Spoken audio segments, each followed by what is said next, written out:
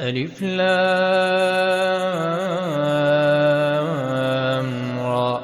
تلك آيات الكتاب المبين. إنا أنزلناه قرآنا عربيا لعلكم تعقلون. نحن نقص عليك أحسن القصص بما أوحينا إليك هذا القرآن وإن كنت من قبله لمن الغافلين. إذ قال يوسف لأبيه يا أبت إني رأيت 11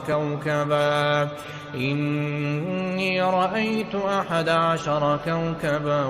والشمس والقمر رأيتهم لي ساجدين. قال يا بني لا تقصص رؤياك على إخوتك فيكيدوا لك كيدا إن الشيطان للإنسان عدو مبين. وكذلك يجتبيك ربك ويعلمك من تأويل الأحاديث ويتم نعمته عليك وعلى آل يعقوب كما أتمها على أبويك من قبل إبراهيم وإسحاق إن ربك عليم حكيم.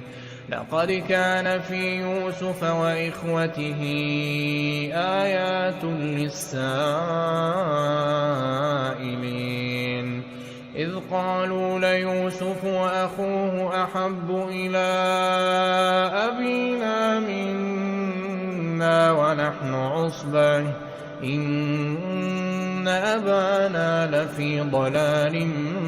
مبين. اقتلوا يوسف أو اطرحوه أرضا يخل لكم وجه أبيكم وتكونوا من بعده قوما صالحين. قال قائل منهم لا تقتلوا يوسف وألقوه في غيابة الجب يلتقطه بعض السيارة إن كنتم فاعلين. قالوا يا أبانا ما لك لا تأمنا على يوسف وإنا له لناصحون. أرسله معنا غدا يرتع ويلعب وإنا له لحافظون. قال إني ليحزنني أن تذهبوا به وأخاف أن يأكله الذئب وأنتم عنه غافلون. قالوا لئن أكله الذئب ونحن عصبة إنا إذا لخاسرون. فلما ذهبوا به وأجمعوا أن يجعلوه في غيابة الجب وأوحينا إليه لتنبئنهم بأمرهم هذا وهم لا يشعرون. وجاءوا أباهم عشاء يبكون. قالوا يا أبانا إنا ذهبنا نستبق وتركنا يوسف عند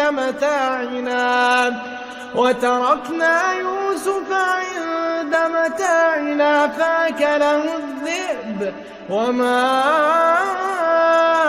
أنت بمؤمن لنا ولو كنا صادقين. وجاءوا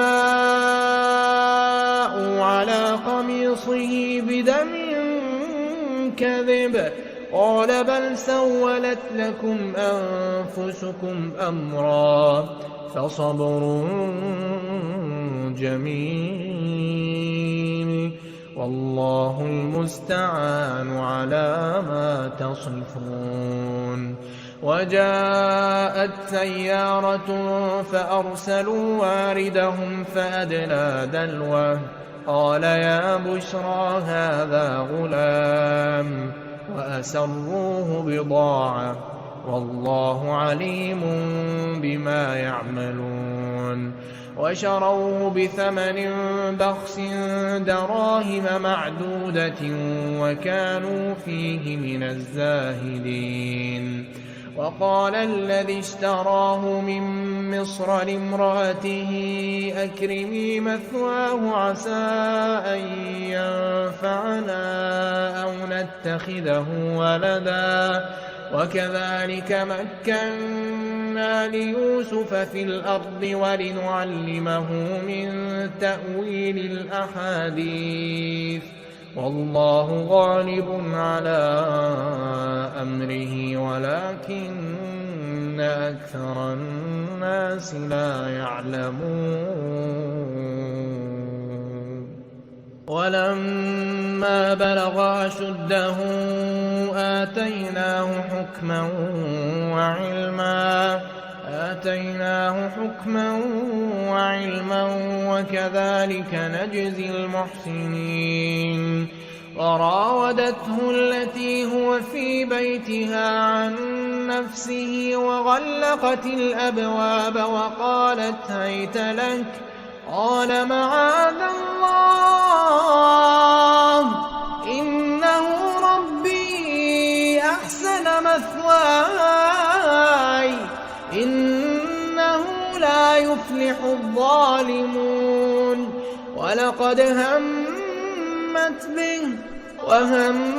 بها لولا أن رأى برهان ربه كذلك لنصرف عنه السوء والفحشاء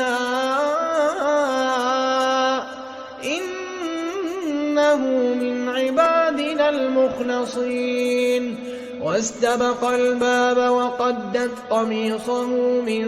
دبر وألف يا سيدها لدى الباب قالت ما جزاء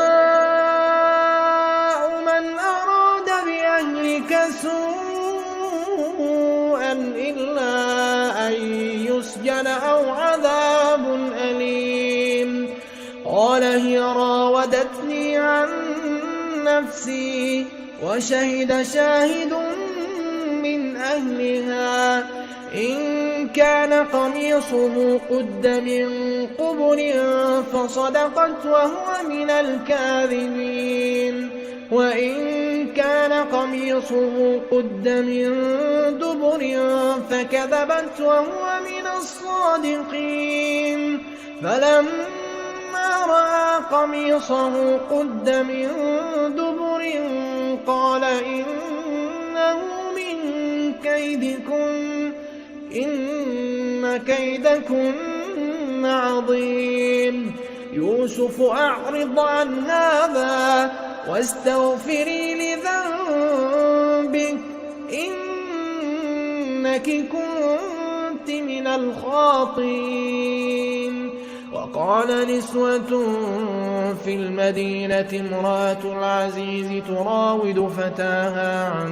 نفسه قد شغفها حبا إنا لنراها في ضلال مبين. فلما سمعت بمكرهن أرسلت إليهن وأعتدت لهن متكئا وآتت كل واحدة منهن سكينا وقالت اخرج عليهن. فلما رأينه أكبرنه وقطعن أيديهن وقلن حاش لله ما هذا بشرا إن هذا إلا ملك كريم. قالت فذلكن الذي لمتنني فيه ولقد راودته عن نفسه فاستعصم ولئن لم يفعل ما آمره ليسجنن وليكونن من الصاغرين. قال رب السجن أحب إلي مما يدعونني إليه وإلا تصرف عني كيدهن أصب إليهن وأكن من الجاهلين. فاستجاب له ربه فصرف عنه كيدهن إنه هو السميع العليم. ثم بدا لهم من بعد ما رأوا الآيات ليسجننه حتى حين. ودخل معه السجن فتيان قال أحدهما إني أراني أعصر خمرا وقال الآخر إني أراني أحمل فوق رأسي خبزا تأكل الطير منه نبئنا بتأويله إنا نراك من المحسنين. قال لا يأتيكما طعام ترزقانه إلا نبأتكما بتأويله قبل أن يأتيكما ذلكما مما علمني ربي إني تركت ملة قوم لا يؤمنون بالله تركت ملة قوم لا يؤمنون بالله وهم بالآخرة هم كافرون. واتبعت ملة آبائي إبراهيم وإسحاق ويعقوب ما كان لنا أن نشرك بالله من شيء ذلك من فضل الله علينا وعلى الناس ولكن أكثر الناس لا يشكرون. يا صاحبي السجن أأرباب متفرقون خير أم الله الواحد القهار ما تعبدون من دونه إلا أسماء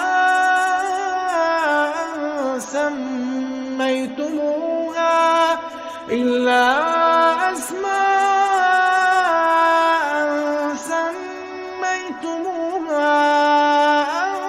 أنتم وآباؤكم ما أنزل الله بها من سلطان إن الحكم إلا لله أمر ألا تعبدوا إلا إياه ذلك الدين القيم ولكن أكثر الناس لا يعلمون. يا صاحبي السجن أما أحدكما فيسقي ربه خمرا وأما الآخر فيصلب فتأكل الطير من رأسه قضي الأمر الذي فيه تستفتيان. وقال للذي ظن أنه ناج منهما اذكرني عند ربك فأنساه الشيطان ذكر ربه فلبث في السجن بضع سنين. وقال الملك إني أرى 7 بقرات سمان يأكلهن 7 عجاف و7 سنبلات خضر وأخر يابسات يا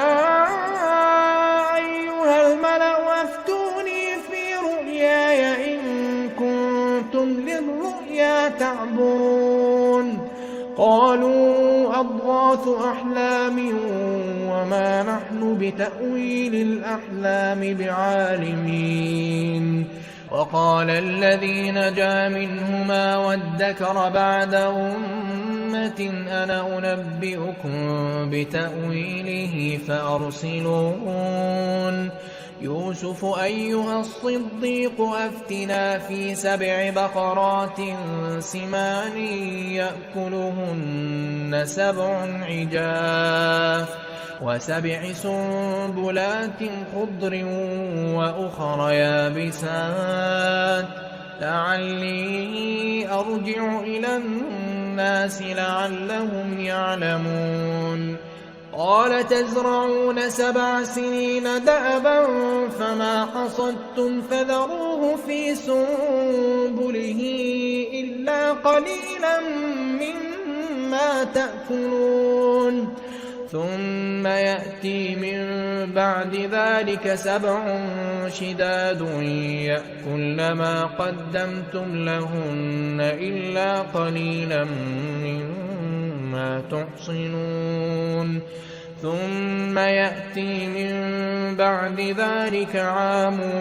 فيه يغاث الناس وفيه يعصرون وقال الملك ائتوني به فلما جاءه الرسول قال ارجع إلى ربك فاسأله ما بال النسوة اللاتي قطعن أيديهن إن ربي بكيدهن عليم قال ما خطبكن إذ راوتن يوسف عن نفسه قلن حاش لله ما علمنا عليه من سوء قالت امرأة العزيز الآن حصحص الحق أنا راودته عن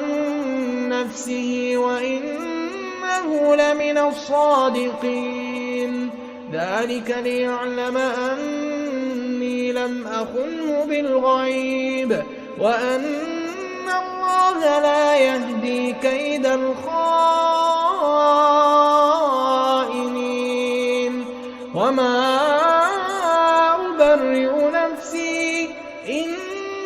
النفس لأمارة بالسوء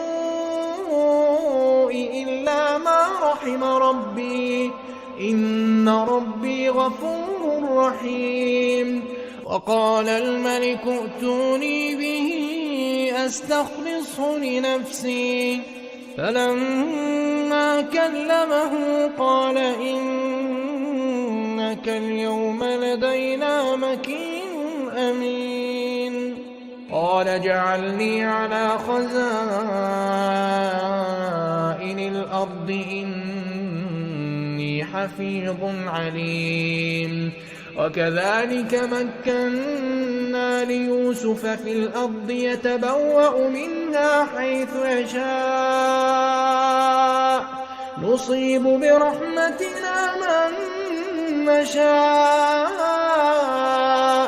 ولا نضيع أجر المحسنين ولأجر الآخرة خير للذين آمنوا وكانوا يتقون وجاء إخوة يوسف فدخلوا عليه فعرفهم وهم له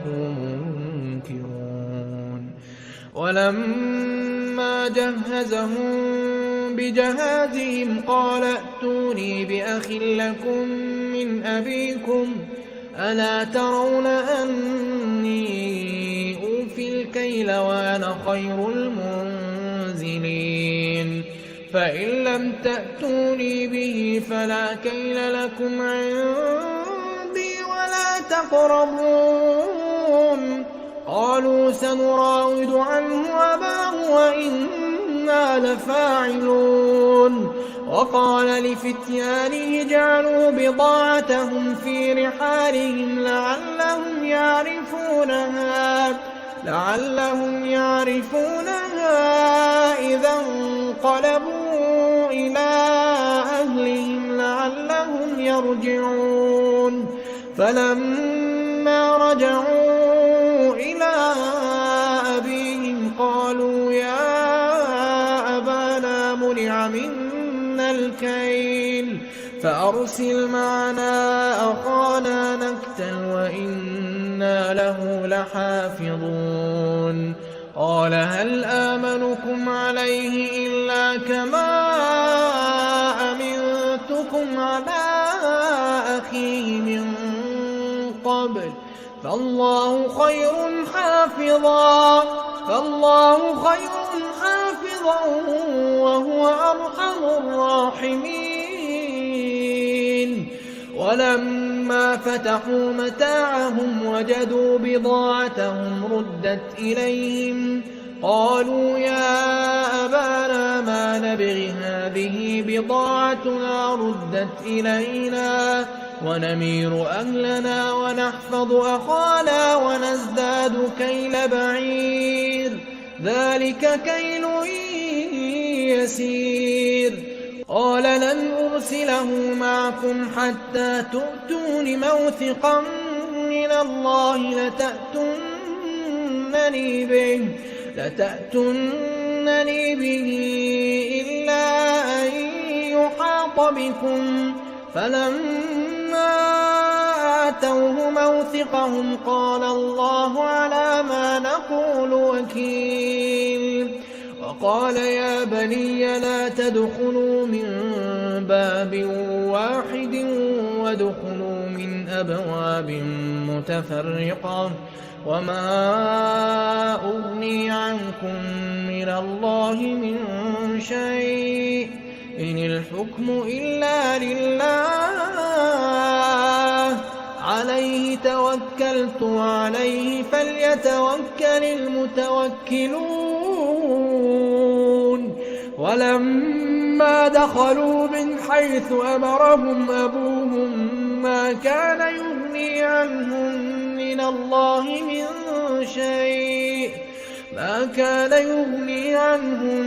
الله من شيء إلا حاجة في نفس يعقوب قضاها وإنه لذو علم لما علمناه ولكن أكثر الناس لا يعلمون ولما دخلوا على يوسف آوى إليه أخاه قال إني أنا أخوك فلا تبتئس بما كانوا يعملون فلما جهزهم بجهازهم جعل السقاية في رحل أخيه ثم أذن مؤذن أيتها العير إنكم لسارقون قالوا وأقبلوا عليهم ماذا تفقدون قالوا نفقد صواع الملك ولمن جاء به حمل بعير وأنا به زعيم قالوا تالله لقد علمتم ما جئنا لنفسد في الأرض وما كنا سارقين قالوا فما جزاؤه إن كنتم كاذبين قالوا جزاؤه من وجد في رحله فهو جزاؤه كذلك نجزي الظالمين فبدأ بأوعيتهم قبل وعاء أخيه ثم استخرجها من وعاء أخيه كذلك كدنا ليوسف ما كان ليأخذ أخاه في دين الملك إلا أن يشاء الله نرفع درجات من نشاء وفوق كل ذي علم عليم قالوا إن يسرق فقد سرق أخ له من قبل فأسرها يوسف في نفسه ولم يبدها لهم قال أنتم شر مكانا والله أعلم بما تصفون قالوا يا أيها العزيز إن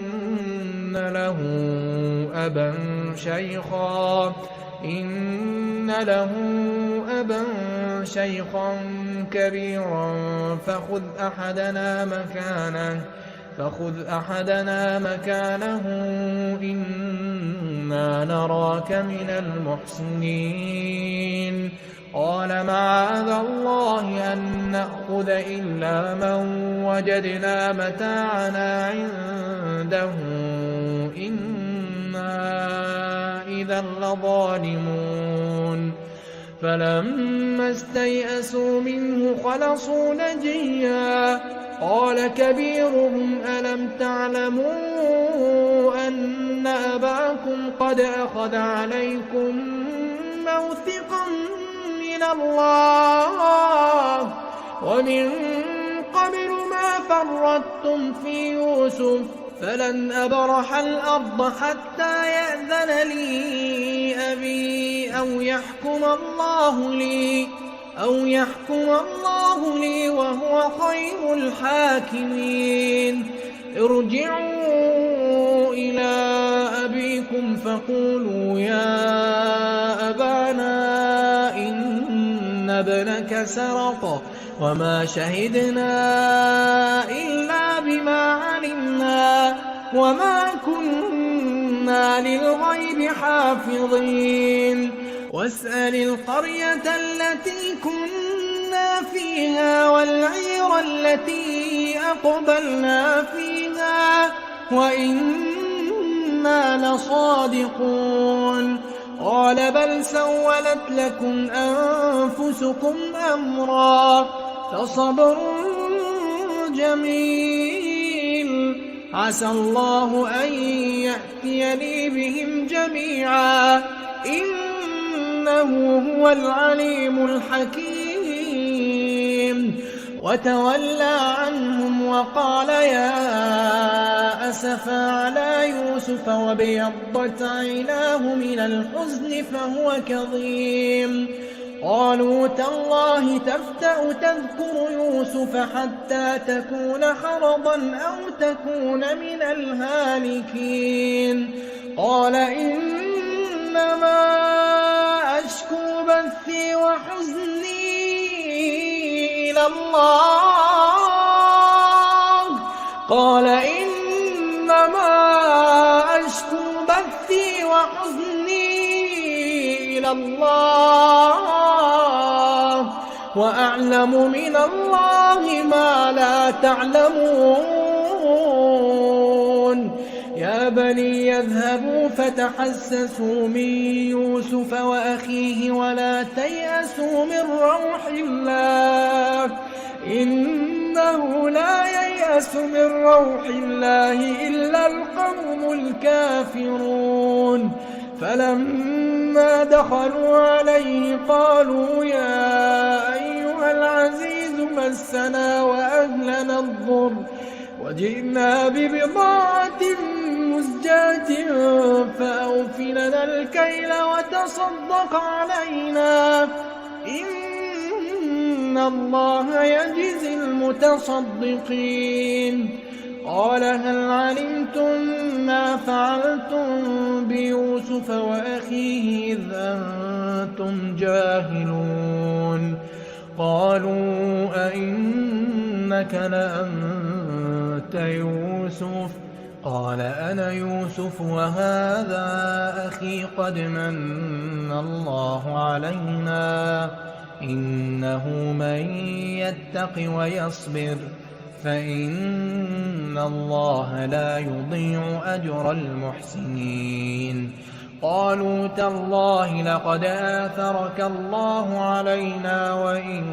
كنا لخاطئين قال لا تثريب عليكم اليوم يغفر الله لكم وهو أرحم الراحمين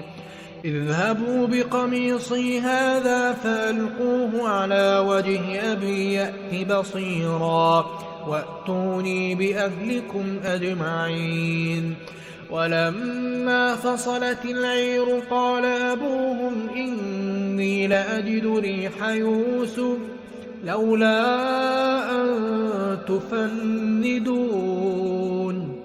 قالوا تالله إنك لفي ضلالك القديم فلما أن جاء البشير ألقاه على وجهه فارتد بصيرا قال ألم أقل لكم إني أعلم من الله ما لا تعلمون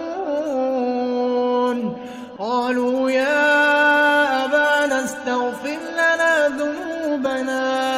إنا كنا خاطئين قال سوف أستغفر لكم ربي إنه هو الغفور الرحيم فلما دخلوا على يوسف آوى إليه أبويه وقال ادخلوا مصر إن شاء الله آمنين ورفع أبويه على العرش وخروا له سجدا وقال يا أبت هذا تأويل رؤياي من قبل قد جعلها ربي حقا وقد أحسن بي إذ أخرجني من السجن وجاء بكم من البدو من بعد أن نزغ الشيطان بيني وبين إخوتي إن ربي لطيف لما يشاء إنه هو العليم الحكيم رب قد آتيتني من الملك وعلمتني من تأويل الأحاديث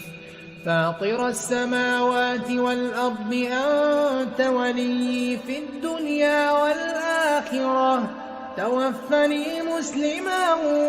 وألحقني بالصالحين ذلك من أنباء الغيب نوحيه إليك وما كنت لديهم إذ أجمعوا أمرهم وهم يمكرون وما أكثر الناس ولو حرصت بمؤمنين وما تسألهم عليه من أجر إن هو إلا ذكر للعالمين وكأي من آية في السماوات والأرض يمرون عليها وهم عنها معرضون وما يؤمن أكثرهم بالله إلا وهم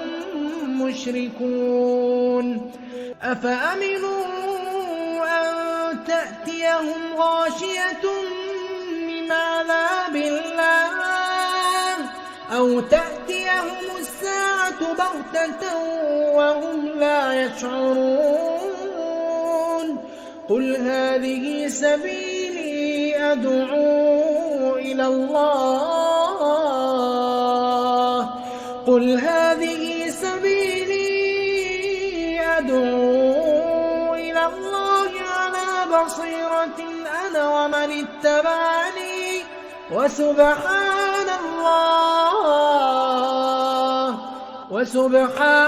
الله وما أنا من المشركين وما أرسلنا من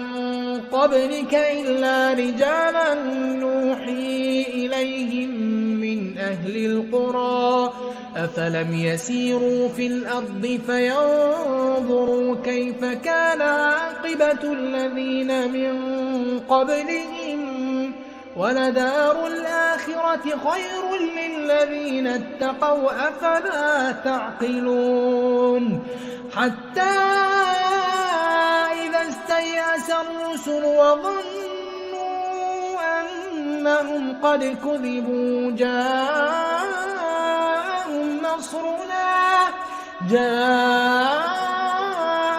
نصرنا فنجي من نشاء ولا يرد بأسنا عن القوم المجرمين. لقد كان في قصصهم عبرة لأولي الألباب ما كان حديثا يفترى ولكن تصديق الذي بين يديه وتفصيل كل شيء وهدى ورحمة لقوم يؤمنون. الحمد لله الذي أنزل على عبده الكتاب ولم يجعل له عوجا قيما لينذر بأسا شديدا من لدنه ويبشر المؤمنين الذين يعملون الصالحات أن لهم أجرا حسنا ماكثين فيه أبدا وينذر الذين قالوا اتخذ الله ولدا ما لهم به من علم ولا لآبائهم كبرت كلمة تخرج من أفواههم إن يقولون إلا كذبا فلعلك باخع نفسك على آثارهم إن لم يؤمنوا بهذا الحديث أسفا إنا جعلنا ما على الأرض زينة لها لنبلوهم أيهم أحسن عملا وإنا لجاعلون ما عليها صعيدا جرزا أم حسبت أن أصحاب الكهف والرقيم كانوا من آياتنا عجبا إذ أوى الفتية إلى الكهف فقالوا ربنا آتنا من لدنك رحمة وهيئ لنا من أمرنا رشدا فضربنا على آذانهم في الكهف سنين عددا ثم بعثناهم لنعلم أي الحزبين أحصى لما لبثوا أمدا نحن نقص عليك نبأهم بالحق إنهم فتية آمنوا بربهم وزدناهم هدى وربطنا على قلوبهم إذ قاموا فقالوا ربنا رب السماوات والأرض لن ندعو من دونه إلها لقد قلنا إذا شططا هؤلاء قوم اتخذوا من دونه آلهة لولا يأتون عليهم بسلطان بين فمن أظلم ممن افترى على الله كذبا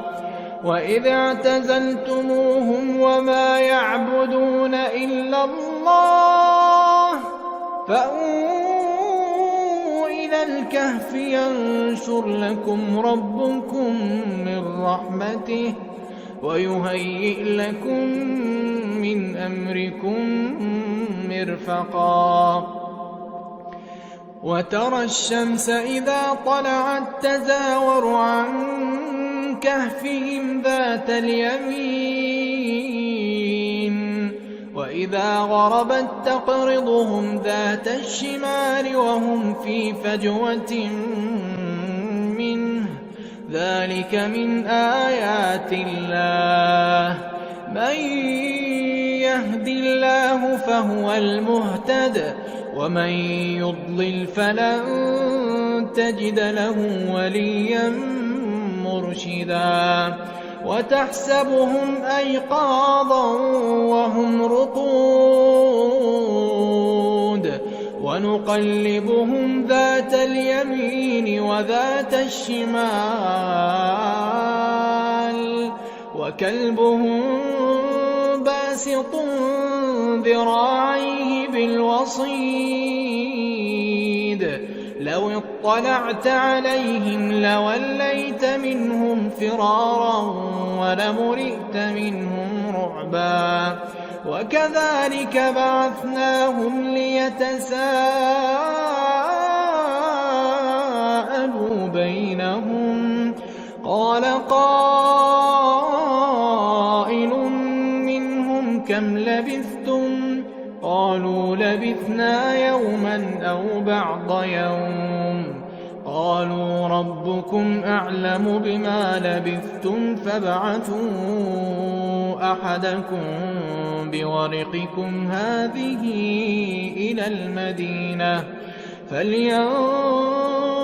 أيها أزكى طعاما فليأتكم برزق منه وليتلطف ولا يشعرن بكم أحدا إنهم إن يظهروا عليكم يرجموكم أو يعيدوكم في ملتهم ولن تفلحوا إذا أبدا وكذلك أعثرنا عليهم ليعلموا أن وعد الله حق وأن الساعة لا ريب فيها إذ يتنازعون بينهم أمرهم فقالوا ابنوا عليهم بنيانا ربهم أعلم بهم قال الذين غلبوا على أمرهم لنتخذن عليهم مسجدا سيقولون ثلاثة رابعهم كلبهم ويقولون خمسة سادسهم كلبهم رجما بالغيب ويقولون سبعة وثامنهم كلبهم قل ربي أعلم بعدتهم ما يعلمهم إلا قليل فلا تمار فيهم إلا مراء ظاهرا ولا تستفت فيهم منهم أحدا ولا تقولن لشيء إني فاعل ذلك غدا إلا أن يشاء الله واذكر ربك إذا نسيت وقل عسى أن يهديني ربي لأقرب من هذا رشدا ولبثوا في كهفهم 300 سنين وازدادوا 9 قل الله أعلم بما لبثوا له غيب السماوات والأرض أبصر به وأسمع ما لهم من دونه من ولي ولا يشرك في حكمه أحدا واتل ما أوحي إليك من كتاب ربك لا مبدل لكلماته ولن تجد من دونه ملتحدا واصبر نفسك مع الذين يدعون ربهم بالغداة والعشي يريدون وجهه ولا تعد عيناك عنهم تريد زينة الحياة الدنيا ولا تطع من أغفلنا قلبه عن ذكرنا واتبع هواه وكان أمره فرطا وقل الحق من ربكم فمن شاء فليؤمن ومن شاء فليكفر إنا أعتدنا للظالمين نارا أحاط بهم سرادقها وإن يستغيثوا يغاثوا بماء كالمهل يشوي الوجوه بئس الشراب وساءت مرتفقا إن الذين آمنوا وعملوا الصالحات إنا لا نضيع أجر من أحسن عملا أولئك لهم جنات عدن تجري من تحتهم الأنهار يحلون فيها من أساور من ذهب ويلبسون ثيابا خضرا من سندس وإستبرق متكئين فيها على الأرائك نعم الثواب وحسنت مرتفقا واضرب لهم مثلا الرجلين جعلنا لأحدهما جنتين من أعناب وحففناهما بنخل وجعلنا بينهما زرعا كلتا الجنتين آتت أكلها ولم تظلم منه شيئا وفجرنا خلالهما نهرا وكان له ثمر فقال لصاحبه وهو يحاوره أنا أكثر منك مالا وأعز نفرا ودخل جنته وهو ظالم لنفسه قال ما أظن أن تبيد هذه أبدا وما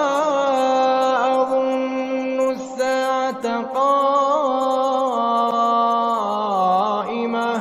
ولئن رددت إلى ربي لأجدن خيرا منها منقلبا قال له صاحبه وهو يحاوره أكفرت بالذي خلقك من تراب ثم من نطفة ثم سواك رجلا لكن هو الله ربي ولا أشرك بربي أحدا ولولا إذ دخلت جنتك قلت ما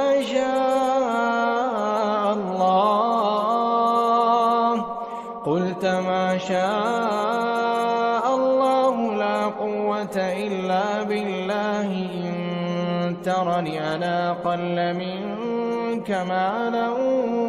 وولدا فعسى ربي أن يؤتيني خيرا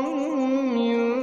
جنتك ويرسل عليها حسبانا من السماء فتصبح صعيدا زلقا أو يصبح ماؤها غورا فلن تستطيع له طلبا وأحيط بثمره فأصبح يقلب كفيه على ما أنفق فيها وهي خاوية على عروشها ويقول يا ليتني لم أشرك بربي أحدا ولم تكن له فئة ينصرونه من دون الله وما كان منتصرا هنالك الولاية لله الحق هو خير ثوابا وخير عقبا واضرب لهم مثل الحياة الدنيا كماء إن أنزلناه من السماء فاختلط به نبات الأرض فأصبح هشيما تذروه الرياح وكان الله على كل شيء مقتدرا المال والبنون زينة الحياة الدنيا والباقيات الصالحات خير عند ربك ثوابا وخير أملا ويوم نسير الجبال وترى الأرض بارزة وحشرناهم فلم نغادر منهم أحدا وعرضوا على ربك صفا لقد جئتمونا كما خلقناكم أول مرة بل زعمتم أن لن نجعل لكم موعدا ووضع الكتاب فترى المجرمين مشفقين مما فيه ويقولون يا ويلتنا ما لهذا الكتاب لا يغادر صغيرة ولا كبيرة إلا أحصاها ووجدوا ما عملوا حاضرا ولا يظلم ربك أحدا وإذ قلنا للملائكة اسجدوا لآدم فسجدوا إلا إبليس كان من الجن ففسق عن أمر ربه أفتتخذونه وذريته أولياء من دوني وهم لكم عدو بئس للظالمين بدلا ما أشهدتهم خلق السماوات والأرض ولا خلق أنفسهم وما كنت متخذ المضلين عضدا ويوم يقول نادوا شركائي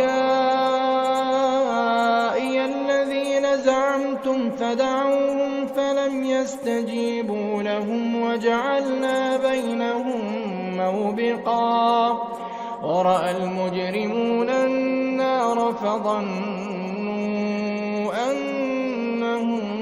مواقعوها ولم يجدوا عنها مصرفا ولقد صرفنا في هذا القرآن للناس من كل مثل وكان الإنسان أكثر شيء جدلا وما منع الناس أن يؤمنوا إذ جاءهم الهدى ويستغفروا ربهم إلا أن تأتيهم سنة الأولين أو يأتيهم العذاب قبلا وما نرسل المرسلين إلا مبشرين ومنذرين ويجادل الذين كفروا بالباطل ليدحضوا به الحق واتخذوا آياتي وما أنذروا هزوا ومن أظلم ممن ذكر بآيات ربه فأعرض عنها ونسي ما قدمت يداه إنا جعلنا على قلوبهم أكنة أن يفقهوه وفي آذانهم وقرا وإن تدعهم إلى الهدى فلن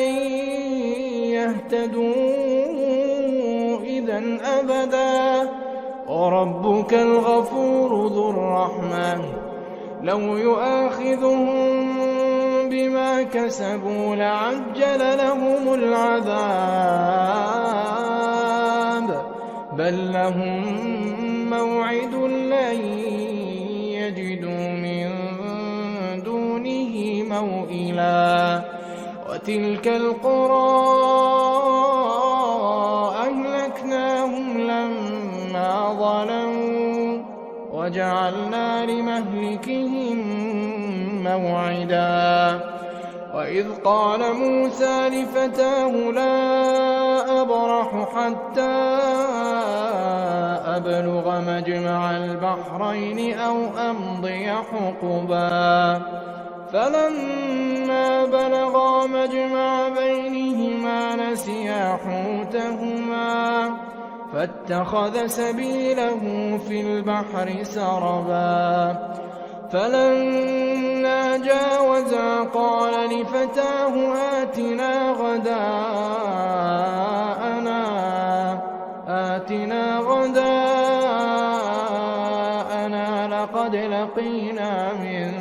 سفرنا هذا نصبا قال أرأيت إذ أوينا إلى الصخرة فإني نسيت الحوت وما أنسانيه إلا الشيطان أن أذكره واتخذ سبيله في البحر عجبا قال ذلك ما كنا نبغي فارتدا على آثارهما قصصا فوجدا عبدا من عبادنا آتيناه رحمة من عندنا وعلمناه من لدنا علما قال له موسى هل أتبعك على أن تعلمني مما علمت رشدا قال إنك لن تستطيع معي صبرا وكيف تصبر على ما لم تحط به خبرا قال ستجدني إن شاء الله صابرا ولا أعصي لك أمرا قال فإن اتبعتني فلا تسألني عن شيء حتى أحدث لك منه ذكرا فانطلقا حتى إذا ركبا في السفينة خرقها قال أخرقتها لتغرق أهلها لقد جئت شيئا إمرا قال ألم أقل إنك لن تستطيع معي صبرا قال لا تؤاخذني بما نسيت ولا ترهقني من أمري عسرا فانطلقا حتى إذا لقيا غلاما فقتله قال أقتلت نفسا زكية بغير نفس لقد جئت شيئا نكرا قال ألم أقل لك إنك لن تستطيع معي صبرا قال إن سألتك عن شيء بعدها فلا تصاحبني قد بلغت من لدني عذرا فانطلقا حتى إذا أتيا أهل قرية استطعما أهلها فأبوا أن يضيفوهما فوجدا فيها جدارا يريد أن ينقض فأقامه قال لو شئت لاتخذت عليه أجرا قال هذا فراق بيني وبينك سأنبئك بتأويل ما لم تستطع عليه صبرا. أما السفينة فكانت لمساكين يعملون في البحر فأردت أن أعيبها وكان وراءهم ملك يأخذ كل سفينة غصبا. وأما الغلام فكان أبواه مؤمنين فخشينا أن يرهقهما طغيانا وكفرا فأردنا أن يبدلهما ربهما خيرا منه زكاة وأقرب رحما. وأما الجدار فكان لغلامين يتيمين في المدينة وكان تحته كنز لهما وكان أبوهما صالحا فأراد ربك أن يبلغا أشدهما ويستخرجا كنزهما رحمة من ربك وما فعلته عن أمري ذلك تأويل ما لم تسطع عليه صبرا. ويسألونك عن ذي القرنين قل سأتلو عليكم منه ذكرا. إنا مكنا له في الأرض وآتيناه من كل شيء سببا فأتبع سببا حتى إذا بلغ مغرب الشمس وجدها تغرب في عين حمئة ووجد عندها قوما قلنا يا ذا القرنين إما أن تعذب وإما أن تتخذ فيهم حسنا. قال أما من ظلم فسوف نعذبه ثم يرد إلى ربه فيعذبه عذابا نكرا. وأما من آمن وعمل صالحا فله جزاء الحسنى وسنقول له من أمرنا يسرا. ثم أتبع سببا حتى إذا بلغ مطلع الشمس وجدها تطلع على قوم لم نجعل لهم من دونها سترا. كذلك وقد أحطنا بما لديه خبرا. ثم أتبع سببا حتى إذا بلغ بين السدين وجد من دونهما قوما لا يكادون يفقهون قولا. قالوا يا ذا القرنين إن يأجوج ومأجوج مفسدون في الأرض فهل نجعل لك خرجا على أن تجعل بيننا وبينهم سدا. قال ما مكني فيه ربي خير فأعينوني بقوة أجعل بينكم وبينهم ردما. آتوني زبر الحديد حتى إذا ساوى بين الصدفين قال انفخوا حتى إذا جعله نارا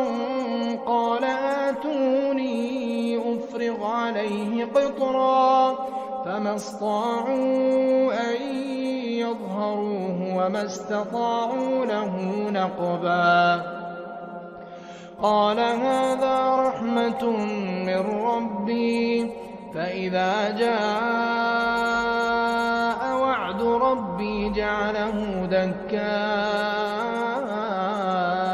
وكان وعد ربي حقا. وتركنا بعضهم يومئذ يموج في بعض ونفخ في الصور فجمعناهم جمعا وعرضنا جهنم جهنم يومئذ للكافرين عرضا الذين كانت أعينهم في غطاء عن ذكري وكانوا لا يستطيعون سمعا أفحسب الذين كفروا أن يتخذوا عبادي من دوني أولياء إنا أعتدنا جهنم للكافرين نزلا قل هل ننبئكم بالأخسرين أعمالا الذين ضل سعيهم في الحياة الدنيا وهم يحسبون أنهم يحسنون صنعا أولئك الذين كفروا بآيات ربهم ولقائه فحبطت أعمالهم فلا نقيم لهم يوم القيامة وزنا ذلك جزاؤهم جهنم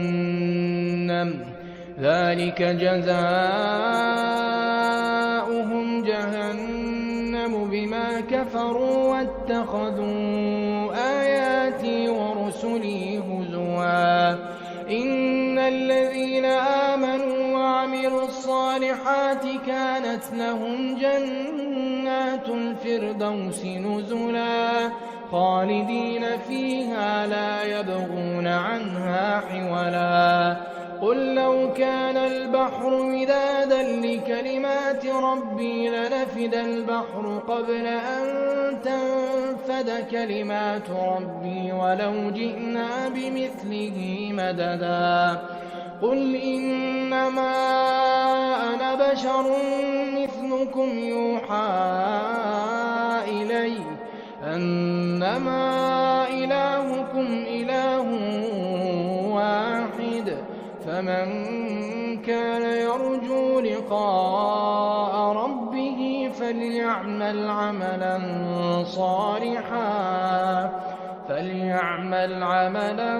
صالحا ولا يشرك بعبادة ربه أحدا بسم الله الرحمن الرحيم ياسين والقرآن الحكيم إنك لمن المرسلين على صراط مستقيم تنزيل العزيز الرحيم لتنذر قوما ما أنذر آباؤهم فهم غافلون لقد حق القول على أكثرهم فهم لا يؤمنون إنا جعلنا في أعناقهم أغلالا فهي إلى الأذقان فهم مقمحون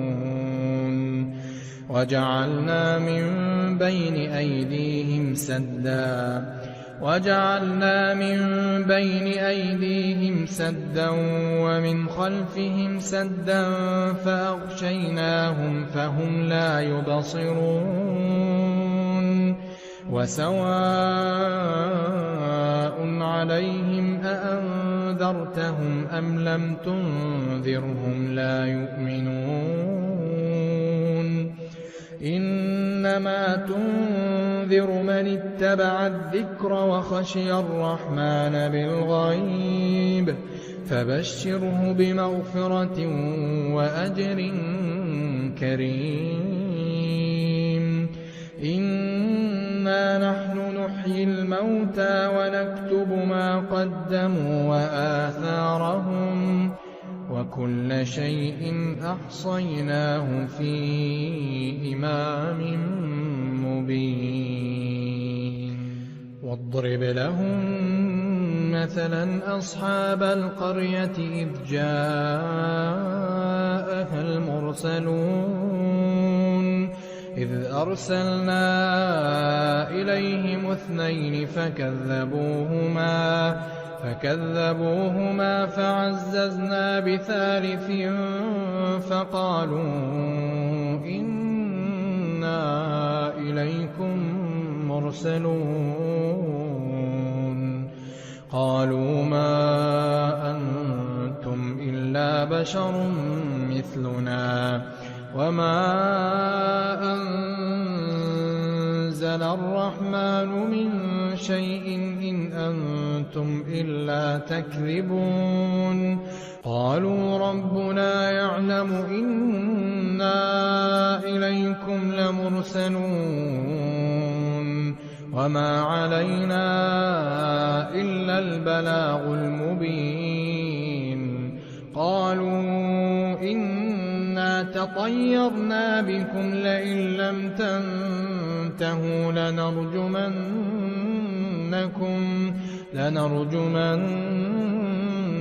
وليمسنكم منا عذاب أليم قالوا طائركم معكم أئن ذكرتم بل أنتم قوم مسرفون وجاء من أقصى المدينة رجل يسعى قال يا قوم اتبعوا المرسلين اتبعوا من لا يسألكم أجرا وهم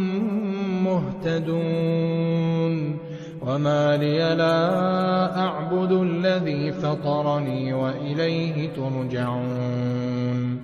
أأتخذ من دونه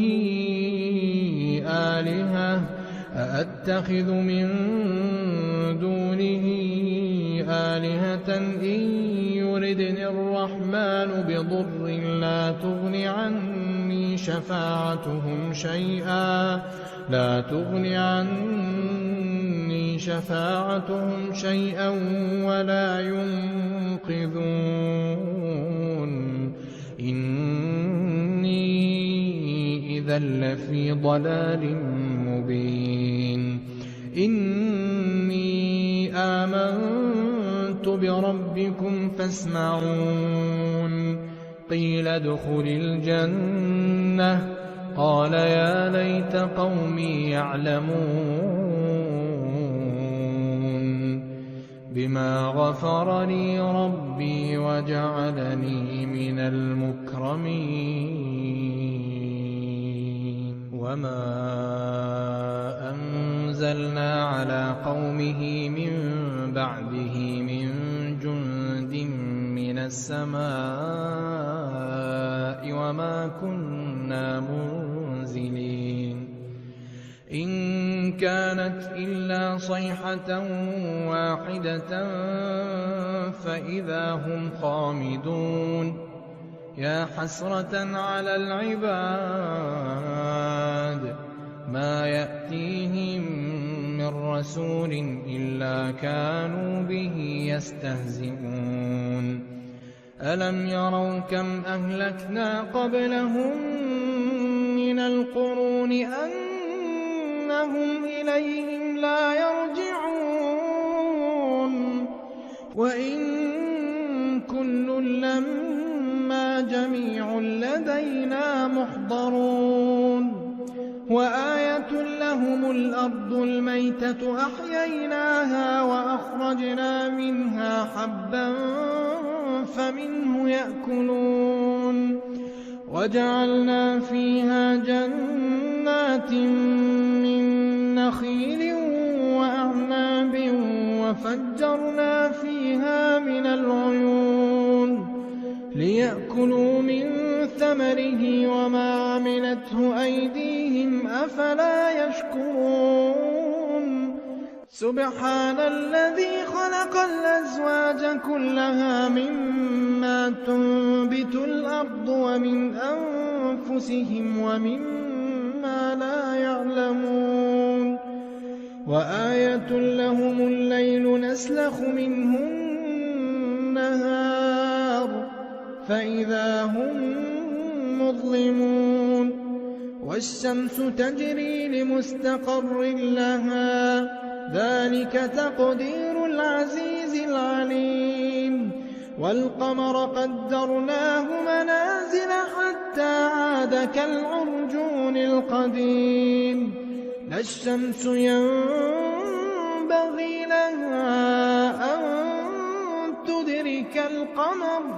لا الشمس ينبغي لها أن تدرك القمر ولا الليل سابق النهار وكل في فلك يسبحون وآية لهم أنا حملنا ذريتهم في الفلك المشحون وخلقنا لهم من مثله ما يركبون وإن نشأ نغرقهم فلا صريخ لهم ولا هم ينقذون إلا رحمة منا ومتاعا إلى حين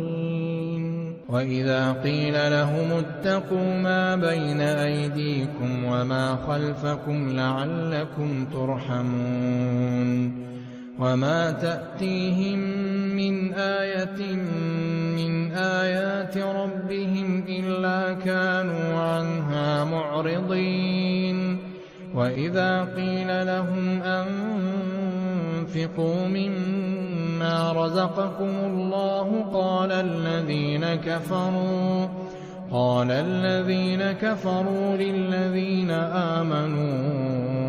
أنطعم من لو يشاء الله أطعمه إن أنتم إلا في ضلال مبين ويقولون متى هذا الوعد إن كنتم صادقين ما ينظرون إلا صيحة واحدة تأخذهم وهم يخصمون فلا يستطيعون توصية ولا إلى أهلهم يرجعون ونفخ في الصور فإذا هم من الأجداث إلى ربهم ينسلون قالوا يا ويلنا من بعثنا من مرقدنا هذا ما وعد الرحمن وصدق المرسلون إن كانت إلا صيحة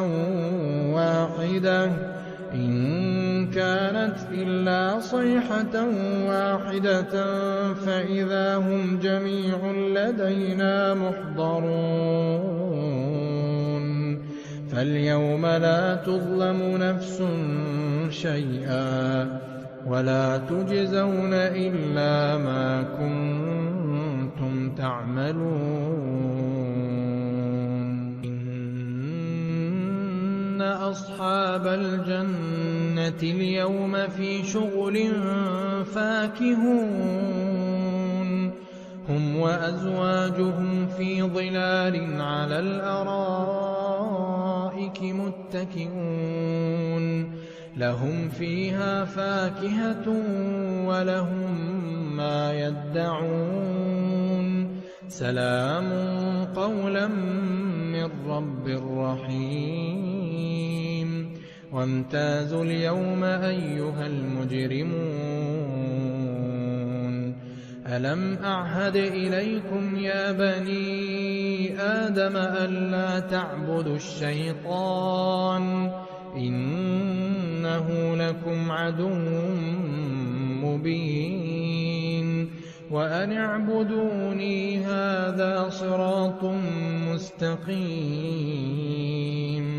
ولقد أضل منكم جبلا كثيرا أفلم تكونوا تعقلون هذه جهنم التي كنتم توعدون اصْلَوْهَا الْيَوْمَ بِمَا كُنتُمْ تَكْفُرُونَ الْيَوْمَ نَخْتِمُ عَلَىٰ أَفْوَاهِهِمْ وَتُكَلِّمُنَا أَيْدِيهِمْ وَتَشْهَدُ أَرْجُلُهُم بِمَا كَانُوا يَكْسِبُونَ وَلَوْ نَشَاءُ لَطَمَسْنَا عَلَىٰ أَعْيُنِهِمْ فَاسْتَبَقُوا الصِّرَاطَ فَأَنَّىٰ يُبْصِرُونَ وَلَوْ نَشَاءُ لَمَسَخْنَاهُمْ عَلَىٰ مَكَانَتِهِمْ فَمَا اسْتَطَاعُوا مُضِيًّا وَلَا يَرْجِعُونَ وَمَن نُّعَمِّرْهُ نُنَكِّسْهُ فِي الْخَلْقِ ۖ أَفَلَا يَعْقِلُونَ وَمَا عَلَّمْنَاهُ الشِّعْرَ وَمَا يَنبَغِي لَهُ ۚ إِنْ هُوَ إِلَّا ذِكْرٌ وَقُرْآنٌ مُّبِينٌ لِّيُنذِرَ مَن كَانَ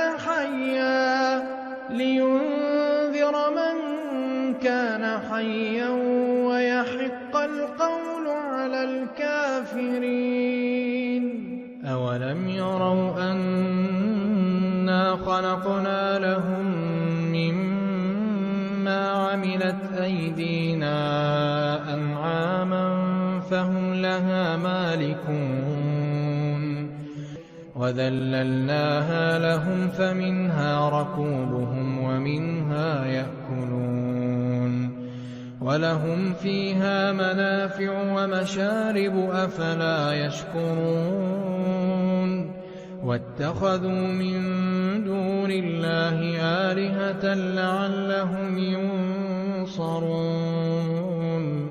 لَا يَسْتَطِيعُونَ نَصْرَهُمْ وَهُمْ لَهُمْ جُندٌ مُّحْضَرُونَ فَلَا يَحْزُنكَ قَوْلُهُمْ إِنَّا نَعْلَمُ مَا يُسِرُّونَ وَمَا يُعْلِنُونَ أَوَلَمْ يَرَ الْإِنسَانُ أَنَّا خَلَقْنَاهُ مِن نُّطْفَةٍ فَإِذَا هُوَ خَصِيمٌ مُّبِينٌ وَضَرَبَ لَنَا مَثَلًا وَنَسِيَ خَلْقَهُ قَالَ مَن يُحْيِي الْعِظَامَ وَهِيَ رَمِيمٌ قُلْ يُحْيِيهَا الَّذِي أَنشَأَهَا أَوَّلَ مَرَّةٍ وَهُوَ بِكُلِّ خَلْقٍ عَلِيمٌ الَّذِي جَعَلَ لَكُم مِّنَ الشَّجَرِ الْأَخْضَرِ نَارًا فَإِذَا أَنتُم مِّنْهُ تُوقِدُونَ أَوَلَيْسَ الَّذِي خَلَقَ السَّمَاوَاتِ وَالْأَرْضَ بِقَادِرٍ عَلَىٰ أَن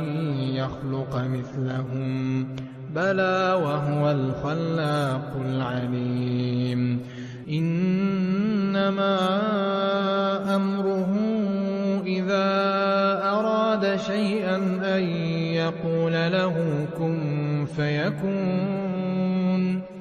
فَسُبْحَانَ الَّذِي بِيَدِهِ مَلَكُوتُ كُلِّ شَيْءٍ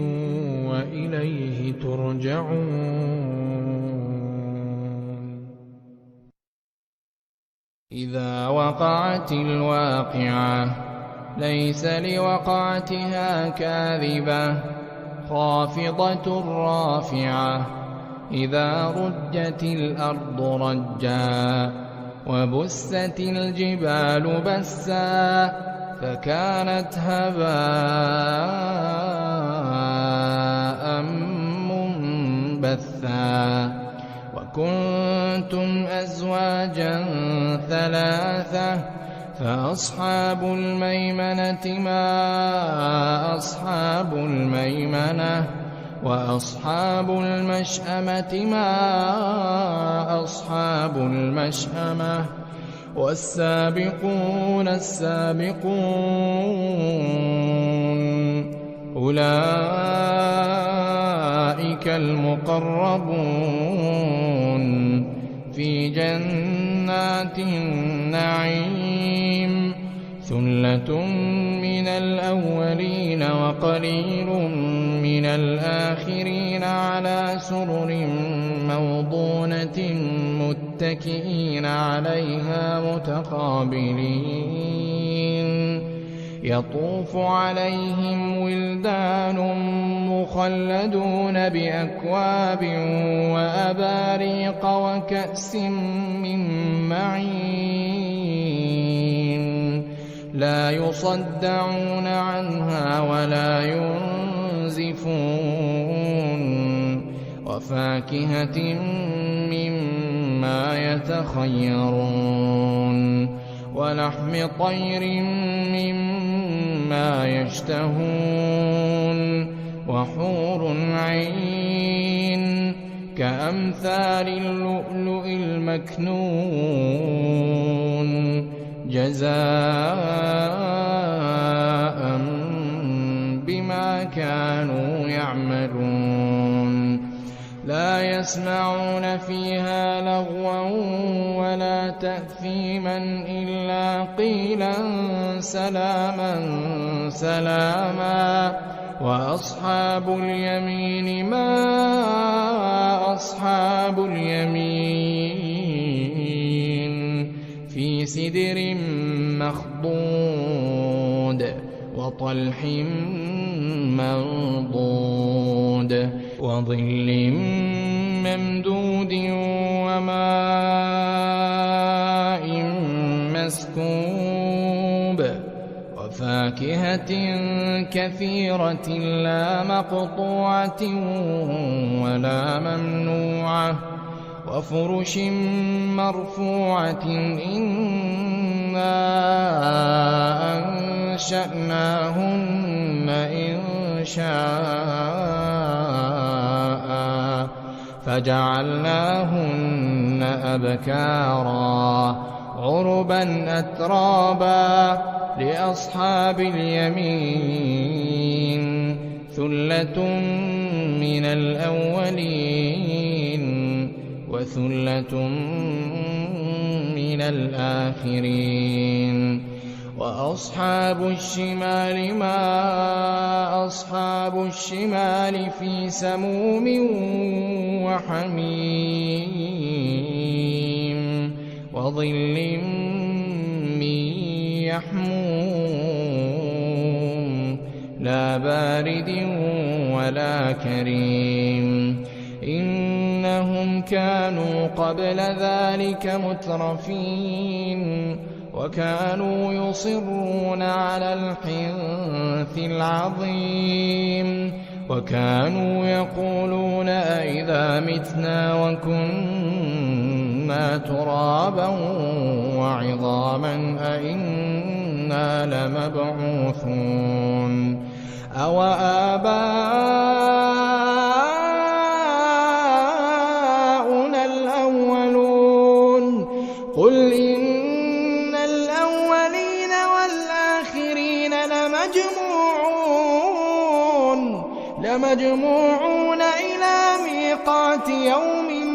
معلوم ثم إنكم أيها الضالون المكذبون لآكلون من شجر من زقوم فمالئون منها البطون فشاربون عليه من الحميم فشاربون شرب الهيم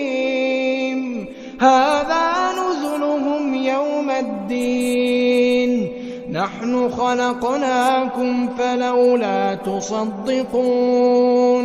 أفرأيتم ما تمنون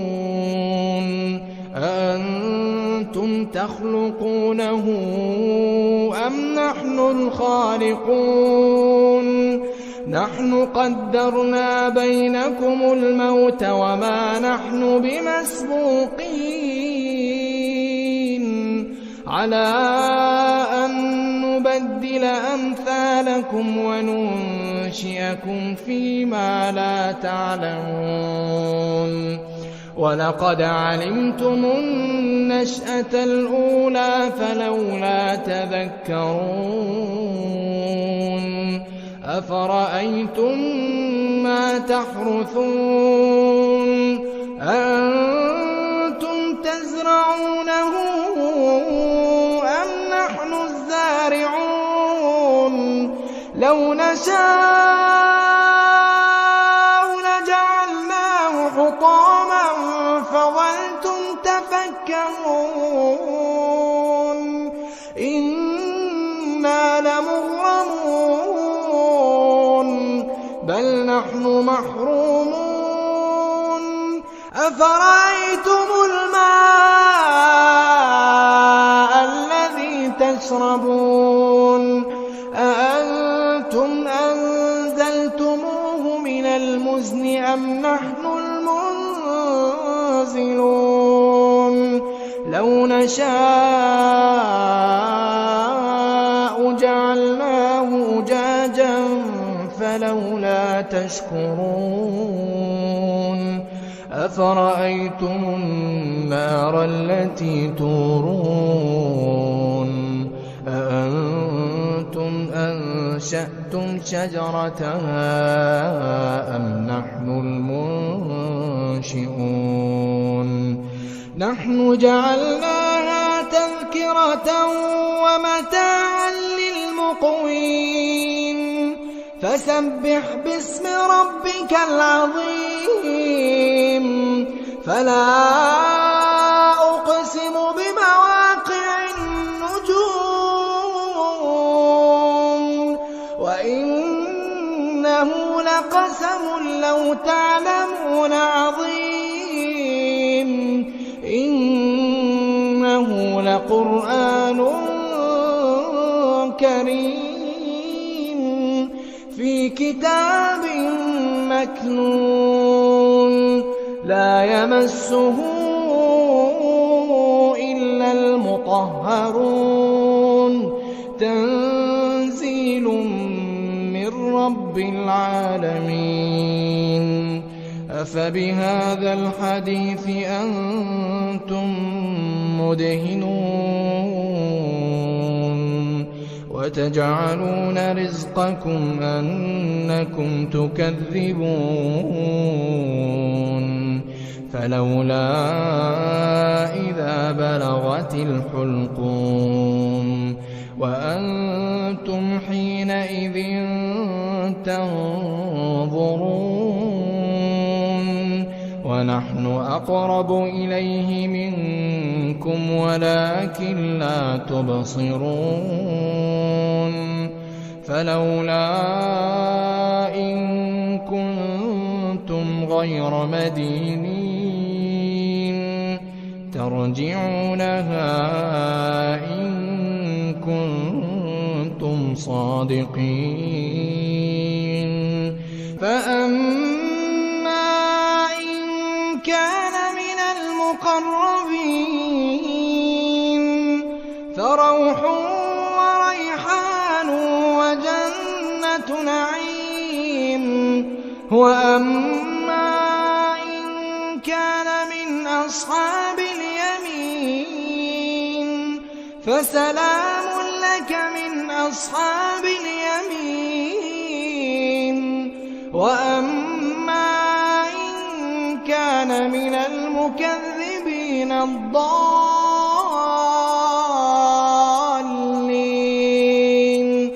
فَنُزُلٌ مِّنْ حَمِيمٍ وَتَصْلِيَةُ جَحِيمٍ إِنَّ هَٰذَا لَهُوَ حَقُّ الْيَقِينِ فَسَبِّحْ بِاسْمِ رَبِّكَ الْعَظِيمِ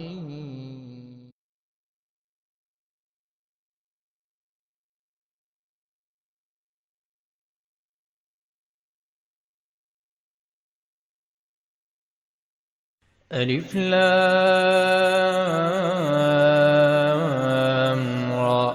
تلك آيات الكتاب المبين إنا أنزلناه قرآنا عربيا لعلكم تعقلون نحن نقص عليك أحسن القصص بما أوحينا إليك هذا القرآن وإن كنت من قبله لمن الغافلين إذ قال يوسف لأبيه يا أبت إني رأيت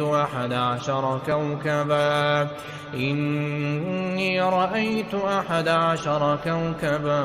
والشمس والقمر رأيتهم لي ساجدين قال يا بني لا تقصص رؤياك على إخوتك فيكيدوا لك كيدا إن الشيطان للإنسان عدو مبين وكذلك يجتبيك ربك ويعلمك من تأويل الأحاديث ويتم نعمته عليك وعلى آل يعقوب كما أتمها على أبويك من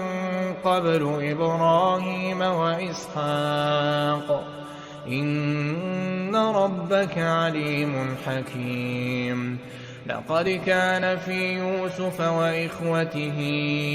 آيات للسائلين إذ قالوا ليوسف وأخوه أحب إلى أبينا منا ونحن عصبة إن أبانا لفي ضلال مبين اقتلوا يوسف أو اطرحوه أرضا يخل لكم وجه أبيكم وتكونوا من بعده قوما صالحين قال قائل منهم لا تقتلوا يوسف وألقوه في غيابة الجب يلتقطه بعض السيارة إن كنتم فاعلين قالوا يا أبانا ما لك لا تأمنا على يوسف وإنا له لناصحون أرسله معنا غدا يرتع ويلعب وإنا له لحافظون قال إني ليحزنني أن تذهبوا به وأخاف أن يأكله الذئب وأنتم عنه غافلون قالوا لئن أكله الذئب ونحن عصبة إنا إذا لخاسرون فلما ذهبوا به وأجمعوا أن يجعلوه في غيابة الجب وأوحينا إليه لتنبئنهم بأمرهم هذا وهم لا يشعرون وجاءوا أباهم عشاء يبكون قالوا يا أبانا إنا ذهبنا نستبق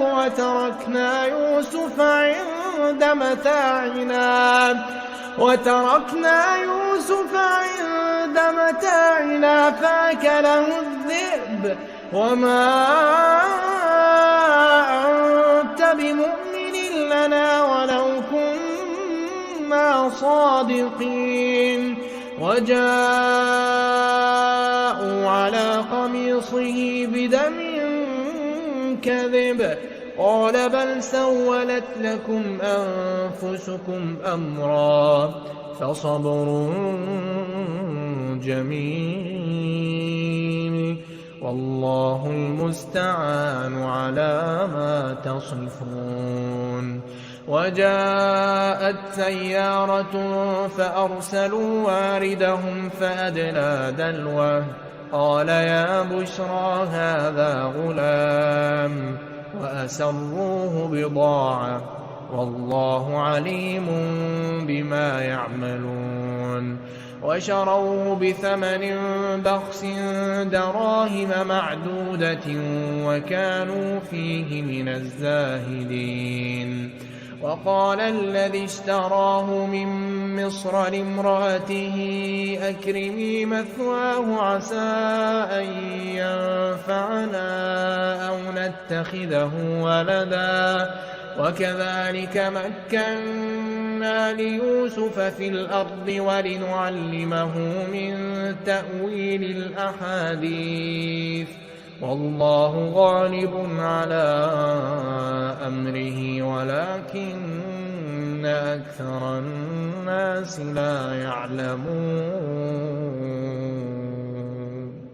ولما بلغ أشده آتيناه حكما وعلما وكذلك نجزي المحسنين. وراودته التي هو في بيتها عن نفسه وغلقت الأبواب وقالت هيت لك قال معاذ الله إنه ربي أحسن مثواي إنه لا يفلح الظالمون. ولقد همت به وهم بها لولا أن رأى برهان ربه كذلك لنصرف عنه السوء والفحشاء إنه من عبادنا المخلصين. واستبق الباب وقدت قميصه من دبر وألف يا سيدها لدى الباب قالت ما جزاء من أراد بأهلك سوءا إلا أن يسجن أو عذاب أليم. قال هي راودتني عن نفسي وشهد شاهد من أهلها إن كان قميصه قد من قبل فصدقت وهو من الكاذبين وإن كان قميصه قد من دبر فكذبت وهو من الصادقين. فلما رأى قميصه قد من دبر قال إنه من كيدكن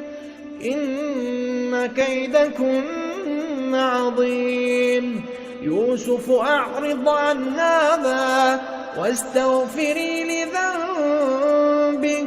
إنك كنت من الخاطئين. وقال نسوة في المدينة امرأة العزيز تراود فتاها عن نفسه قد شغفها حبا إنا لنراها في ضلال مبين. فلما سمعت بمكرهن أرسلت إليهن وأعتدت لهن متكئا وآتت كل واحدة منهن سكينا وقالت اخرج عليهن. فلما رأينه أكبرنه وقطعن أيديهن وقلن حاش لله ما هذا بشرا إن هذا إلا ملك كريم. قالت فذلكن الذي لمتنني فيه ولقد راودته عن نفسه فاستعصم ولئن لم يفعل ما آمره ليسجنن وليكونن من الصاغرين قال رب السجن أحب إلي مما يدعونني إليه وإلا تصرف عني كيدهن أصب إليهن وأكن من الجاهلين فاستجاب له ربه فصرف عنه كيدهن إنه هو السميع العليم ثم بدا لهم من بعد ما رأوا الآيات ليسجننه حتى حين ودخل معه السجن فتيان قال أحدهما إني أراني أعصر خمرا وقال الآخر إني أراني أحمل فوق رأسي خبزا تأكل الطير منه نبئنا بتأويله إنا نراك من المحسنين قال لا يأتيكما طعام ترزقانه إلا نبأتكما بتأويله قبل أن يأتيكما ذلكما مما علمني ربي إني تركت ملة قوم لا يؤمنون بالله تركت ملة قوم لا يؤمنون بالله وهم بالآخرة هم كافرون واتبعت ملة آبائي إبراهيم وإسحاق ويعقوب ما كان لنا أن نشرك بالله من شيء ذلك من فضل الله علينا وعلى الناس ولكن أكثر الناس لا يشكرون يا صاحبي السجن أأرباب متفرقون خير أم الله الواحد القهار ما تعبدون من دونه إلا أسماء سميتموها أنتم وآباؤكم ما أنزل الله بها من سلطان إن الحكم إلا لله أمر ألا تعبدوا إلا إياه ذلك الدين القيم ولكن أكثر الناس لا يعلمون يا صاحبي السجن أما أحدكما فيسقي ربه خمرا وأما الآخر فيصلب فتأكل الطير من رأسه قضي الأمر الذي فيه تستفتيان وقال للذي ظن أنه ناج منهما اذكرني عند ربك فأنساه الشيطان ذكر ربه فلبث في السجن بضع سنين وقال الملك إني أرى 7 بقرات سمان يأكلهن 7 عجاف و7 سنبلات خضر وأخر يابسات يا أيها الملأ أفتوني في رؤياي إن كنتم للرؤيا تعبرون قالوا أضغاث أحلام وما نحن بتأويل الأحلام بعالمين وقال الذي نجا منهما وادكر بعد أمة أنا أنبئكم بتأويله فأرسلون يوسف أيها الصديق أفتنا في 7 بقرات سمان يأكلهن 7 عجاف و7 سنبلات خضر وأخر يابسات لعلي أرجع إلى الناس لعلهم يعلمون قال تزرعون 7 سنين دأبا فما حصدتم فذروه في سنبله إلا قليلا مما تأكلون ثم يأتي من بعد ذلك 7 شداد يأكلن ما قدمتم لهن إلا قليلا مما تحصنون ثم يأتي من بعد ذلك عام فيه يغاث الناس وفيه يعصرون وقال الملك ائتوني به فلما جاءه الرسول قال ارجع إلى ربك فاسأله ما بال النسوة اللاتي قطعن أيديهن إن ربي بكيدهن عليم قال ما خطبكن إذ راوتن يوسف عن نفسه قلن حاش لله ما علمنا عليه من سوء قالت امرأة العزيز الآن حصحص الحق أنا راودته عن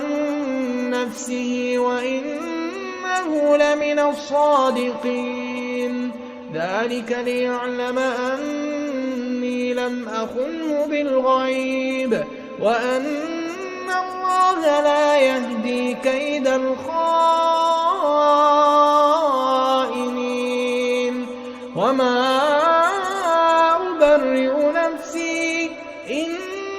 النفس لأمارة بالسوء إلا ما رحم ربي إن ربي غفور رحيم وقال الملك ائتوني به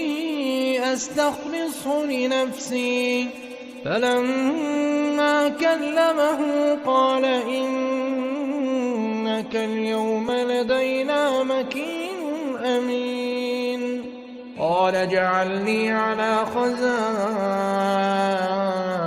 الأرض إني حفيظ عليم وكذلك مكنا ليوسف في الأرض يتبوأ منها حيث يشاء نصيب برحمتنا من نشاء ولا نضيع أجر المحسنين ولأجر الآخرة خير للذين آمنوا وكانوا يتقون وجاء إخوة يوسف فدخلوا عليه فعرفهم وهم له منكرون ولما جهزهم بجهازهم قال ائتوني بأخ لكم من أبيكم ألا ترون أني أوفي الكيل وأنا خير المنزلين فإن لم تأتوني به فلا كيل لكم عندي ولا تقربون قالوا سنراود عنه أباه وإنا لفاعلون وقال لفتيانه جعلوا بضاعتهم في رحالهم لعلهم يعرفونها إذا انقلبوا إلى أهلهم لعلهم يرجعون فلما رجعوا إلى أبيهم قالوا يا أبانا منع منا الكيل فأرسل معنا أخانا نكتل وإنا له لحافظون قال هل آمنكم عليه إلا كما أمنتكم على أخيه من قبل فالله خير حافظا وهو أرحم الراحمين ولما فتحوا متاعهم وجدوا بضاعتهم ردت إليهم قالوا يا أبانا ما نبغي هذه بضاعتنا ردت إلينا ونمير أهلنا ونحفظ أخانا ونزداد كيل بعير ذلك كيل يسير قال لن أرسله معكم حتى تؤتون موثقا من الله لتأتونني به إلا أن يحاط بكم فلما آتوه موثقهم قال الله على ما نقول وكيل وقال يا بني لا تدخلوا من باب واحد وادخلوا من أبواب متفرقة وما أغني عنكم من الله من شيء إن الحكم إلا لله عليه توكلت وعليه فليتوكل المتوكلون ولما دخلوا من حيث أمرهم أبوهم ما كان يغني عنهم من الله من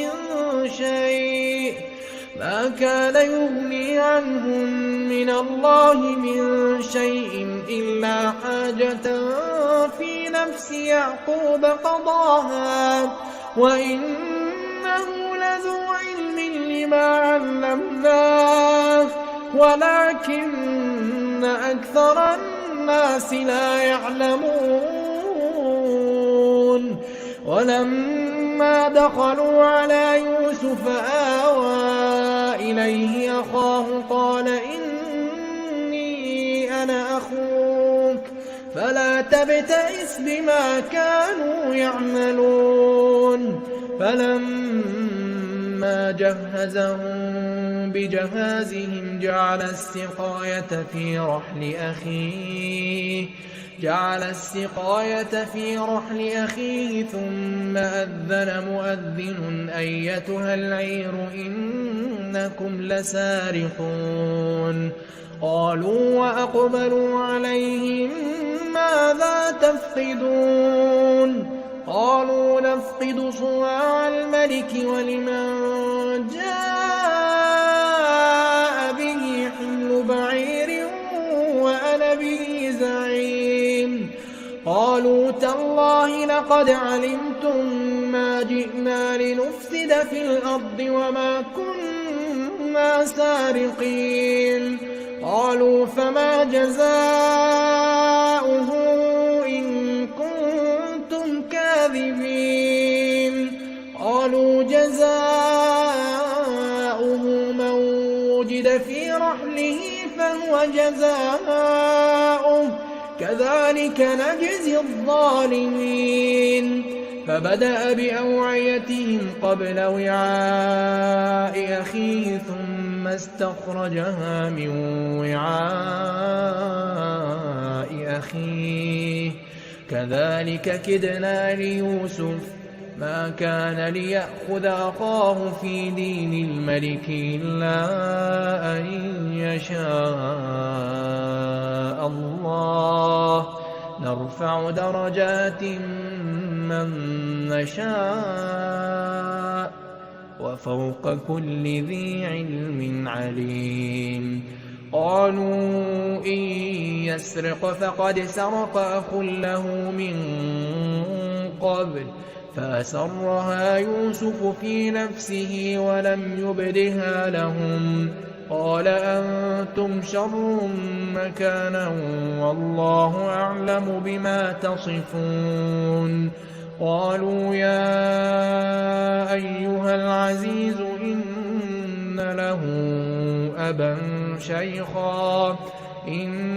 له أبا شيخا كبيرا فخذ أحدنا مكانه إنا نراك من المحسنين قال معاذ الله أن نأخذ إلا من وجدنا متاعنا عنده إنا إذا لظالمون فلما استيئسوا منه خلصوا نجيا قال كبيرهم ألم تعلموا أن أباكم قد أخذ عليكم موثقا من الله ومن قبل ما فرطتم في يوسف فلن أبرح الأرض حتى يأذن لي أبي أو يحكم الله لي وهو خير الحاكمين ارجعوا إلى أبيكم فقولوا يا أبانا إن ابنك سرق وما شهدنا إلا بما علمنا وما كنا للغيب حافظين واسأل القرية التي كنا فيها والعير التي أقبلنا فيها وإنا لصادقون قال بل سولت لكم أنفسكم أمرا فصبر جميل عسى الله أن يأتيني بهم جميعا إنه هو العليم الحكيم وتولى عنهم وقال يا أسفا على يوسف وابيضت عيناه من الحزن فهو كظيم قالوا تالله تفتأ تذكر يوسف حتى تكون حرضا أو تكون من الهالكين قال إنما أشكو بثي وحزني إلى الله قال إنما أشكو بثي وحزني إلى الله وأعلم من الله ما لا تعلمون يا بني يذهبوا فتحسسوا من يوسف وأخيه ولا تيأسوا من روح الله إنه لا ييأس من روح الله إلا القوم الكافرون فلما دخلوا عليه قالوا يا أيها العزيز مسنا وأهلنا الضر وجئنا ببضاعة مزجاة فأوف لنا الكيل وتصدق علينا إن الله يجزي المتصدقين قال هل علمتم ما فعلتم بيوسف وأخيه إذ أنتم جاهلون قالوا أئنك لأنت يوسف قال أنا يوسف وهذا أخي قد من الله علينا إنه من يتق ويصبر فإن الله لا يضيع أجر المحسنين قالوا تالله لقد آثرك الله علينا وإن كنا لخاطئين قال لا تثريب عليكم اليوم يغفر الله لكم وهو أرحم الراحمين اذهبوا بقميصي هذا فألقوه على وجه أبي يأت بصيرا وأتوني بأهلكم أجمعين ولما فصلت العير قال أبوهم إني لأجد ريح يوسف لولا أن تفندون قالوا تالله إنك لفي ضلالك القديم فلما أن جاء البشير ألقاه على وجهه فارتد بصيرا قال ألم أقل لكم إني أعلم من الله ما لا تعلمون قالوا يا أبانا استغفر لنا ذنوبنا إنا كنا خاطئين قال سوف أستغفر لكم ربي إنه هو الغفور الرحيم فلما دخلوا على يوسف آوى إليه أبويه وقال ادخلوا مصر إن شاء الله آمنين ورفع أبويه على العرش وخروا له سجدا وقال يا أبت هذا تأويل رؤياي من قبل قد جعلها ربي حقا وقد أحسن بي إذ أخرجني من السجن وجاء بكم من البدو من بعد أن نزغ الشيطان بيني وبين إخوتي إن ربي لطيف لما يشاء إنه هو العليم الحكيم رب قد آتيتني من الملك وعلمتني من تأويل الأحاديث فاطر السماوات والأرض أنت ولي في الدنيا والآخرة توفني مسلما وألحقني بالصالحين ذلك من أنباء الغيب نوحيه إليك وما كنت لديهم إذ أجمعوا أمرهم وهم يمكرون وما أكثر الناس ولو حرصت بمؤمنين وما تسألهم عليه من أجر إن هو إلا ذكر للعالمين وكأي من آية في السماوات والأرض يمرون عليها وهم عنها معرضون وما يؤمن أكثرهم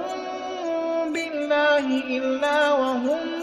مشركون أفأمنوا أن تأتيهم غاشية من عذاب الله أو تأتيهم الساعة بغتة وهم لا يشعرون قل هذه سبيلي أدعو إلى الله قل هذه سبيلي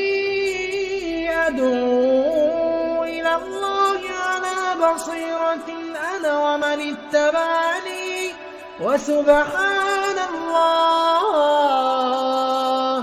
وسبحان الله وما أنا من المشركين وما أرسلنا من قبلك إلا رجالا نوحي إليهم من أهل القرى أفلم يسيروا في الأرض فينظروا كيف كان عاقبة الذين من قبلهم ولدار الآخرة خير للذين اتقوا أفلا تعقلون حتى استيأس الرسل وظنوا أنهم قد كذبوا جاءهم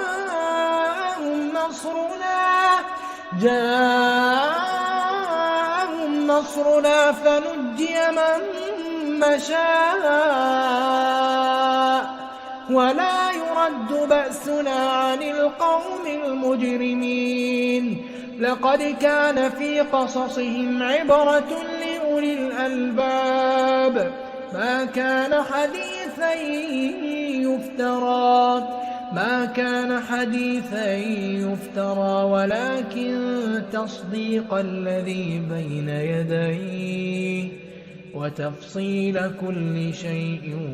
وهدى ورحمة لقوم يؤمنون. الحمد لله الذي أنزل على عبده الكتاب ولم يجعل له عوجا قيما لينذر بأسا شديدا من لدنه ويبشر المؤمنين الذين يعملون الصالحات أن لهم أجرا حسنا ماكثين فيه أبدا وينذر الذين قالوا اتخذ الله ولدا ما لهم به من علم ولا لآبائهم كبرت كلمة تخرج من أفواههم إن يقولون إلا كذبا فلعلك باخع نفسك على آثارهم إن لم يؤمنوا بهذا الحديث أسفا إنا جعلنا ما على الأرض زينة لها لنبلوهم أيهم أحسن عملا وإنا لجاعلون ما عليها صعيدا جرزا أم حسبت أن أصحاب الكهف والرقيم كانوا من آياتنا عجبا إذ أوى الفتية إلى الكهف فقالوا ربنا آتنا من لدنك رحمة وهيئ لنا من أمرنا رشدا فضربنا على آذانهم في الكهف سنين عددا ثم بعثناهم لنعلم أي الحزبين أحصى لما لبثوا أمدا نحن نقص عليك نبأهم بالحق إنهم فتية آمنوا بربهم وزدناهم هدى وربطنا على قلوبهم إذ قاموا فقالوا ربنا رب السماوات والأرض لن ندعو من دونه إلها لقد قلنا إذا شططا هؤلاء قوم اتخذوا من دونه آلهة لولا يأتون عليهم بسلطان بين فمن أظلم ممن افترى على الله كذبا وإذ اعتزلتموهم وما يعبدون إلا الله فأووا إلى الكهف ينشر لكم ربكم من رحمته ويهيئ لكم من أمركم مرفقا وترى الشمس إذا طلعت تزاور عن كهفهم ذات اليمين وإذا غربت تقرضهم ذات الشمال وهم في فجوة منه ذلك من آيات الله من يهد الله فهو المهتد ومن يضلل فلن تجد له وليا مرشدا وتحسبهم أيقاظا وهم رقود ونقلبهم ذات اليمين وذات الشمال وكلبهم باسط ذراعيه بالوصيد لو اطلعت عليهم لوليت منهم فرارا ولملئت منهم رعبا وكذلك بعثناهم ليتساءلوا بينهم قال قائل منهم كم لبثتم قالوا لبثنا يوما أو بعض يوم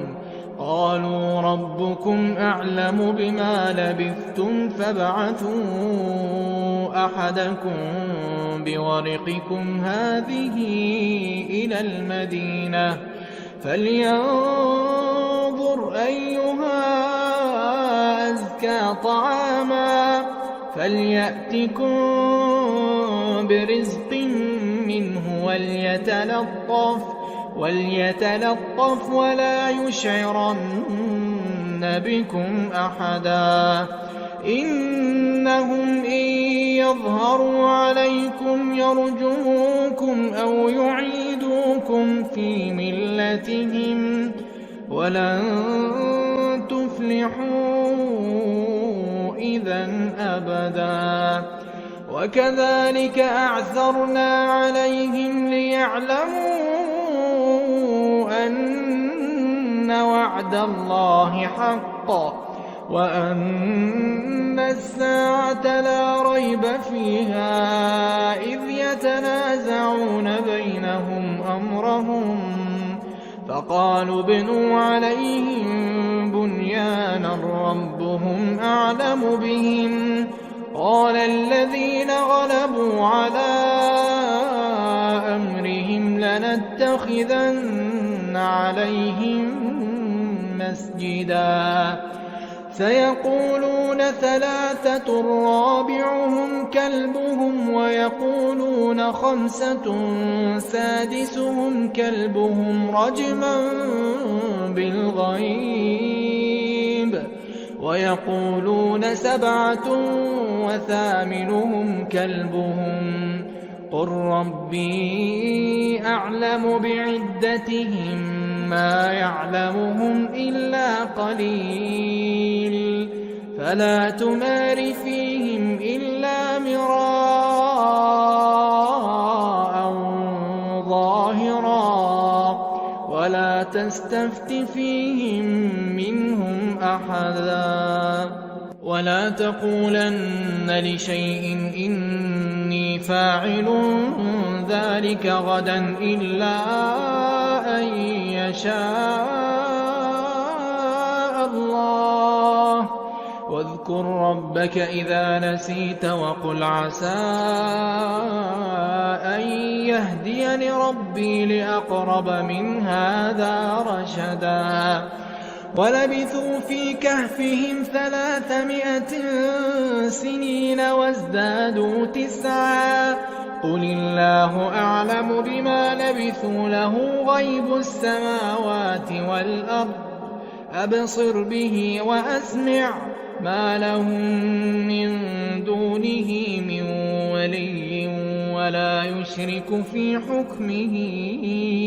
أحدا واتل ما أوحي إليك من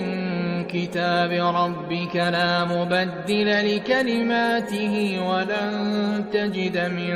دونه ملتحدا واصبر نفسك مع الذين يدعون ربهم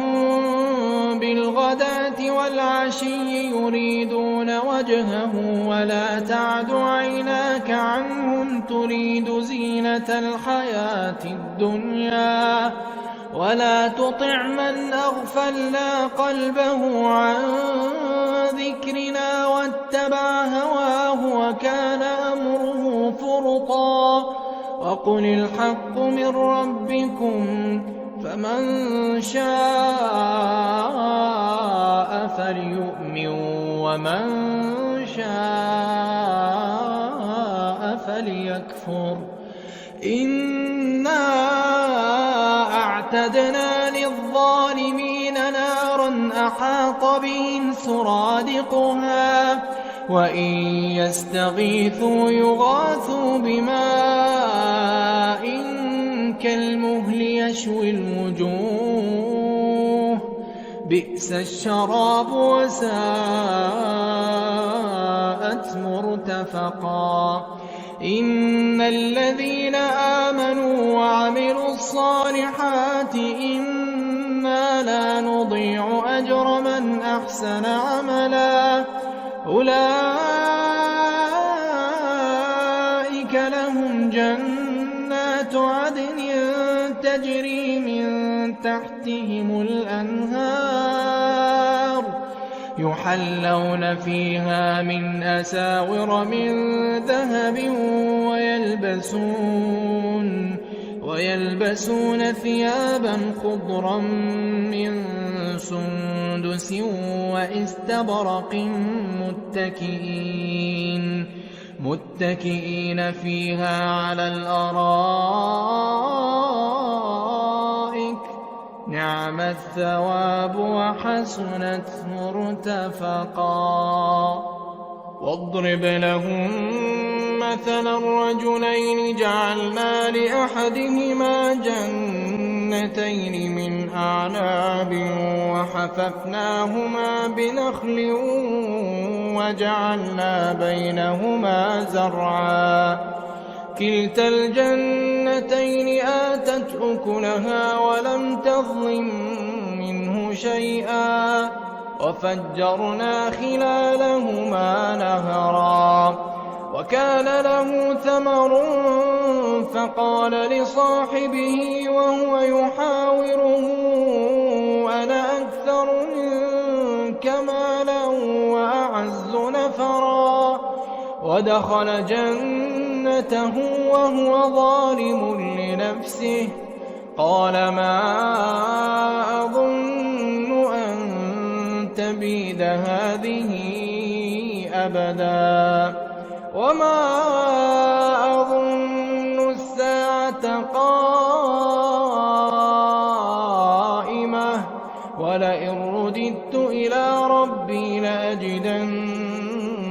خيرا منها منقلبا قال له صاحبه وهو يحاوره أكفرت بالذي خلقك من تراب ثم من نطفة ثم سواك رجلا لكن هو الله ربي ولا أشرك بربي أحدا ولولا إذ دخلت جنتك قلت ما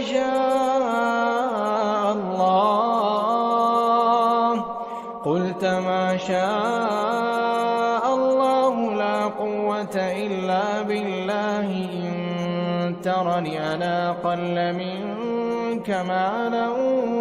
وولدا فعسى ربي أن يؤتيني خيرا من جنتك ويرسل عليها حسبانا من السماء فتصبح صعيدا زلقا أو يصبح ماؤها غورا فلن تستطيع له طلبا وأحيط بثمره فأصبح يقلب كفيه على ما أنفق فيها وهي خاوية على عروشها ويقول يا ليتني لم أشرك بربي أحدا ولم تكن له فئة ينصرونه من دون الله وما كان منتصرا هنالك الولاية لله الحق هو خير ثوابا وخير عقبا واضرب لهم مثل الحياة الدنيا كماء إن أنزلناه من السماء فاختلط به نبات الأرض فأصبح هشيما تذروه الرياح وكان الله على كل شيء مقتدرا المال والبنون زينة الحياة الدنيا والباقيات الصالحات خير عند ربك ثوابا وخير أملا ويوم نسير الجبال وترى الأرض بارزة وحشرناهم فلم نغادر منهم أحدا وعرضوا على ربك صفا لقد جئتمونا كما خلقناكم أول مرة بل زعمتم أن لن نجعل لكم موعدا ووضع الكتاب فترى المجرمين مشفقين مما فيه ويقولون يا ويلتنا ما لهذا الكتاب لا يغادر صغيرة ولا كبيرة إلا أحصاها ووجدوا ما عملوا حاضرا ولا يظلم ربك أحدا وإذ قلنا للملائكة اسجدوا لآدم فسجدوا إلا إبليس كان من الجن ففسق عن أمر ربه أفتتخذونه وذريته أولياء من دوني وهم لكم عدو بئس للظالمين بدلا ما أشهدتهم خلق السماوات والأرض ولا خلق أنفسهم وما كنت متخذ المضلين عضدا ويوم يقول نادوا شركائي الذين زعمتم فدعوهم فلم يستجيبوا لهم وجعلنا بينهم موبقا ورأى المجرمون النار فظنوا أنهم مواقعوها ولم يجدوا عنها مصرفا ولقد صرفنا في هذا القرآن للناس من كل مثل وكان الإنسان أكثر شيء جدلا وما منع الناس أن يؤمنوا إذ جاءهم الهدى ويستغفروا ربهم إلا أن تأتيهم سنة الأولين أو يأتيهم العذاب قبلا وما نرسل المرسلين إلا مبشرين ومنذرين ويجادل الذين كفروا بالباطل ليدحضوا به الحق واتخذوا آياتي وما أنذروا هزوا ومن أظلم ممن ذكر بآيات ربه فأعرض عنها ونسي ما قدمت يداه إنا جعلنا على قلوبهم أكنة أن يفقهوه وفي آذانهم وقرا وإن تدعهم إلى الهدى فلن يهتدوا إذا أبدا وربك الغفور ذو الرحمة لو يؤاخذهم بما كسبوا لعجل لهم العذاب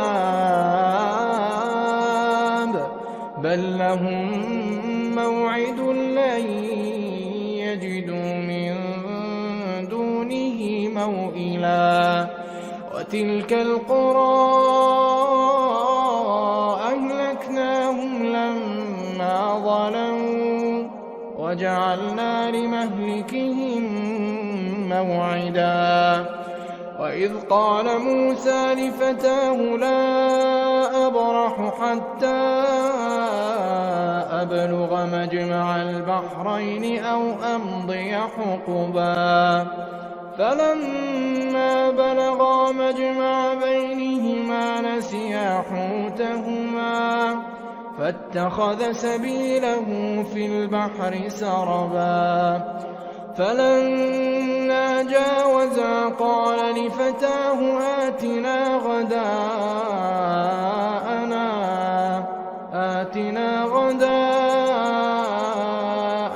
لقد لقينا من سفرنا هذا نصبا قال أرأيت إذ أوينا إلى الصخرة فإني نسيت الحوت وما أنسانيه إلا الشيطان أن أذكره واتخذ سبيله في البحر عجبا قال ذلك ما كنا نبغي فارتدا على آثارهما قصصا فوجدا عبدا من عبادنا آتيناه رحمة من عندنا وعلمناه من لدنا علما قال له موسى هل أتبعك على أن تعلمني مما علمت رشدا قال إنك لن تستطيع معي صبرا وكيف تصبر على ما لم تحط به خبرا قال ستجدني إن شاء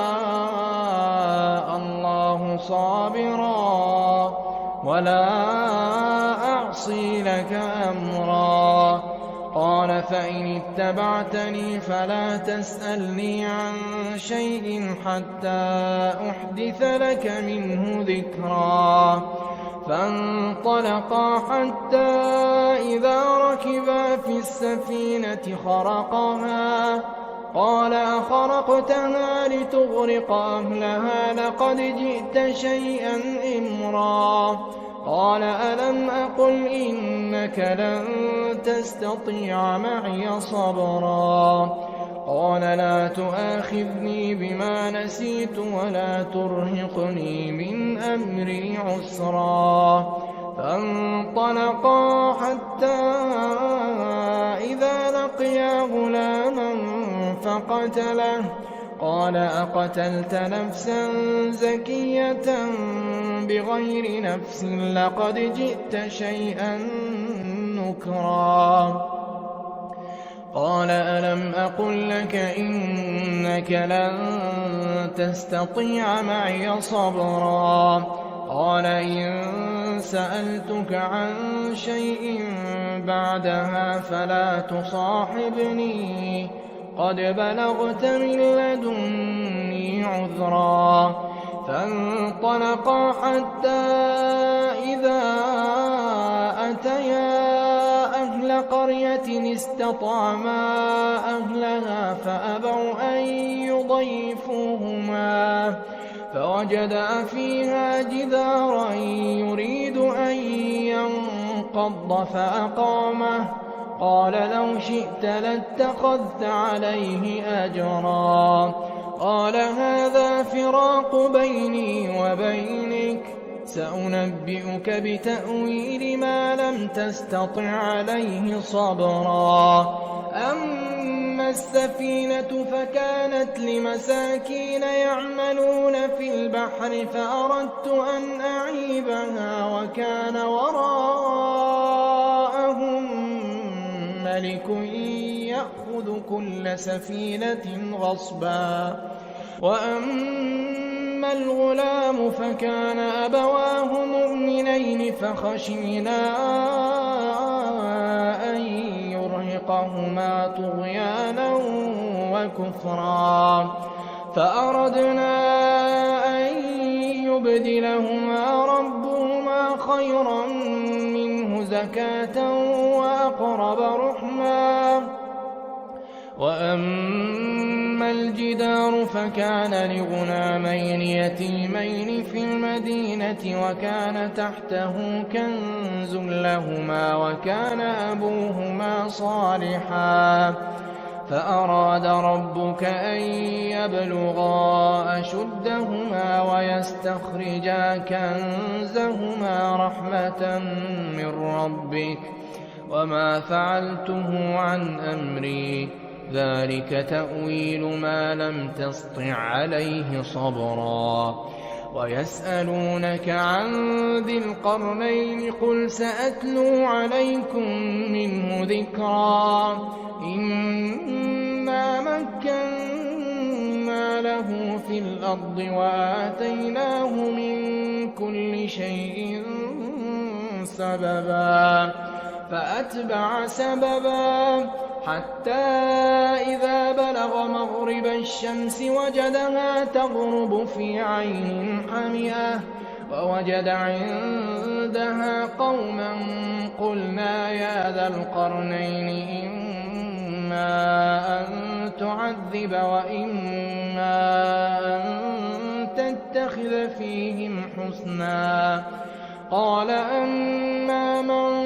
ظلم فسوف نعذبه ثم يرد إلى ربه فيعذبه عذابا نكرا وأما من آمن وعمل صالحا فله جزاء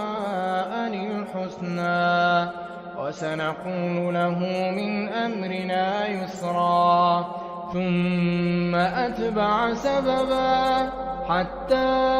إذا بلغ مطلع الشمس وجدها تطلع على قوم لم نجعل لهم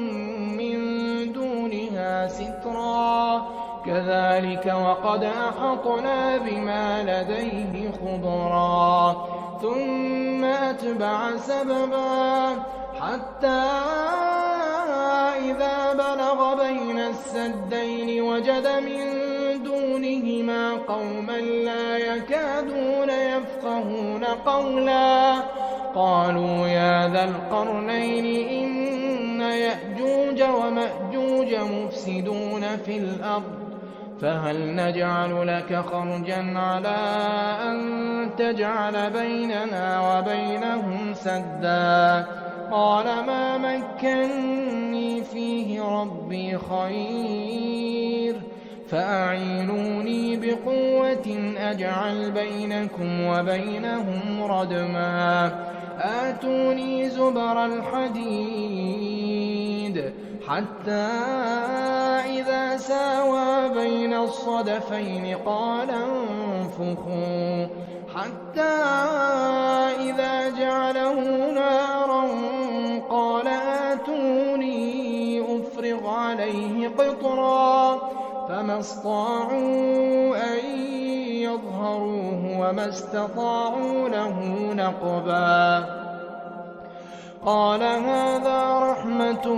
من ربي فإذا جاء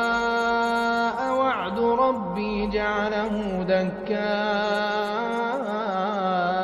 وكان وعد ربي حقا وتركنا بعضهم يومئذ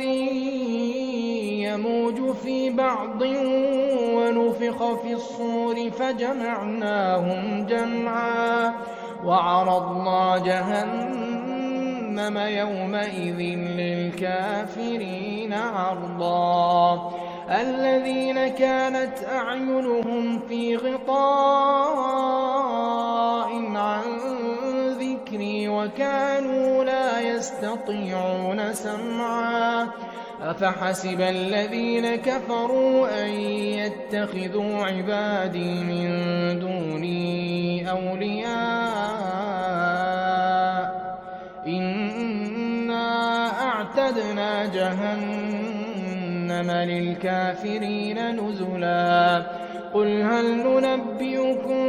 بالأخسرين أعمالا الذين ضل سعيهم في الحياة الدنيا وهم يحسبون أنهم يحسنون صنعا أولئك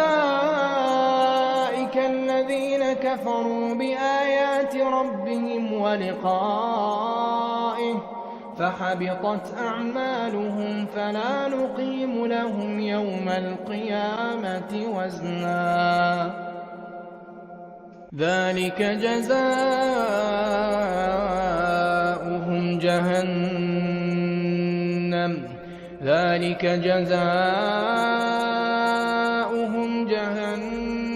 بما كفروا واتخذوا آياتي ورسلي هزوا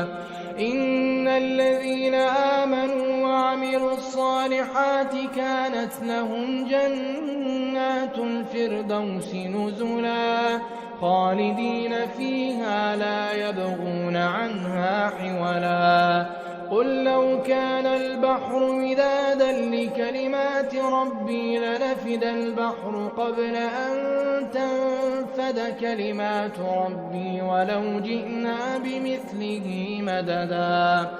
قل إنما أنا بشر مثلكم يوحى إلي أنما إلهكم إله واحد فمن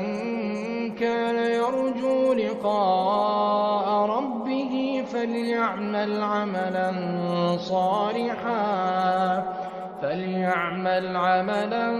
صالحا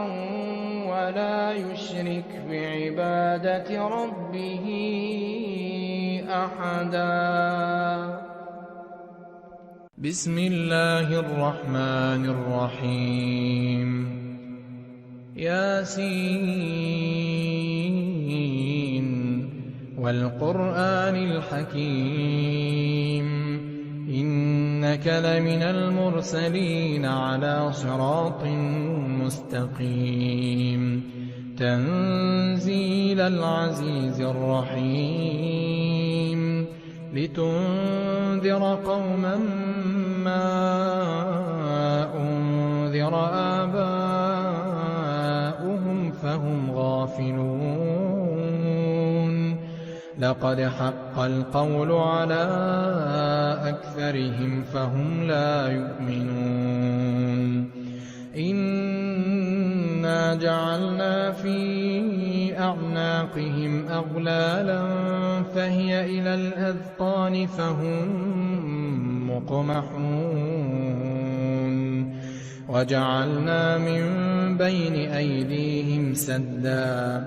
وجعلنا من بين أيديهم سدا ومن خلفهم سدا فأغشيناهم فهم لا يبصرون وسواء عليهم أأنذرتهم أم لم تنذرهم لا يؤمنون إنما تنذر من اتبع الذكر وخشي الرحمن بالغيب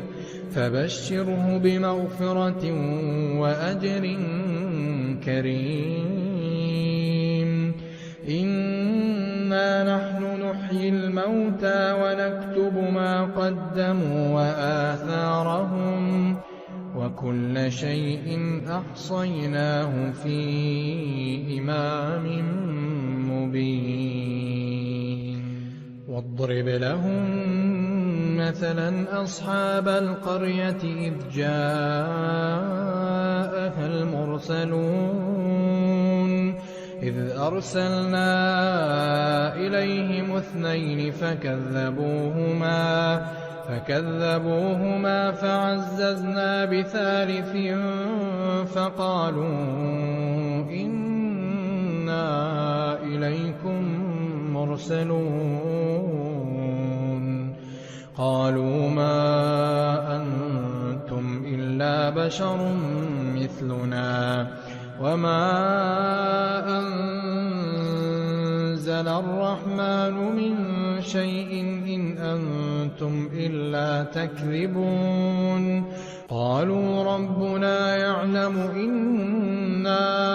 إليكم لمرسلون وما علينا إلا البلاغ المبين قالوا إنا تطيرنا بكم لئن لم تنتهوا لنرجمنكم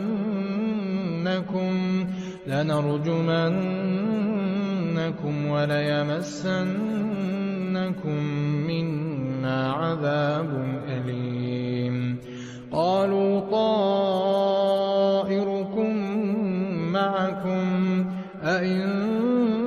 ذكرتم بل أنتم قوم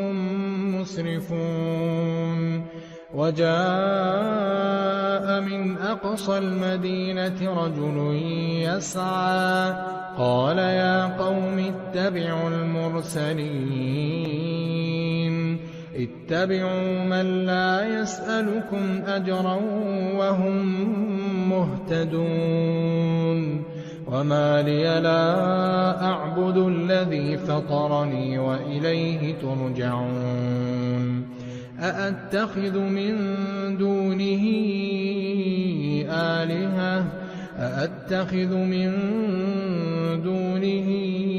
آلهة إن يردني الرحمن بضر لا تغن عني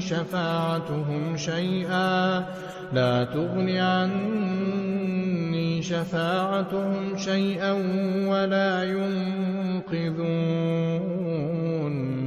إني إذا لفي ضلال مبين إني آمنت بربكم فاسمعون قيل ادخل الجنة قال يا ليت قومي يعلمون بما غفر لي ربي وجعلني من المكرمين وما أنزلنا على قومه من بعده من جند من السماء وما كنا منزلين إن كانت إلا صيحة واحدة فإذا هم خامدون يا حسرة على العباد ما يأتيهم من رسول إلا كانوا به يستهزئون ألم يروا كم أهلكنا قبلهم من القرون أنهم إليهم لا يرجعون وإن كل لما جميع لدينا محضرون وآية لهم الأرض الميتة أحييناها وأخرجنا منها حبا فمنه يأكلون وجعلنا فيها جنات من نخيل وأعناب وفجرنا فيها من العيون ليأكلوا من ثمره وما عملته أيديهم أفلا يشكرون سبحان الذي خلق الأزواج كلها مما تنبت الأرض ومن أنفسهم ومما لا يعلمون وآية لهم الليل نسلخ منه النهار فإذا هم يظلمون والشمس تجري لمستقر لها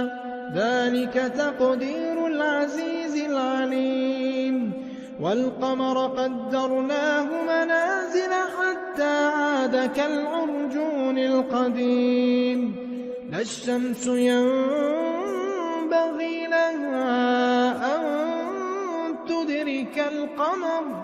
لا الشمس ينبغي لها أن تدرك القمر ولا الليل سابق النهار وكل في فلك يسبحون وآية لهم أنا حملنا ذريتهم في الفلك المشحون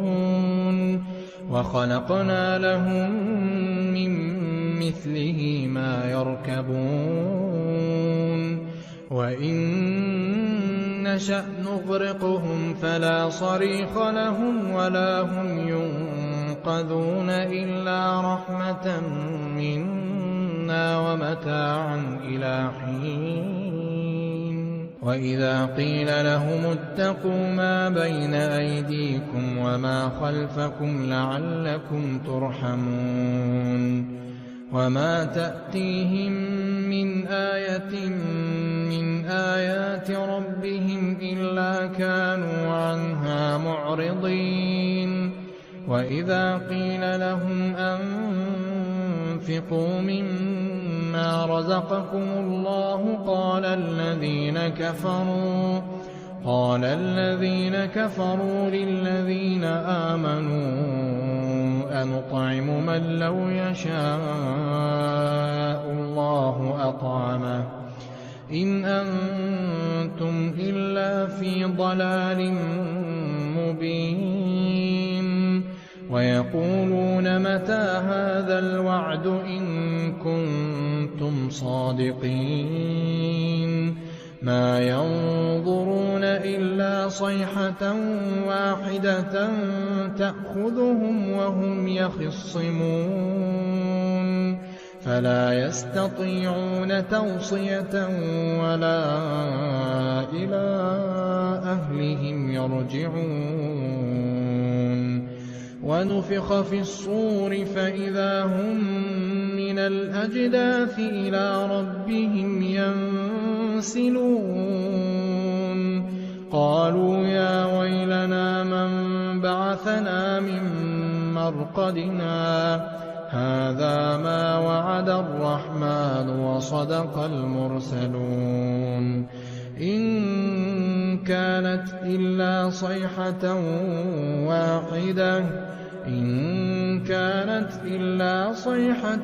واحدة فإذا هم جميع لدينا محضرون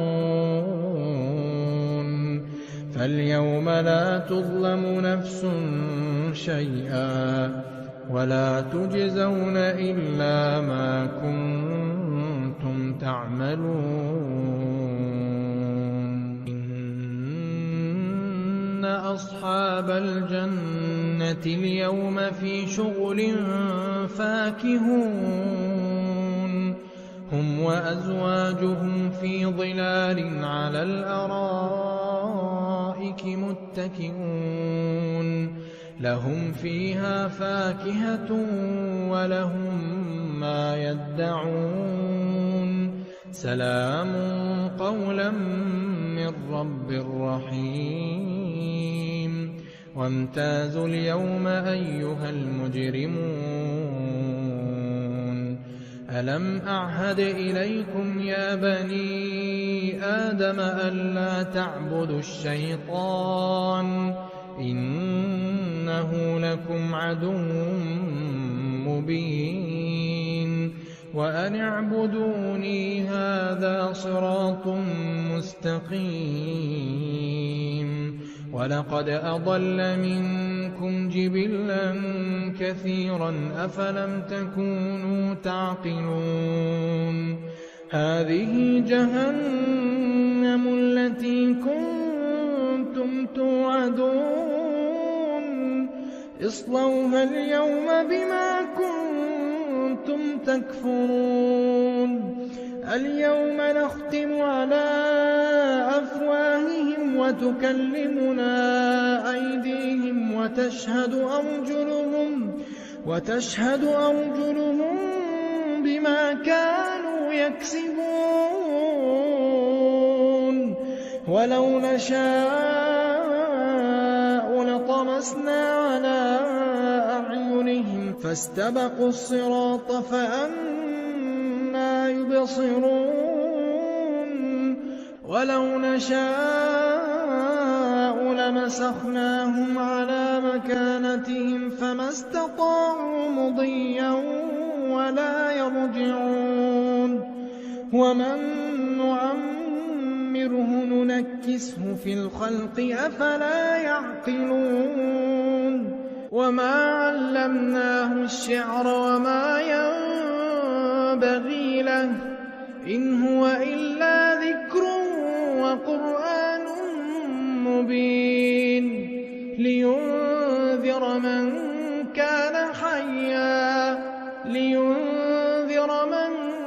كان حيا ويحق القول على الكافرين أولم يروا أنا خلقنا لهم مما عملت أيدينا أنعاما فهم لها مالكون وذللناها لهم فمنها ركوبهم ومنها يأكلون ولهم فيها منافع ومشارب أفلا يشكرون واتخذوا من دون الله آلهة لعلهم ينصرون لا يستطيعون نصرهم وهم لهم جند محضرون فلا يحزنك قولهم إنا نعلم ما يسرون وما يعلنون أولم ير الإنسان أنا خلقناه من نطفة فإذا هو خصيم مبين وضرب لنا مثلا ونسي خلقه قال من يحيي العظام وهي رميم قل يحييها الذي أنشأها أول مرة وهو بكل خلق عليم الذي جعل لكم من الشجر الأخضر نارا فإذا أنتم منه توقدون أوليس الذي خلق السماوات والأرض بقادر على أن يخلق مثلهم بلى وهو الخلاق العليم إنما أمره إذا أراد شيئا أن يقول له كن فيكون فسبحان الذي بيده ملكوت كل شيء وإليه ترجعون إذا وقعت الواقعة ليس لوقعتها كاذبة خافضة رافعة إذا رجت الأرض رجا وبست الجبال بسا فكانت هباء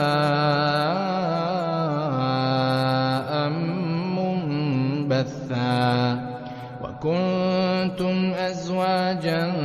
ثلاثة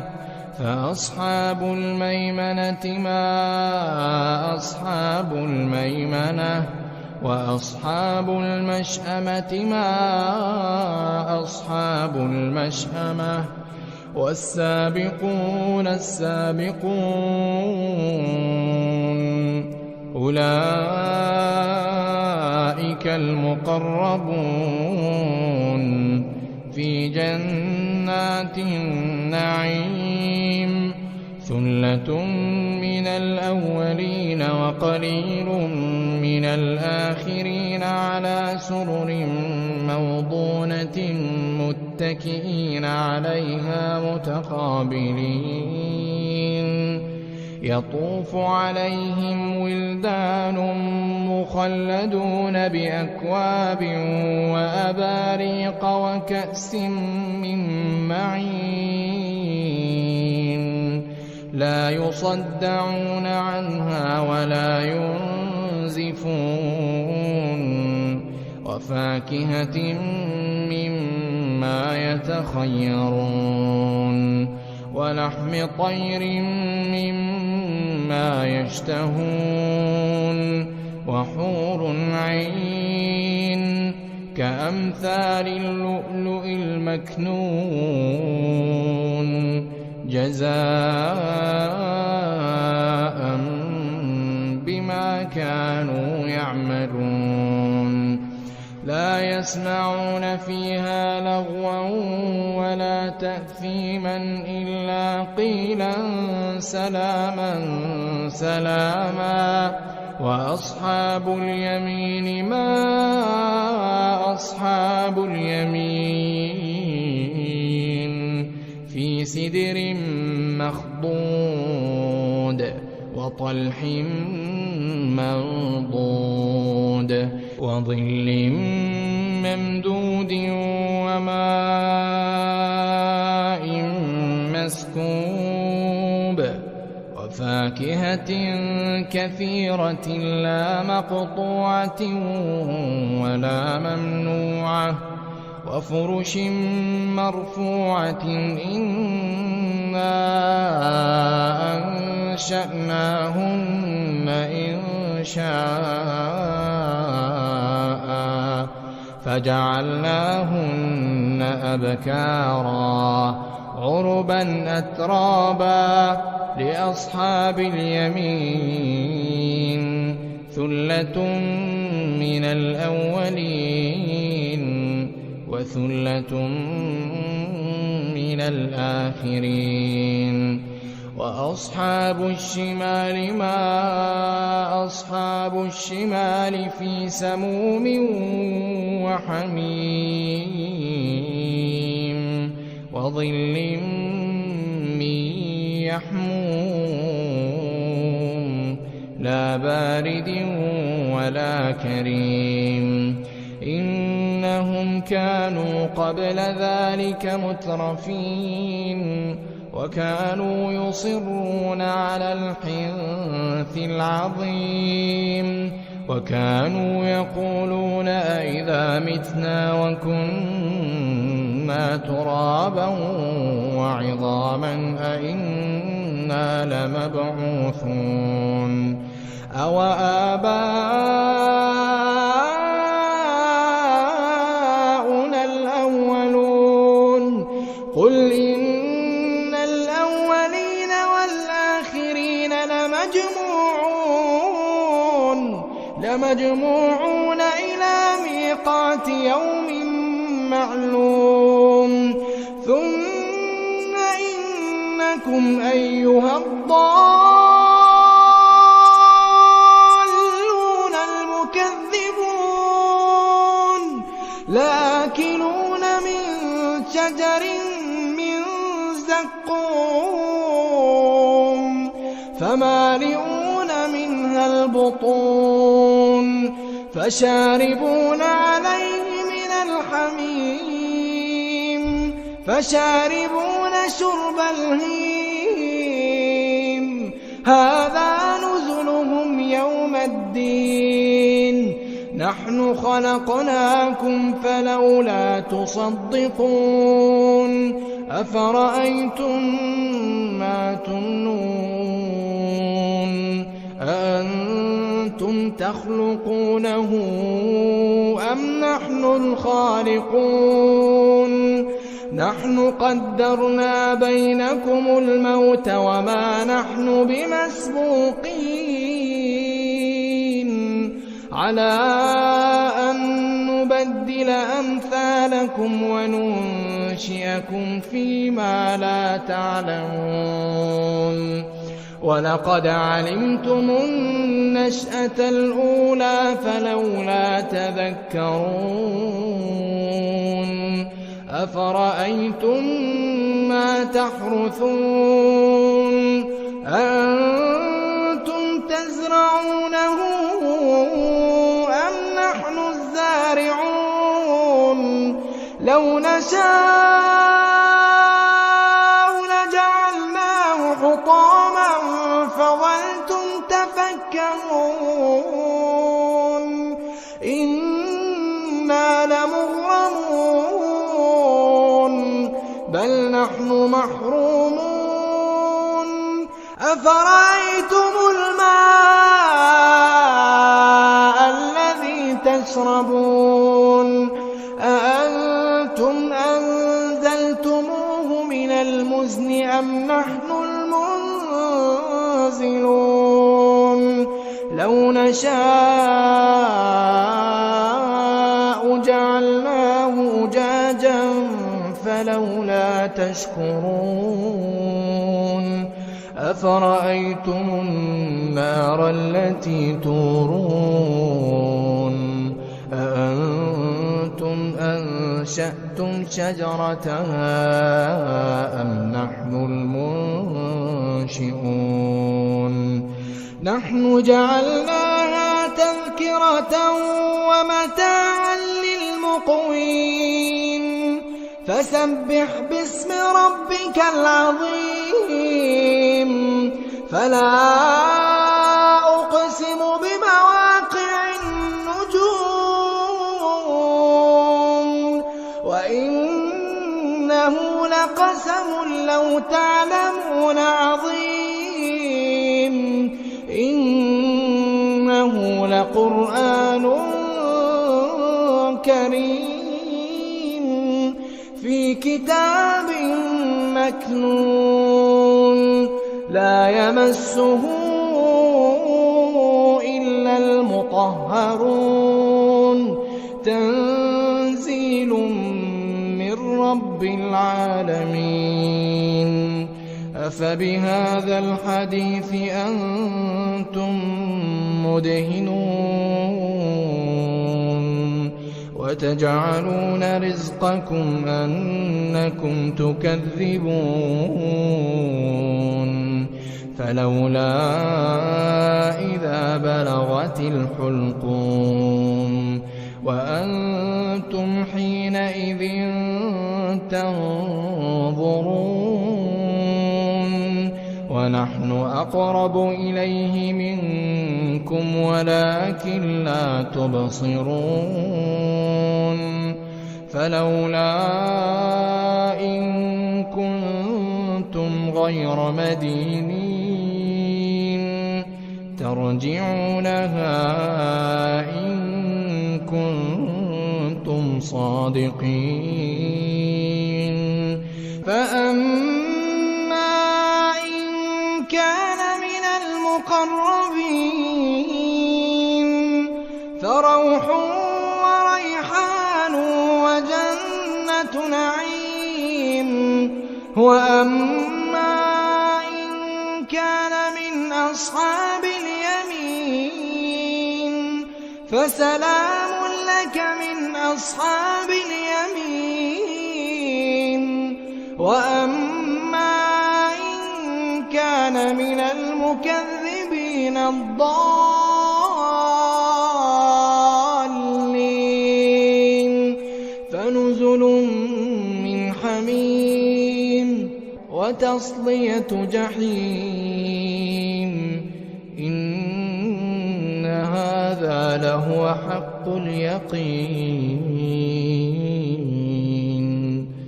فسبح باسم ربك العظيم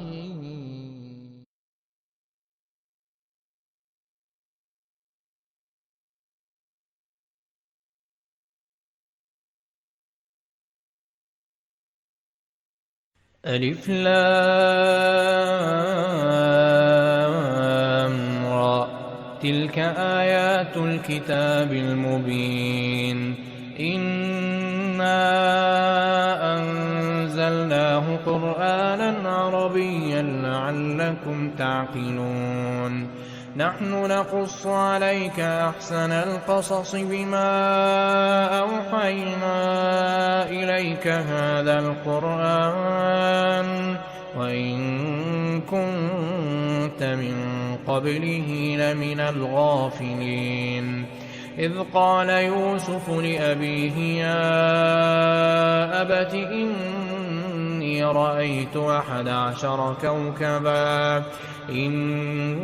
رأيت 11 كوكبا والشمس والقمر رأيتهم لي ساجدين قال يا بني لا تقصص رؤياك على إخوتك فيكيدوا لك كيدا إن الشيطان للإنسان عدو مبين وكذلك يجتبيك ربك ويعلمك من تأويل الأحاديث ويتم نعمته عليك وعلى آل يعقوب كما أتمها على أبويك من قبل إبراهيم وإسحاق إن ربك عليم حكيم لقد كان في يوسف وإخوته آيات للسائلين إذ قالوا ليوسف وأخوه أحب إلى أبينا منا ونحن عصبة إن أبانا لفي ضلال مبين اقتلوا يوسف أو اطرحوه أرضا يخل لكم وجه أبيكم وتكونوا من بعده قوما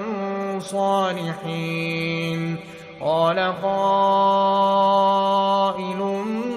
منهم لا تقتلوا يوسف وألقوه في غيابة الجب يلتقطه بعض السيارة إن كنتم فاعلين قالوا يا أبانا ما لك لا تأمنا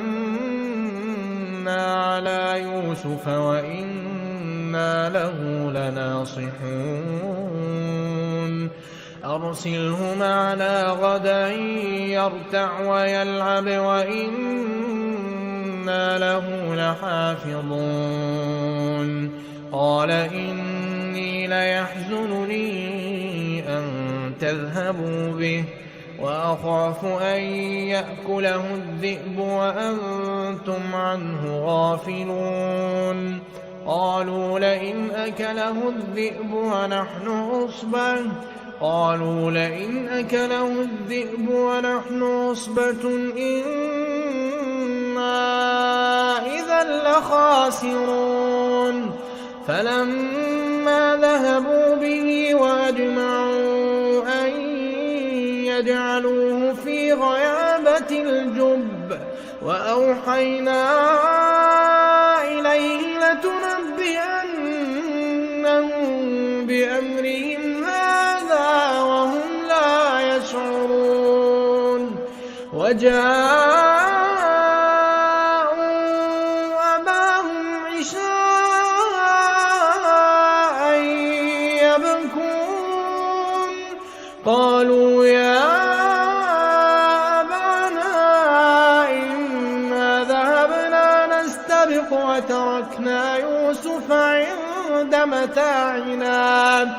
وتركنا يوسف عند متاعنا فأكله الذئب وما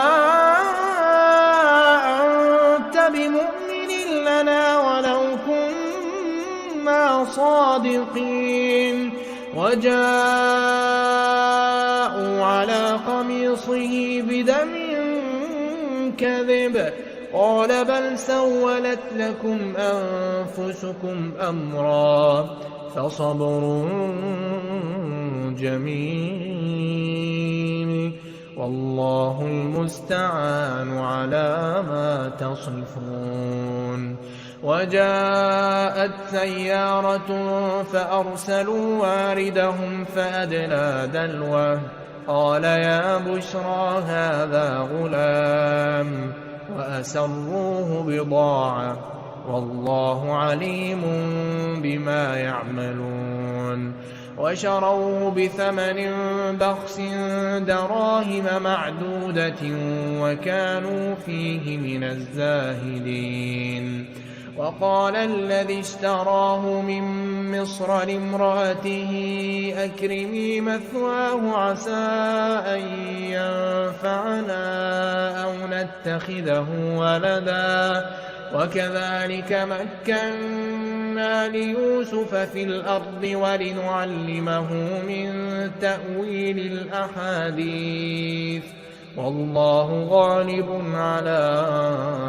أمره ولكن أكثر الناس لا يعلمون. ولما بلغ أشده آتيناه حكما وعلما وكذلك نجزي المحسنين.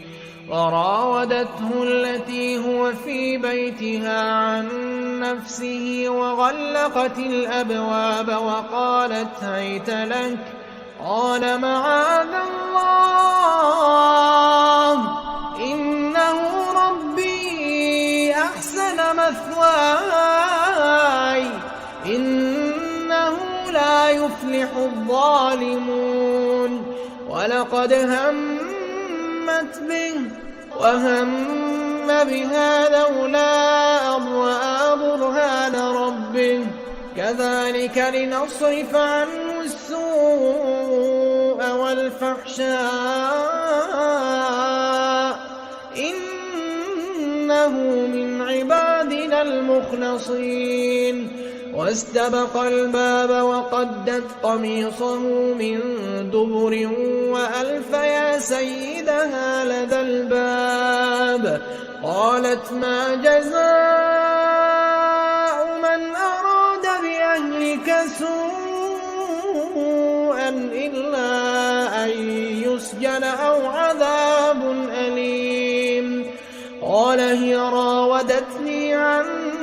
نفسي وشهد شاهد من أهلها إن كان قميصه قد من قبل فصدقت وهو من الكاذبين وإن كان قميصه قد من دبر فكذبت وهو من الصادقين. فلما رأى قميصه قد من دبر قال إنه من كيدكن إن كيدكن عظيم. يوسف أعرض عن هذا واستغفري لذنبك إنك كنت من الخاطئين. وقال نسوة في المدينة امرأة العزيز تراود فتاها عن نفسه قد شغفها حبا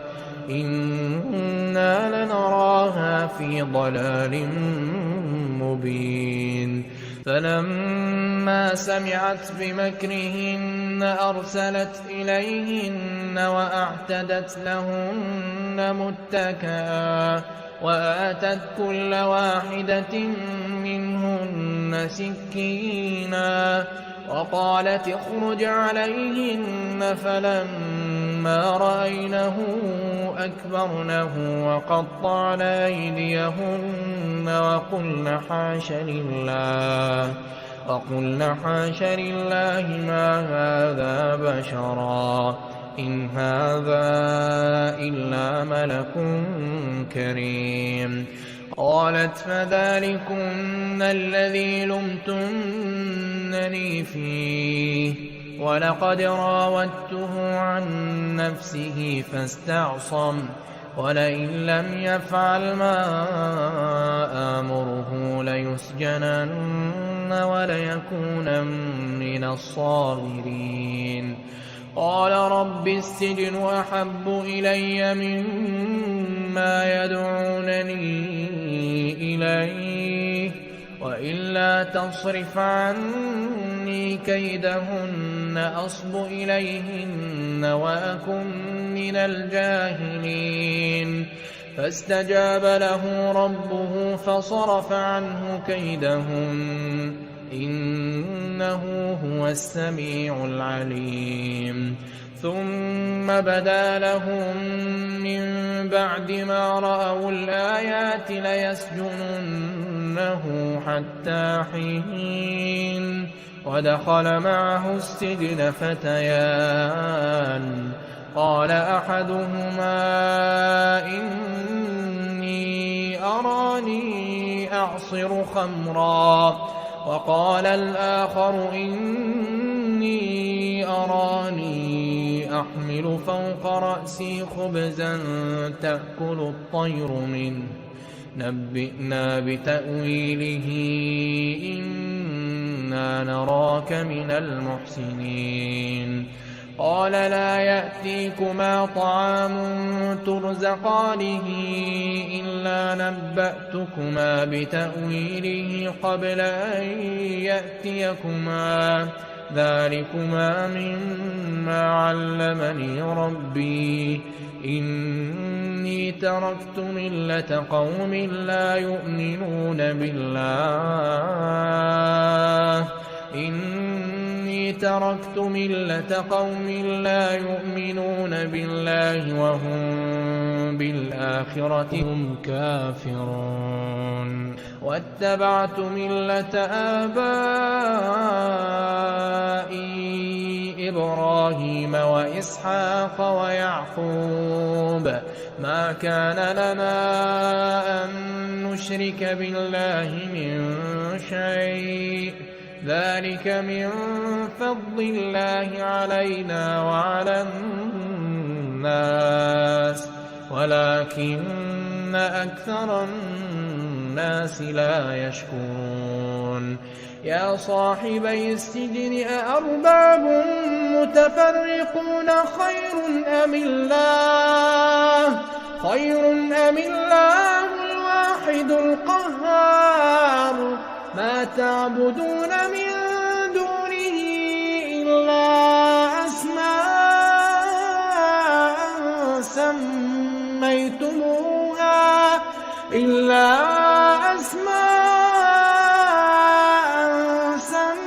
سميتموها أنتم وآباؤكم ما أنزل الله بها من سلطان إن الحكم إلا لله أمر ألا تعبدوا إلا إياه ذلك الدين القيم ولكن أكثر الناس لا يعلمون. يا صاحبي السجن أما أحدكما فيسقي ربه خمرا وأما الآخر فيصلب فتأكل الطير من رأسه قضي الأمر الذي فيه تستفتيان. وقال للذي ظن أنه ناج منهما اذكرني عند ربك فأنساه الشيطان ذكر ربه فلبث في السجن بضع سنين. وقال الملك إني أرى 7 بقرات سمان يأكلهن 7 عجاف و7 سنبلات خضر وأخر يابسات يا أيها الملأ أفتوني في رؤياي إن كنتم للرؤيا تعبرون. قالوا أضغاث أحلام وما نحن بتأويل الأحلام بعالمين. وقال الذي نجا منهما وادكر بعد أمة أنا أنبئكم بتأويله فأرسلون. يوسف أيها الصديق أفتنا في 7 بقرات سمان يأكلهن 7 عجاف و7 سنبلات خضر وأخر يابسات لعلي أرجع إلى الناس لعلهم يعلمون. قال تزرعون 7 سنين دأبا فما حصدتم فذروه في سنبله إلا قليلا مما تأكلون. ثم يأتي من بعد ذلك 7 شداد يأكلن ما قدمتم لهن إلا قليلا مما تحصنون. ثم يأتي من بعد ذلك عام فيه يغاث الناس وفيه يعصرون. وقال الملك ائتوني به. فلما جاءه الرسول قال ارجع إلى ربك فاسأله ما بال النسوة اللاتي قطعن أيديهن إن ربي بكيدهن عليم. قال ما خطبكن إذ راوتن يوسف عن نفسه قلن حاش لله ما علمنا عليه من سوء. قالت امرأة العزيز الآن حصحص الحق أنا راودته عن نفسه وإنه لمن الصادقين. ذلك ليعلم أني لم أخنه بالغيب وأن الله لا يهدي كيد الخائنين. وما أبرئ نفسي إن النفس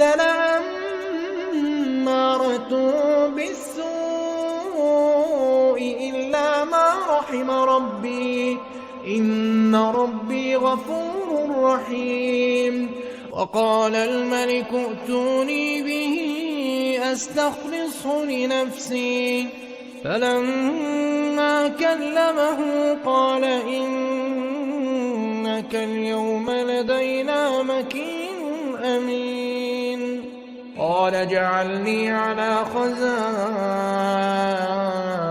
الأرض إني حفيظ عليم. وكذلك مكنا ليوسف في الأرض يتبوأ منها حيث يشاء نصيب برحمتنا من نشاء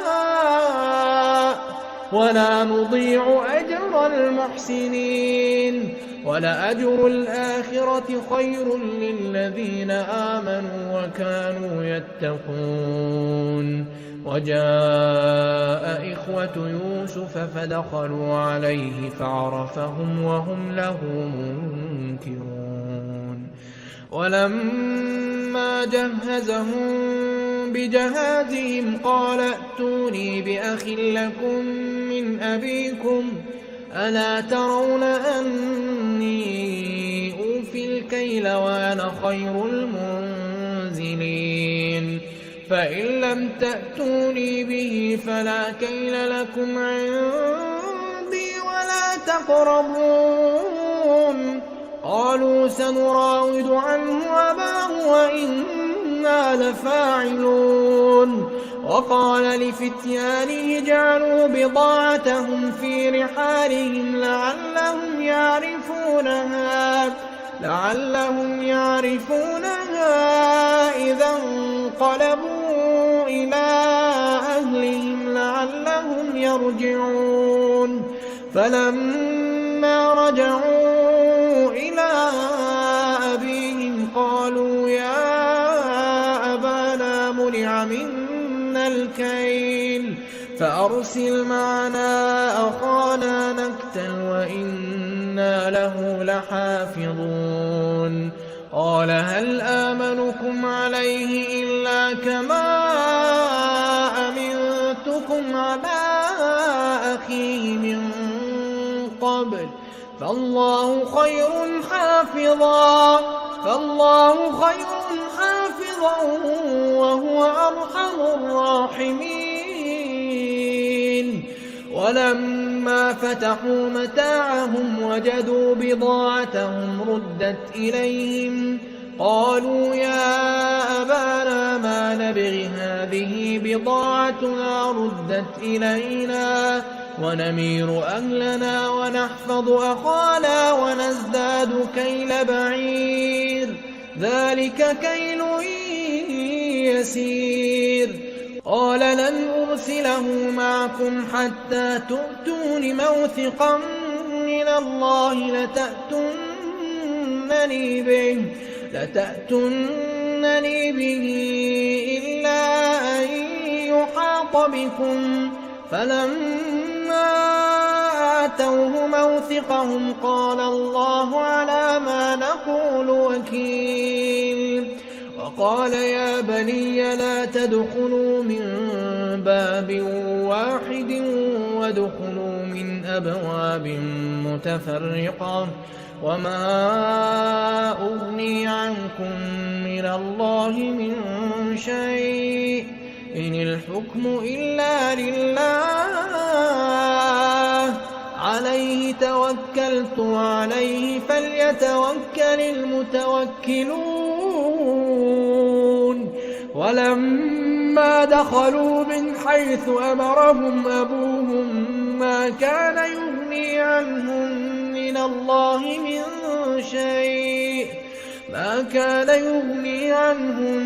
الله من شيء إلا حاجة في نفس يعقوب قضاها وإنه لذو علم لما علمناه ولكن أكثر الناس لا يعلمون ولما دخلوا على يوسف آوى إليه أخاه قال إني أنا أخوك فلا تبتئس بما كانوا يعملون فلما جهزهم بجهازهم جعل السقاية في رحل أخيه ثم أذن مؤذن أيتها العير إنكم لسارقون قالوا وأقبلوا عليهم ماذا تفقدون قالوا نفقد صواع الملك ولمن جاء به حمل بعير وأنا به زعيم قالوا تالله لقد علمتم ما جئنا لنفسد في الأرض وما كنا سارقين قالوا فما جزاؤه إن كنتم كاذبين قالوا جزاؤه من وجد في رحله فهو جزاؤه كذلك نجزي الظالمين فبدأ بأوعيتهم قبل وعاء أخيه ثم استخرجها من وعاء أخيه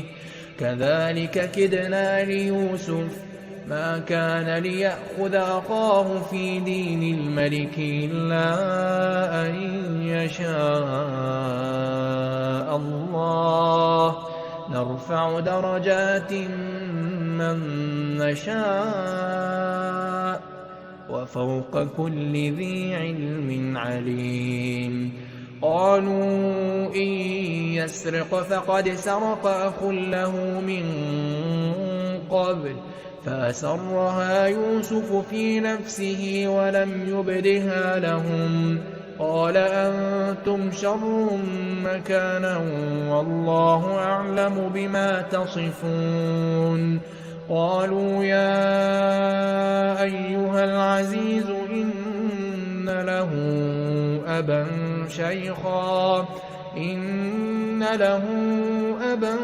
شيخا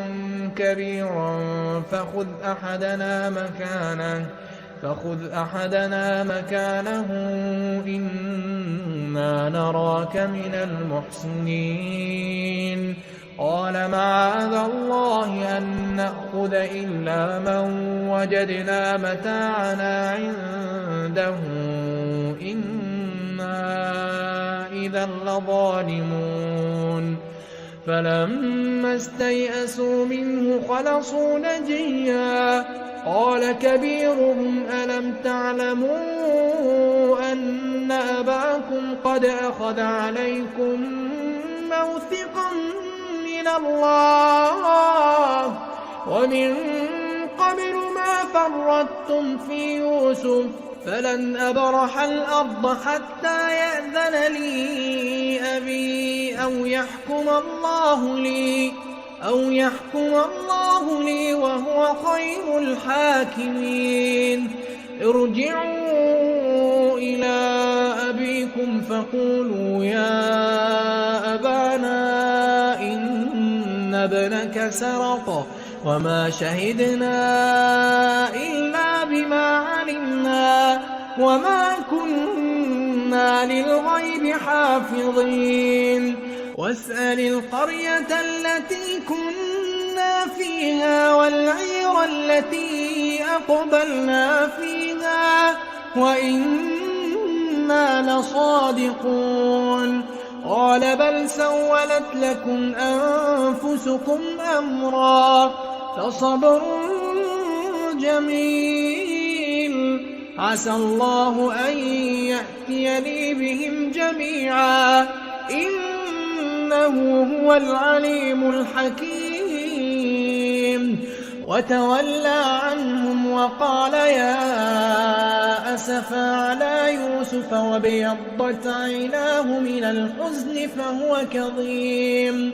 قالوا تالله تفتأ تذكر يوسف حتى تكون حرضا أو تكون من الهالكين قال إنما أشكو بثي وحزني إلى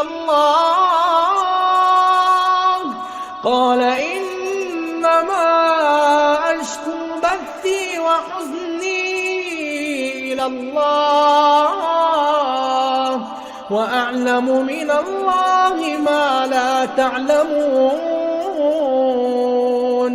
يا بني يذهبوا فتحسسوا من يوسف وأخيه ولا تيأسوا من روح الله إنه لا ييأس من روح الله إلا القوم الكافرون فلما دخلوا عليه قالوا يا أيها العزيز مسنا وأهلنا الضر وجئنا ببضاعة مزجاة فأوف لنا الكيل وتصدق علينا إن الله يجزي المتصدقين قال هل علمتم ما فعلتم بيوسف وأخيه إذ أنتم جاهلون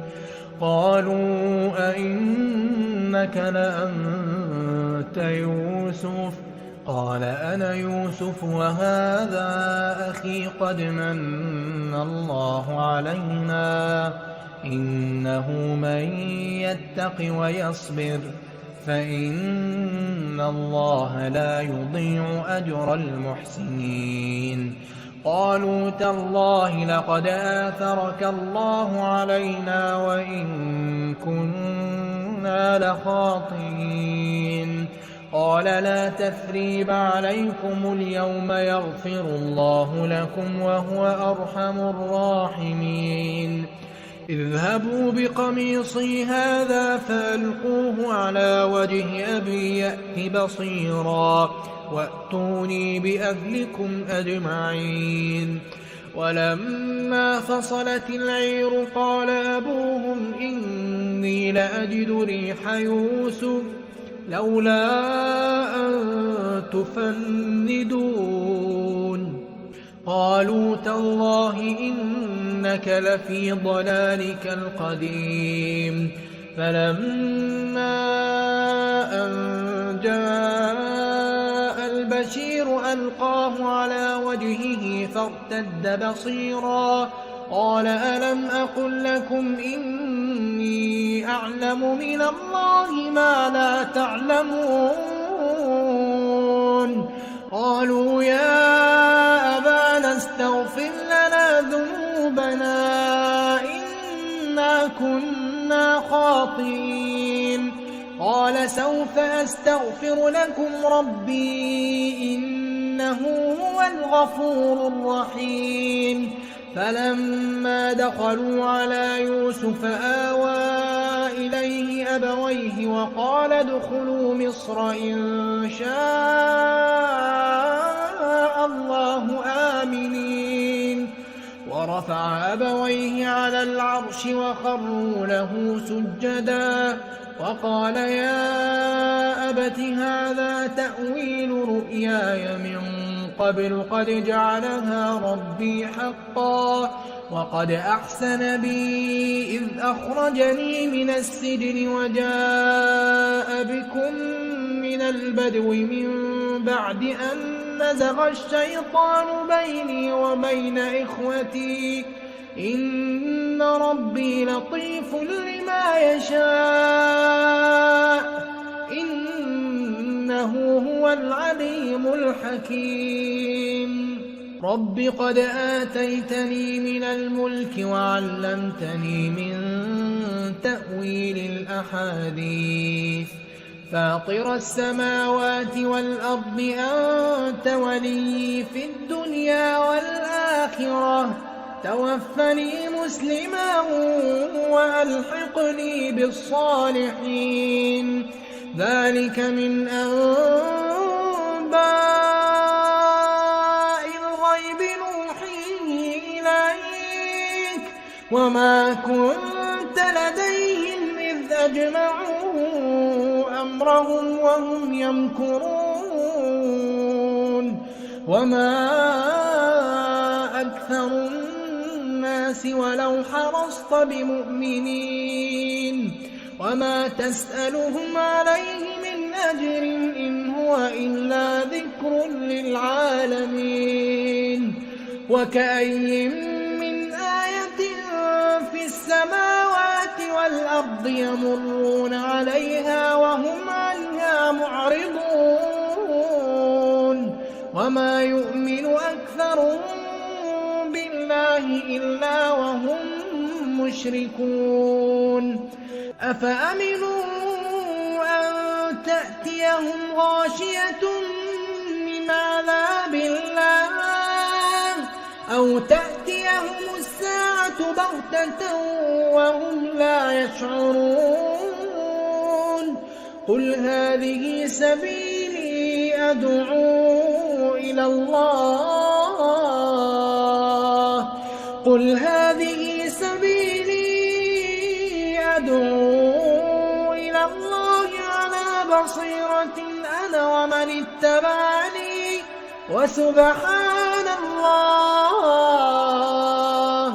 وسبحان الله وما أنا من المشركين. وما أرسلنا من قبلك إلا رجالا نوحي إليهم من أهل القرى أفلم يسيروا في الأرض فينظروا كيف كان عاقبة الذين من قبلهم ولدار الآخرة خير للذين اتقوا أفلا تعقلون. حتى إذا استيأس الرسل وظنوا أنهم قد كذبوا جاءهم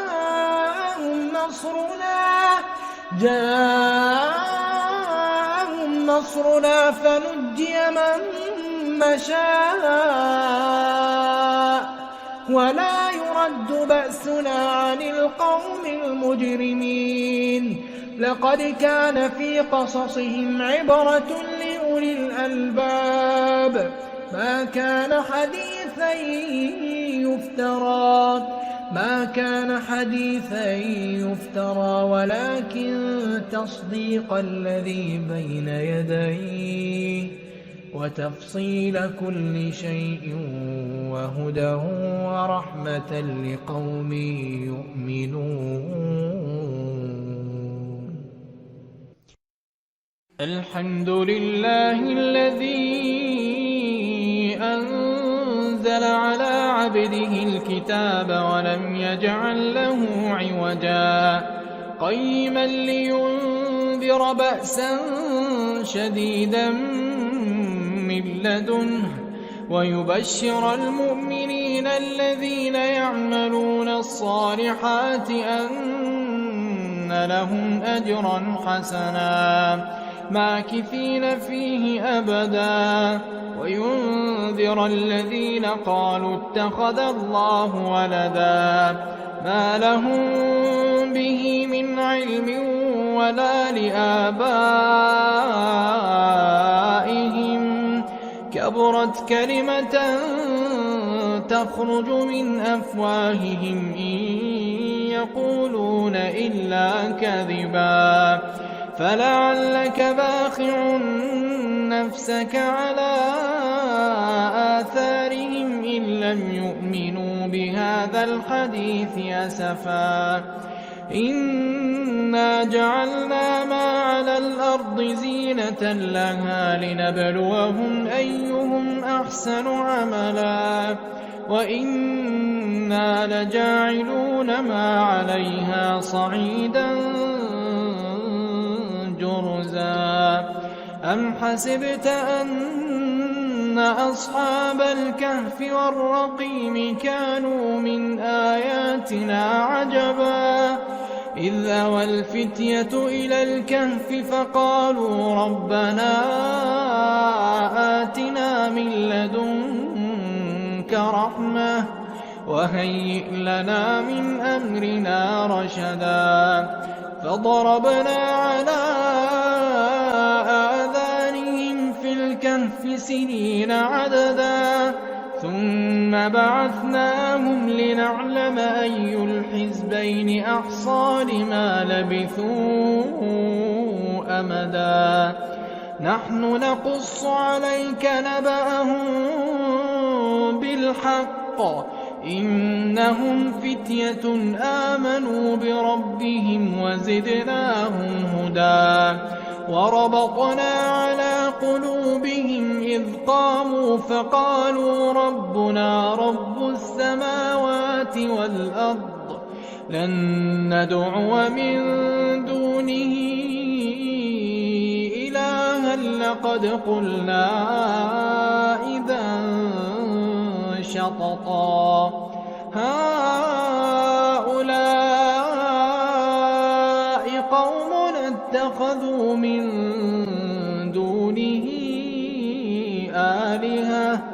لولا يأتون عليهم بسلطان بين فمن أظلم ممن افترى على الله كذبا وإذ اعتزلتموهم وما يعبدون إلا الله فأووا إلى الكهف ينشر لكم ربكم من رحمته ويهيئ لكم من أمركم مرفقا وترى الشمس إذا طلعت تزاور عن كهفهم ذات اليمين وإذا غربت تقرضهم ذات الشمال وهم في فجوة منه ذلك من آيات الله من يهد الله فهو المهتد ومن يضلل فلن تجد له وليا مرشدا وتحسبهم أيقاظا وهم رقود ونقلبهم ذات اليمين وذات الشمال وكلبهم باسط ذراعيه بالوصيد لو اطلعت عليهم لوليت منهم فرارا ولملئت منهم رعبا وكذلك بعثناهم ليتساءلوا بينهم قال قائل منهم كم لبثتم قالوا لبثنا يوما أو بعض يوم قالوا ربكم أعلم بما لبثتم فابعثوا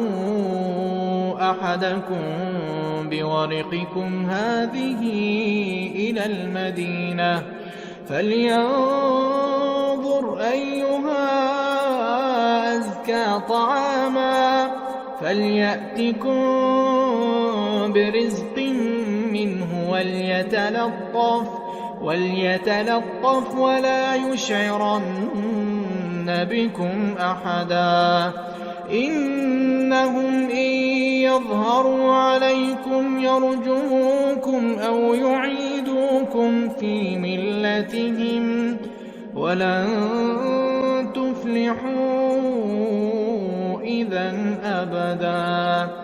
وكذلك أعثرنا عليهم ليعلموا أن وعد الله حق وأن الساعة لا ريب فيها إذ يتنازعون بينهم أمرهم فقالوا ابنوا عليهم بنيانا ربهم أعلم بهم قال الذين غلبوا على أمرهم لنتخذن عليهم مسجدا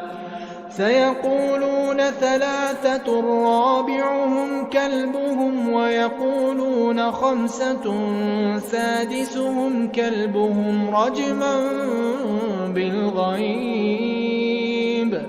ويقولون سبعة وثامنهم كلبهم قل ربي أعلم بعدتهم ما يعلمهم إلا قليل فلا تمار فيهم إلا مراء ظاهرا ولا تستفت فيهم منهم أحدا ولا تقولن لشيء إني فاعل ذلك غدا إلا أن يشاء الله واذكر ربك إذا نسيت وقل عسى أن يهديني ربي لأقرب من هذا رشدا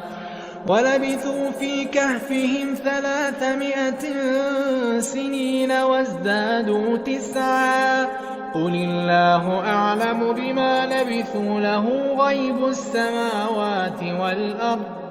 أبصر به وأسمع ما لهم من دونه من ولي ولا يشرك في حكمه أحدا واتل ما أوحي إليك من كتاب ربك لا مبدل لكلماته ولن تجد من دونه ملتحدا واصبر نفسك مع الذين يدعون ربهم بالغداة والعشي يريدون وجهه ولا تعد عيناك عنهم تريد زينة الحياة الدنيا ولا تطع من أغفلنا قلبه عن ذكرنا واتبع هواه وكان أمره فرطا بسطا وقل الحق من ربكم فمن شاء فليؤمن ومن شاء فليكفر إنا أعتدنا للظالمين نارا أحاط بهم سرادقها وإن يستغيثوا يغاثوا بماء كالمهل يشوي الوجوه بئس الشراب وساءت مرتفقا إن الذين آمنوا وعملوا الصالحات إنا لا نضيع أجر من أحسن عملا أولئك لهم جنات عدن تجري من تحتهم الأنهار يحلون فيها من أساور من ذهب ويلبسون ثيابا خضرا من سندس وإستبرق متكئين فيها على الأرائك نعم الثواب وحسنت مرتفقا واضرب لهم مثلا الرجلين جعلنا لأحدهما جنتين من أعناب وحففناهما بنخل وجعلنا بينهما زرعا كلتا الجنتين آتت أكلها ولم تظلم منه شيئا وفجرنا خلالهما نهرا وكان له ثمر فقال لصاحبه وهو يحاوره أنا أكثر منك مالا وأعز نفرا ودخل جنته وهو ظالم لنفسه قال ما أظن أن تبيد هذه أبدا وما أظن الساعة قائمة ولئن رددت إلى ربي لأجدن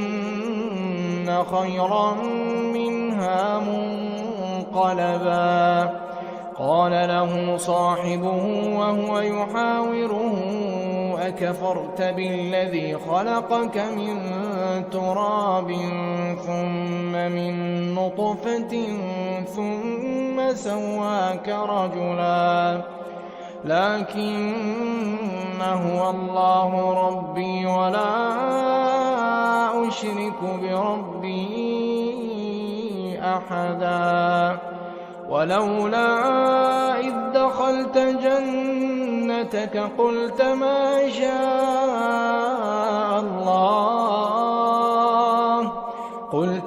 شاء الله لا قوة إلا بالله إن ترني أنا أقل منك مالا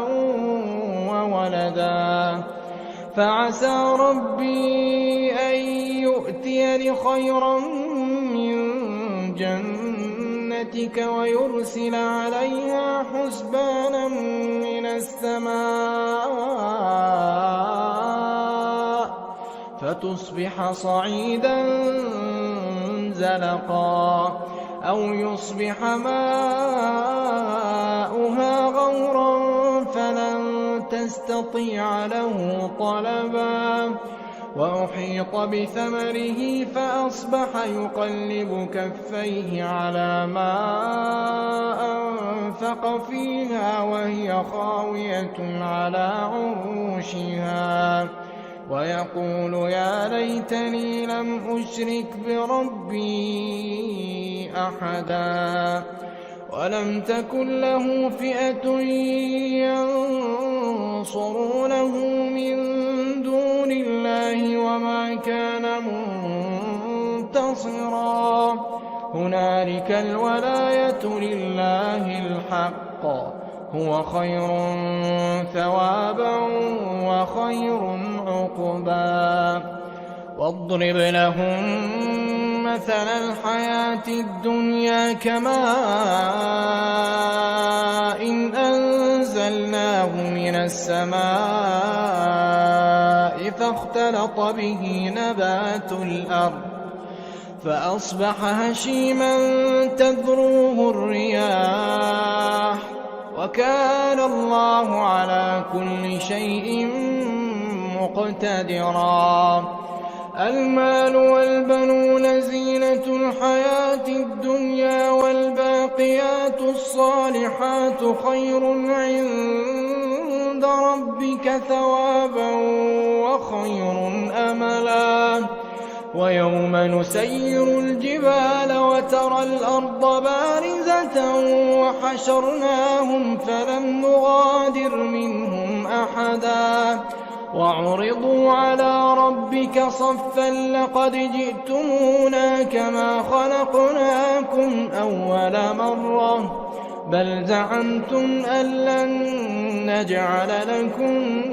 موعدا ووضع الكتاب فترى المجرمين مشفقين مما فيه ويقولون يا ويلتنا ما لهذا الكتاب لا يغادر صغيرة ولا كبيرة إلا أحصاها ووجدوا ما عملوا حاضرا ولا يظلم ربك أحدا وإذ قلنا للملائكة اسجدوا لآدم فسجدوا إلا إبليس كان من الجن ففسق عن أمر ربه أفتتخذونه وذريته أولياء من دوني وهم لكم عدو بئس للظالمين بدلا ما أشهدتهم خلق السماوات والأرض ولا خلق أنفسهم وما كنت متخذ المضلين عضدا ويوم يقول نادوا شركائي الذين زعمتم فدعوهم فلم يستجيبوا لهم وجعلنا بينهم موبقا ورأى المجرمون النار فظنوا أنهم مواقعوها ولم يجدوا عنها مصرفا ولقد صرفنا في هذا القرآن للناس من كل مثل وكان الإنسان أكثر شيء جدلا وما منع الناس أن يؤمنوا إذ جاءهم الهدى ويستغفروا ربهم إلا أن تأتيهم سنة الأولين أو يأتيهم العذاب قبلا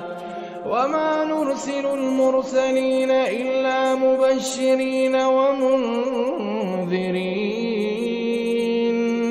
ويجادل الذين كفروا بالباطل ليدحضوا به الحق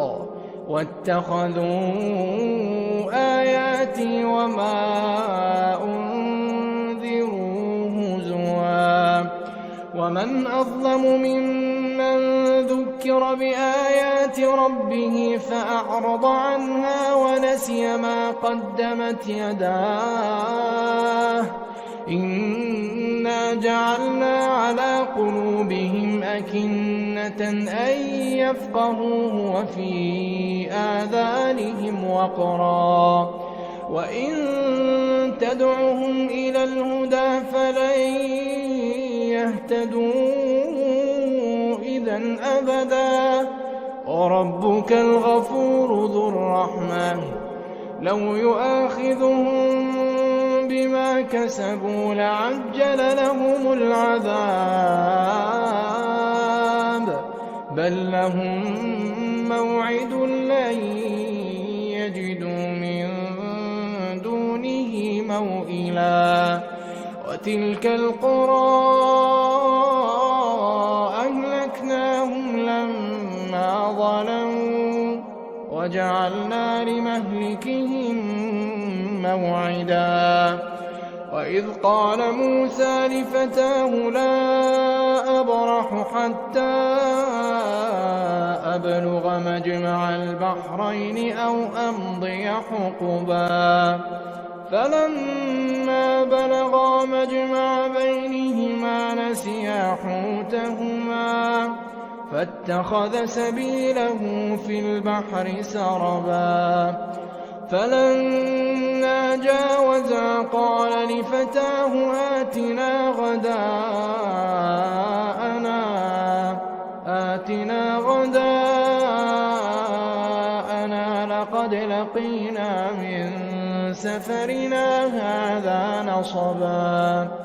قال أرأيت إذ أوينا إلى الصخرة فإني نسيت الحوت وما أنسانيه إلا الشيطان أن أذكره واتخذ سبيله في البحر عجبا قال ذلك ما كنا نبغي فارتدا على آثارهما قصصا فوجدا عبدا من عبادنا آتيناه رحمة من عندنا وعلمناه من لدنا علما قال له موسى هل أتبعك على أن تعلمني مما علمت رشدا قال إنك لن تستطيع معي صبرا وكيف تصبر على ما لم تحط به خبرا قال ستجدني إن شاء الله صابرا ولا أعصي لك أمرا قال فإن اتبعتني فلا تسألني عن شيء حتى أحدث لك منه ذكرا فانطلقا حتى إذا ركبا في السفينة خرقها قال أخرقتها لتغرق أهلها لقد جئت شيئا إمرا قال ألم أقل إنك لن تستطيع معي صبرا قال لا تؤاخذني بما نسيت ولا ترهقني من أمري عسرا فانطلقا حتى إذا لقيا غلاما فقتله قال أقتلت نفسا زكية بغير نفس لقد جئت شيئا نكرا قال ألم أقل لك إنك لن تستطيع معي صبرا قال إن سألتك عن شيء بعدها فلا تصاحبني قد بلغت من لدني عذرا فانطلقا حتى إذا أتيا أهل قرية استطعما أهلها فأبوا أن يضيفوهما فوجدا فيها جدارا يريد أن ينقض فأقامه قال لو شئت لاتخذت عليه أجرا قال هذا فراق بيني وبينك سأنبئك بتأويل ما لم تستطع عليه صبرا أما أما السفينة فكانت لمساكين يعملون في البحر فأردت أن أعيبها وكان وراءهم ملك يأخذ كل سفينة غصبا. وأما الغلام فكان أبواه مؤمنين فخشينا أن يرهقهما طغيانا وكفرا فأردنا أن يبدلهما ربهما خيرا منه زكاة وأقرب رحما. وأما الجدار فكان لغلامين يتيمين في المدينة وكان تحته كنز لهما وكان أبوهما صالحا فأراد ربك أن يبلغا أشدهما ويستخرجا كنزهما رحمة من ربك وما فعلته عن أمري ذلك تأويل ما لم تسطع عليه صبرا. ويسألونك عن ذي القرنين قل سأتلو عليكم منه ذكرا. إنا مكنا له في الأرض وآتيناه من كل شيء سببا فأتبع سببا حتى إذا بلغ مغرب الشمس وجدها تغرب في عين حمئة ووجد عندها قوما قلنا يا ذا القرنين إما أن تعذب وإما أن تتخذ فيهم حسنا. قال أما من ظلم فسوف نعذبه ثم يرد إلى ربه فيعذبه عذابا نكرا. وأما من آمن وعمل صالحا فله جزاء الحسنى وسنقول له من أمرنا يسرا. ثم أتبع سببا حتى إذا بلغ مطلع الشمس وجدها تطلع على قوم لم نجعل لهم من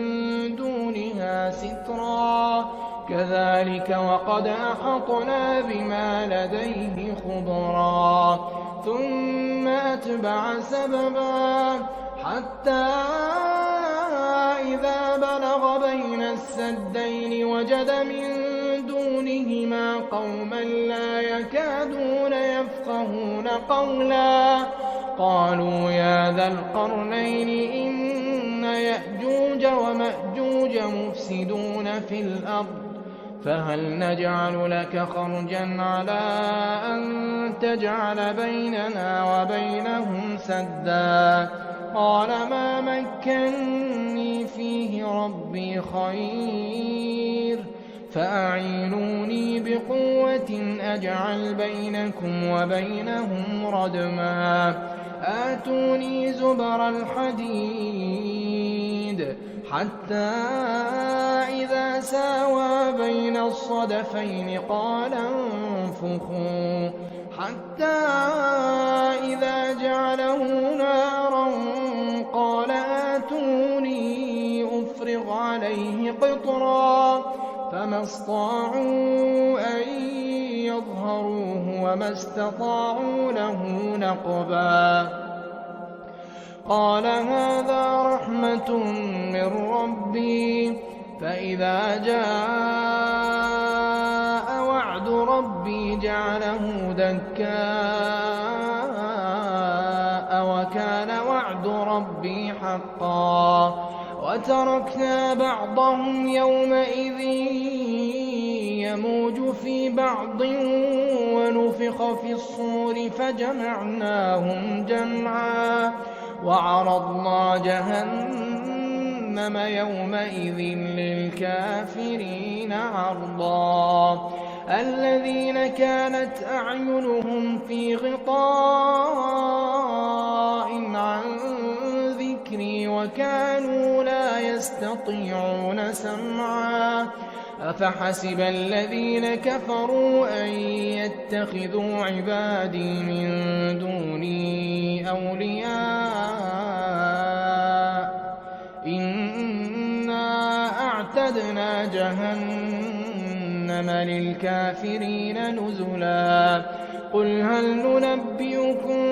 بالأخسرين أعمالا الذين ضل سعيهم في الحياة الدنيا وهم يحسبون أنهم يحسنون صنعا أولئك الذين كفروا بآيات ربهم ولقائه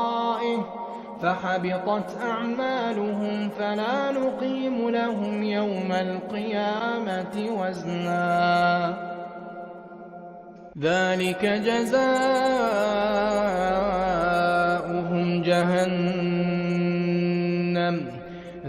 جزاؤهم جهنم بما كفروا واتخذوا آياتي ورسلي هزوا إن الذين آمنوا وعملوا الصالحات كانت لهم جنات الفردوس نزلا خالدين فيها لا يبغون عنها حولا قل لو كان البحر مدادا لكلمات ربي لنفد البحر قبل أن تنفد كلمات ربي ولو جئنا بمثله مددا قل إنما أنا بشر مثلكم يوحى إلي أنما إلهكم إله واحد فمن كان يرجو لقاء ربه فليعمل عملا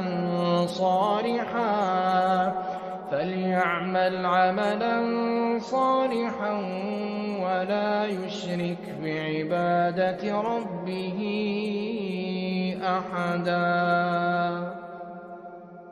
بسم الله الرحمن الرحيم ياسين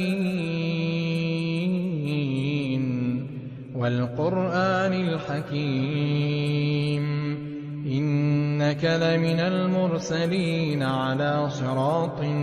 مستقيم تنزيل العزيز الرحيم لتنذر قوما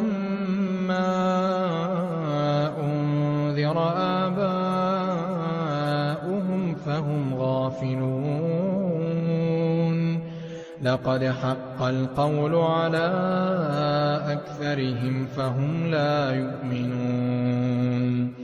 إنا جعلنا في أعناقهم أغلالا فهي إلى الأذقان فهم مقمحون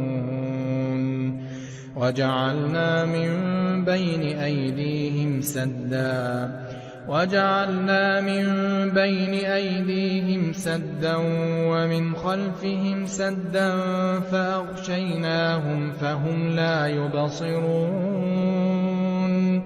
وسواء عليهم أأنذرتهم أم لم تنذرهم لا يؤمنون إنما تنذر من اتبع الذكر وخشي الرحمن بالغيب فبشره بمغفرة وأجر كريم إنا نحن نحيي الموتى ونكتب ما قدموا وآثارهم وكل شيء أحصيناه في إمام مبين واضرب لهم مثلا أصحاب القرية إذ جاءها المرسلون إذ أرسلنا إليهم 2 فكذبوهما فعززنا ب3 فقالوا إنا إليكم مرسلون قالوا ما أنتم إلا بشر مثلنا وما أنزل الرحمن من شيء إن أنتم إلا تكذبون قالوا ربنا يعلم إنا إليكم لمرسلون وما علينا إلا البلاغ المبين قالوا إنا تطيرنا بكم لئن لم تنتهوا لنرجمنكم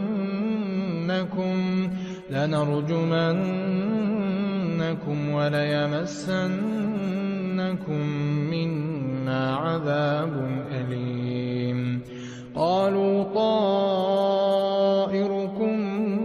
معكم أئن ذكرتم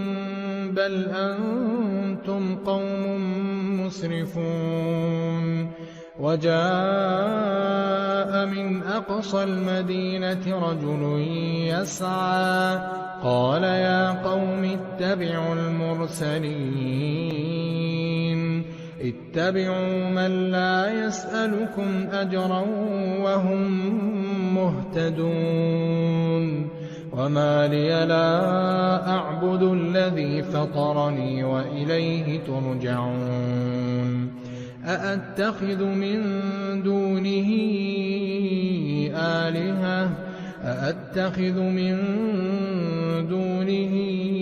آلهة إن يردني الرحمن بضر لا تغن عني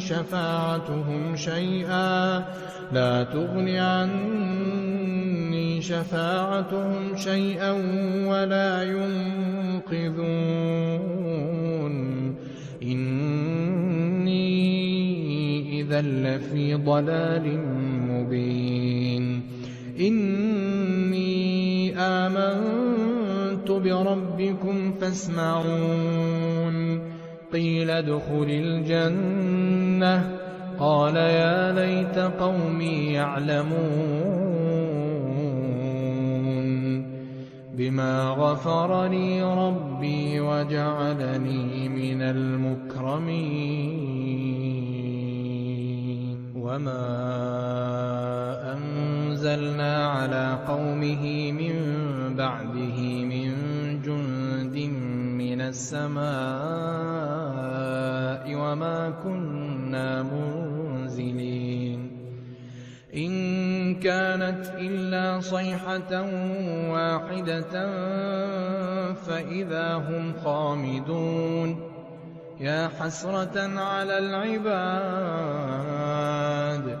ما يأتيهم من رسول إلا كانوا به يستهزئون ألم يروا كم أهلكنا قبلهم من القرون أنهم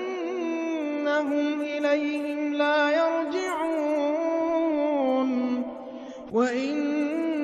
كل لما جميع لدينا محضرون وآية لهم الأرض الميتة أحييناها وأخرجنا منها حبا فمنه يأكلون وجعلنا فيها جنات من نخيل وأعناب وفجرنا فيها من العيون ليأكلوا من ثمره وما عملته أيديهم أفلا يشكرون سبحان الذي خلق الأزواج كلها مما تنبت الأرض ومن أنفسهم ومما لا يعلمون وآية لهم الليل نسلخ منه النهار فإذا هم مظلمون والشمس تجري لمستقر لها ذلك تقدير العزيز العليم والقمر قدرناه منازل حتى عاد كالعرجون القديم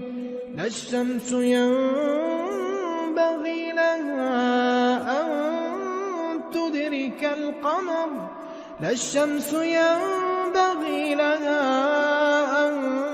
تدرك القمر ولا الليل سابق النهار وكل في فلك يسبحون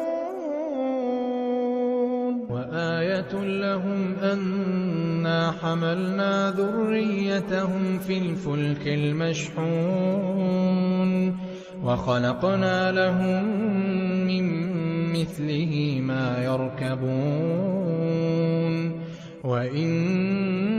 نشأ نغرقهم فلا صريخ لهم ولا هم ينقذون إلا رحمة منا ومتاعا إلى حين وإذا قيل لهم اتقوا ما بين أيديكم وما خلفكم لعلكم ترحمون وما تأتيهم من آية من آيات ربهم إلا كانوا عنها معرضين وإذا قيل لهم أنفقوا مما رزقكم الله قال الذين كفروا للذين آمنوا أنطعم من لو يشاء الله أطعمه إن أنتم إلا في ضلال مبين ويقولون متى هذا الوعد إن كنتم صادقين ما ينظرون إلا صيحة واحدة تأخذهم وهم يخصمون فلا يستطيعون توصية ولا إلى أهلهم يرجعون ونفخ في الصور فإذا هم من الأجداث إلى ربهم ينسلون قالوا يا ويلنا من بعثنا من مرقدنا هذا ما وعد الرحمن وصدق المرسلون إن كانت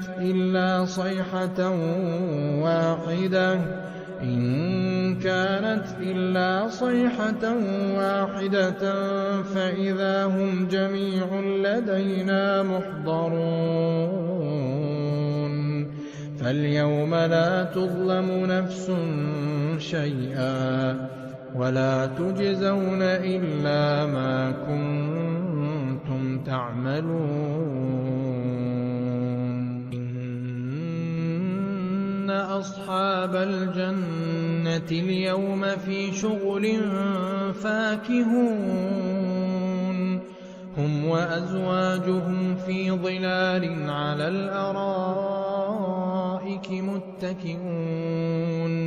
لهم فيها فاكهة ولهم ما يدعون سلام قولا من رب رحيم وامتازوا اليوم أيها المجرمون ألم أعهد إليكم يا بني آدم ألا تعبدوا الشيطان إنه لكم عدو مبين وأن اعبدوني هذا صراط مستقيم ولقد أضل منكم جبلا كثيرا أفلم تكونوا تعقلون هذه جهنم التي كنتم توعدون اصْلَوْهَا الْيَوْمَ بِمَا كُنتُمْ تَكْفُرُونَ الْيَوْمَ نَخْتِمُ عَلَىٰ أَفْوَاهِهِمْ وَتُكَلِّمُنَا أَيْدِيهِمْ وَتَشْهَدُ أَرْجُلُهُم بِمَا كَانُوا يَكْسِبُونَ وَلَوْ نَشَاءُ لَطَمَسْنَا عَلَىٰ أَعْيُنِهِمْ فَاسْتَبَقُوا الصِّرَاطَ فَأَنَّىٰ يُبْصِرُونَ وَلَوْ نَشَاءُ لَمَسَخْنَاهُمْ عَلَىٰ مَكَانَتِهِمْ فَمَا اسْتَطَاعُوا مُضِيًّا وَلَا يَرْجِعُونَ وَمَن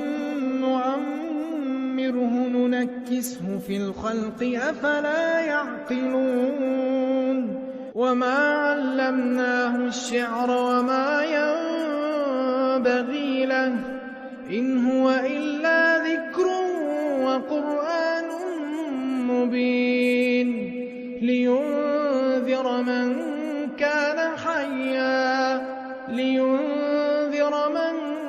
كَانَ حَيًّا وَيَحِقَّ الْقَوْلُ عَلَى الْكَافِرِينَ أَوَلَمْ يَرَوْا أَنَّا خَلَقْنَا لَهُم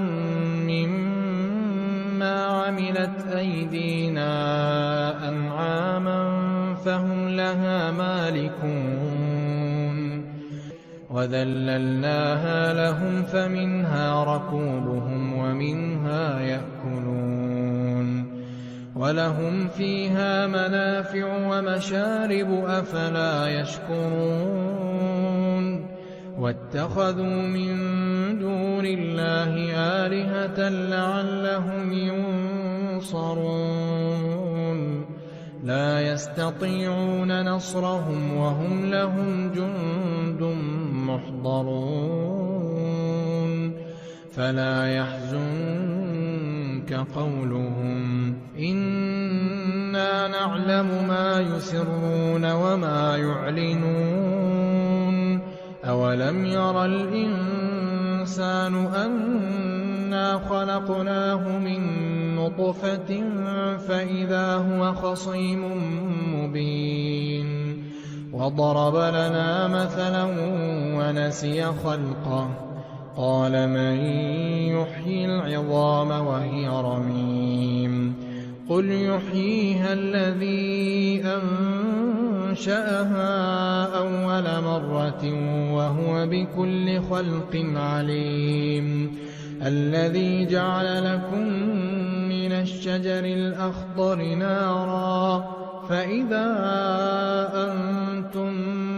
مِّنْهُ تُوقِدُونَ أَوَلَيْسَ الَّذِي خَلَقَ السَّمَاوَاتِ وَالْأَرْضَ بِقَادِرٍ عَلَىٰ أَن يَخْلُقَ مِثْلَهُم بَلَىٰ وَهُوَ الْخَلَّاقُ الْعَلِيمُ إِنَّمَا أَمْرُهُ إِذَا أَرَادَ شَيْئًا أَن يَقُولَ لَهُ كُن فَيَكُونُ فَسُبْحَانَ الَّذِي بِيَدِهِ مَلَكُوتُ كُلِّ شَيْءٍ وَإِلَيْهِ تُرْجَعُونَ إِذَا وَقَعَتِ الْوَاقِعَةُ لَيْسَ لِوَقْعَتِهَا كَاذِبَةٌ خَافِضَةٌ رَّافِعَةٌ إِذَا رُجَّتِ الْأَرْضُ رَجًّا وَبُسَّتِ الْجِبَالُ بَسًّا فَكَانَتْ هَبَاءً مُّنبَثًّا وَكُنتُمْ أَزْوَاجًا ثَلَاثَةً فَأَصْحَابُ الْمَيْمَنَةِ مَا أَصْحَابُ الْمَيْمَنَةِ وَأَصْحَابُ الْمَشْأَمَةِ مَا أَصْحَابُ الْمَشْأَمَةِ وَالسَّابِقُونَ السَّابِقُونَ أُولَٰئِكَ الْمُقَرَّبُونَ في جنات النعيم ثلة من الأولين وقليل من الآخرين على سرر موضونة متكئين عليها متقابلين يطوف عليهم ولدان مخلدون بأكواب وأباريق وكأس من معين لا يصدعون عنها ولا ينزفون وفاكهة مما يتخيرون ولحم طير مما يشتهون وحور عين كأمثال اللؤلؤ المكنون جزاء بما كانوا يعملون لا يسمعون فيها لغوا ولا تأثيما إلا قيلا سلاما سلاما وأصحاب اليمين ما أصحاب اليمين في سدر مخضود وطلح منضود وظل ممدود وماء مسكوب وفاكهة كثيرة لا مقطوعة ولا ممنوعة وفرش مرفوعة إنا أنشأناهن إنشاء فجعلناهن أبكارا عربا أترابا لأصحاب اليمين ثلة من الأولين وثلة من الآخرين وأصحاب الشمال ما أصحاب الشمال في سموم وحميم وظل من يحموم لا بارد ولا كريم إنهم كانوا قبل ذلك مترفين وكانوا يصرون على الحنث العظيم وكانوا يقولون أئذا متنا وكنا ترابا وعظاما أئنا لمبعوثون أو آباؤنا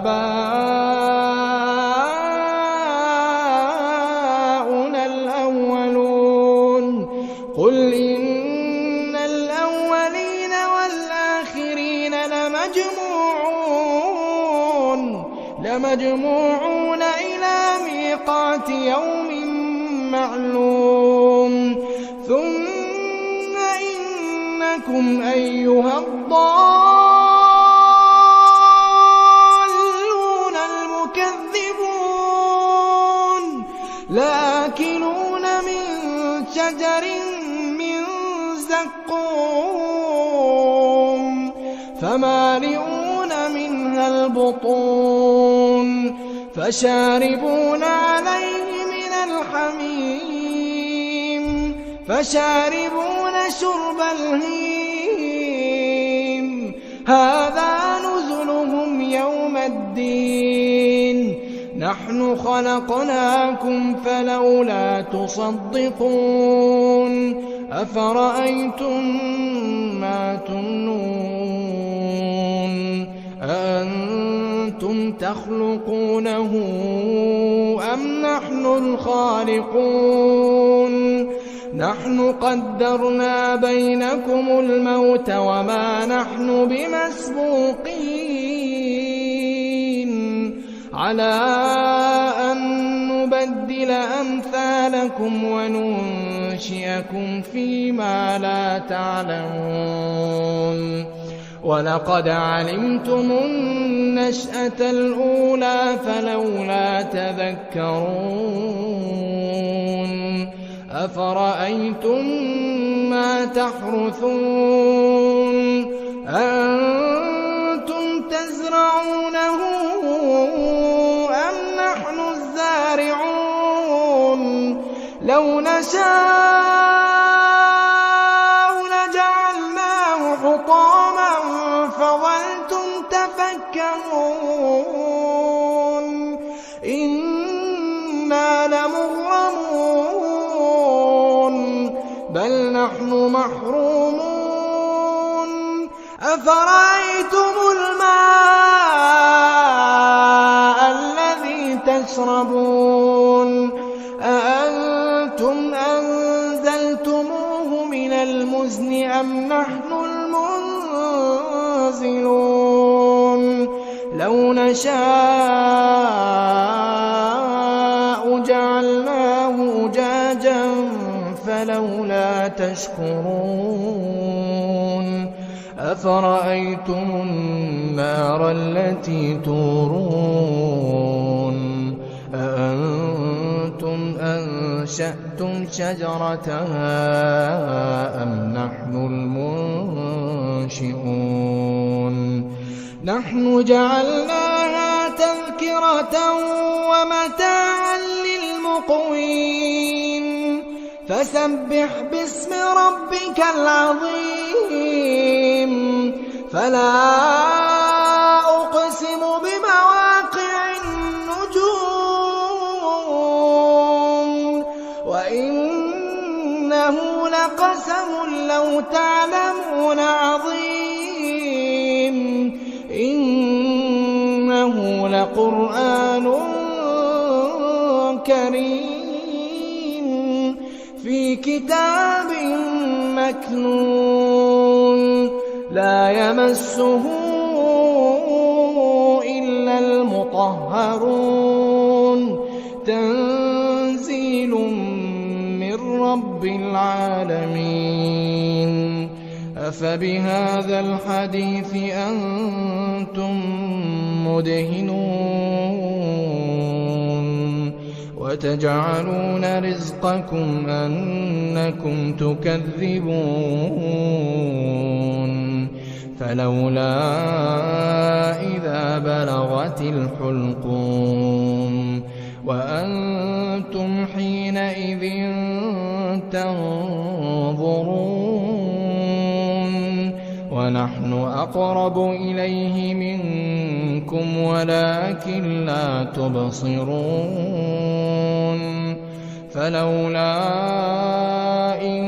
كنتم غير مدينين ترجعونها إن كنتم صادقين فأما إن كان من المقربين فروح وريحان وجنة نعيم وأما إن كان من أصحاب اليمين فسلام لك من أصحاب اليمين وأما إن كان من المكذبين الضالين فنزل من حميم وتصلية جحيم إن هذا لهو حق اليقين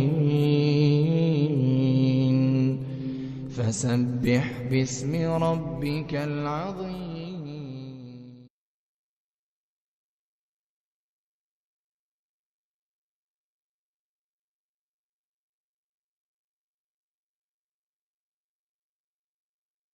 ألف لام را تلك آيات الكتاب المبين إنا نزلناه قرآنا عربيا لعلكم تعقلون نحن نقص عليك أحسن القصص بما أوحينا إليك هذا القرآن وإن كنت من قبله لمن الغافلين إذ قال يوسف لأبيه يا أبت إني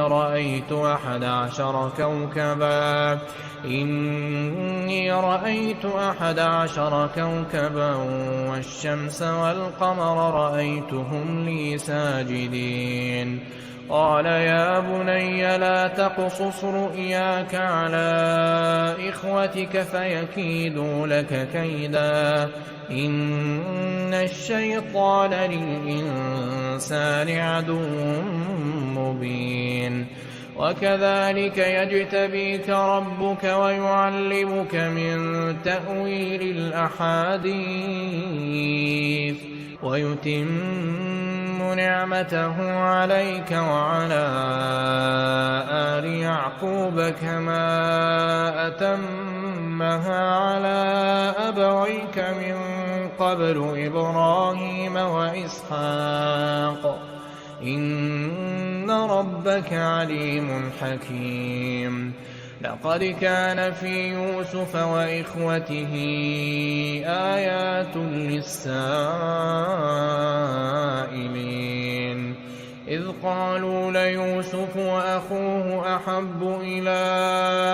أبينا منا ونحن عصبة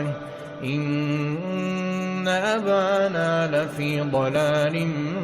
مبين اقتلوا يوسف أو اطرحوه أرضا يخل لكم وجه أبيكم وتكونوا من بعده قوما صالحين قال قائل منهم لا تقتلوا يوسف وألقوه في غيابة الجب يلتقطه بعض السيارة إن كنتم فاعلين قالوا يا أبانا ما لك لا تأمنا على يوسف وإنا له لناصحون أرسله معنا غدا يرتع ويلعب وإنا له لحافظون قال إني ليحزنني أن تذهبوا به وأخاف أن يأكله الذئب وأنتم عنه غافلون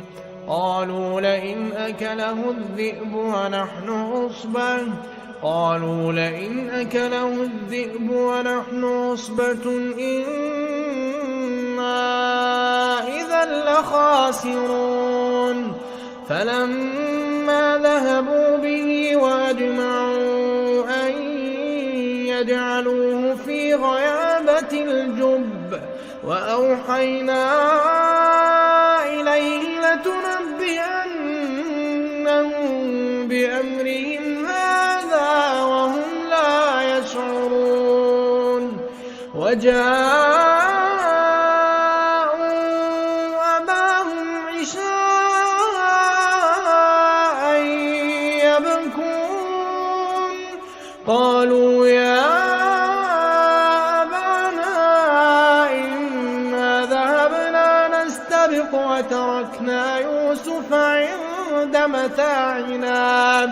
وتركنا يوسف عند متاعنا فأكله الذئب وما أنت بمؤمن لنا ولو كنا صادقين وجاءوا على قميصه بدم كذب قال بل سولت لكم أنفسكم أمرا فصبر جميل والله المستعان على ما تصفون. وجاءت سيارة فأرسلوا واردهم فأدلى دلوه قال يا بشرى هذا غلام وأسروه بضاعة والله عليم بما يعملون. وشروه بثمن بخس دراهم معدودة وكانوا فيه من الزاهدين. وقال الذي اشتراه من مصر لامرأته أكرمي مثواه عسى أن ينفعنا أو نتخذه ولدا وكذلك مكنا ليوسف في الأرض ولنعلمه من تأويل الأحاديث والله غالب على أمره ولكن أكثر الناس لا يعلمون. ولما بلغ أشده آتيناه حكما وعلما وكذلك نجزي المحسنين. وراودته التي هو في بيتها عن نفسه وغلقت الأبواب وقالت هيت لك قال معاذ الله إنه ربي أحسن مثواي إنه لا يفلح الظالمون. ولقد همت به وهم بها لولا أن رأى برهان ربه كذلك لنصرف عنه السوء والفحشاء إنه من عبادنا المخلصين. واستبق الباب وقدت قميصه من دبر وألف يا سيدها لدى الباب قالت ما جزاء من أراد بأهلك سوءا إلا أن يسجن أو عذاب أليم. قال هي راودتني عن نفسي وشهد شاهد من أهلها إن كان قميصه قد من قبل فصدقت وهو من الكاذبين وإن كان قميصه قد من دبر فكذبت وهو من الصادقين. فلما رأى قميصه قد من دبر قال إنه من كيدكن إن كيدكن عظيم. يوسف أعرض عن هذا واستغفري لذنبك إنك كنت من الخاطئين. وقال نسوة في المدينة امرأة العزيز تراود فتاها عن نفسه قد شغفها حبا إنا لنراها في ضلال مبين. فلما سمعت بمكرهن أرسلت إليهن وأعتدت لهن متكئا وآتت كل واحدة منهن سكينا وقالت اخرج عليهن. فلما رأينه أكبرنه وقطعن أيديهن وقلن حاش لله ما هذا بشرا إن هذا إلا ملك كريم.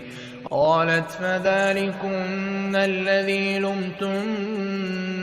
فيه ولقد راودته عن نفسه فاستعصم ولئن لم يفعل ما آمره ليسجنن وليكونن من الصاغرين. قال رب السجن أحب إلي مما يدعونني إليه وإلا تصرف عني كيدهن أصب إليهن وأكن من الجاهلين. فاستجاب له ربه فصرف عنه كيدهن إنه هو السميع العليم. ثم بدا لهم من بعد ما رأوا الآيات ليسجننه حتى حين. ودخل معه السجن فتيان قال أحدهما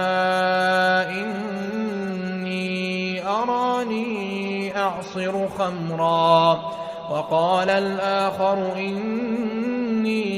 أراني أحمل فوق رأسي خبزا تأكل الطير منه نبئنا بتأويله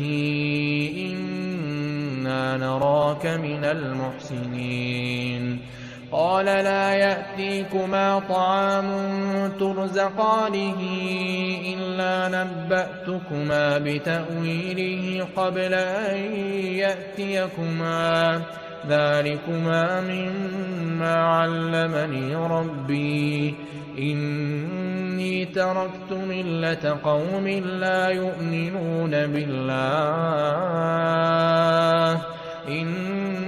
تركت ملة قوم لا يؤمنون بالله وهم بالآخرة هم كافرون. واتبعت ملة آبائي إبراهيم وإسحاق ويعقوب ما كان لنا أن نشرك بالله من شيء ذلك من فضل الله علينا وعلى الناس ولكن أكثر الناس لا يشكرون. يا صاحبي السجن أأرباب متفرقون خير أم الله الواحد القهار ما تعبدون من دونه إلا أسماء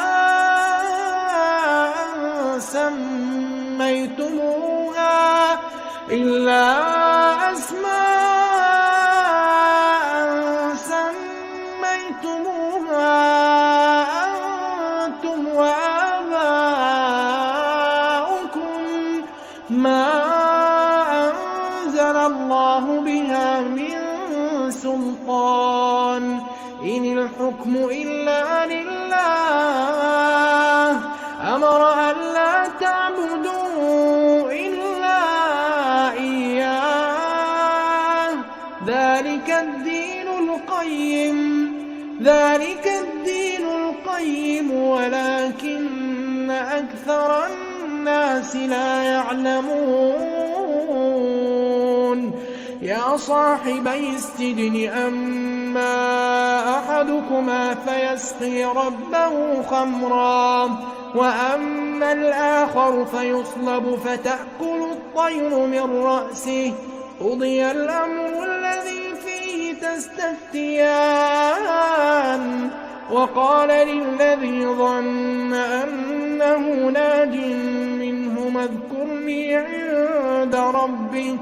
فأنساه الشيطان ذكر ربه فلبث في السجن بضع سنين. وقال الملك إني أرى 7 بقرات سمان يأكلهن 7 عجاف و7 سنبلات خضر وأخر يابسات يا أيها الملأ أفتوني في رؤياي إن كنتم للرؤيا تعبرون. قالوا أضغاث أحلام وما نحن بتأويل الأحلام بعالمين. وقال الذي نجا منهما وادكر بعد أمة أنا أنبئكم بتأويله فأرسلون. يوسف أيها الصديق أفتنا في 7 بقرات سمان يأكلهن 7 عجاف و7 سنبلات خضر وأخر يابسات لعلي أرجع إلى الناس لعلهم يعلمون. قال تزرعون 7 سنين دأبا فما حصدتم فذروه في سنبله إلا قليلا مما تأكلون. ثم يأتي من بعد ذلك 7 شداد يأكلن ما قدمتم لهن إلا قليلا مما تحصنون. ثم يأتي من بعد ذلك عام فيه يغاث الناس وفيه يعصرون. وقال الملك ائتوني به فلما جاءه الرسول قال ارجع إلى ربك فاسأله ما بال النسوة اللاتي قطعن أيديهن إن ربي بكيدهن عليم. قال ما خطبكن إذ راوتن يوسف عن نفسه قلن حاش لله ما علمنا عليه من سوء. قالت امرأة العزيز الآن حصحص الحق أنا راودته عن نفسه وإنه لمن الصادقين. ذلك ليعلم أني لم أخنه بالغيب وأن الله لا يهدي كيد الخائنين. وما أبرئ نفسي إن النفس لأمارة بالسوء إلا ما رحم ربي إن ربي غفور رحيم. وقال الملك ائتوني به أستخلصه لنفسي فلما كلمه قال إنك اليوم لدينا مكين أمين. قال اجعلني على خزائن الأرض إني حفيظ عليم. وكذلك مكنا ليوسف في الأرض يتبوأ منها حيث يشاء نصيب برحمتنا من نشاء ولا نضيع أجر المحسنين. ولأجر الآخرة خير للذين آمنوا وكانوا يتقون. وجاء إخوة يوسف فدخلوا عليه فعرفهم وهم له منكرون. ولما جهزهم بجهازهم قال ائتوني بأخ لكم من أبيكم ألا ترون أني أوفي الكيل وأنا خير المنزلين. فإن لم تأتوني به فلا كيل لكم عندي ولا تقربون. قالوا سنراود عنه أباه وإنا لفاعلون. وقال لفتيانه اجعلوا بضاعتهم في رحالهم لعلهم يعرفونها إذا انقلبوا إلى أهلهم لعلهم يرجعون. فلما فلما رجعوا إلى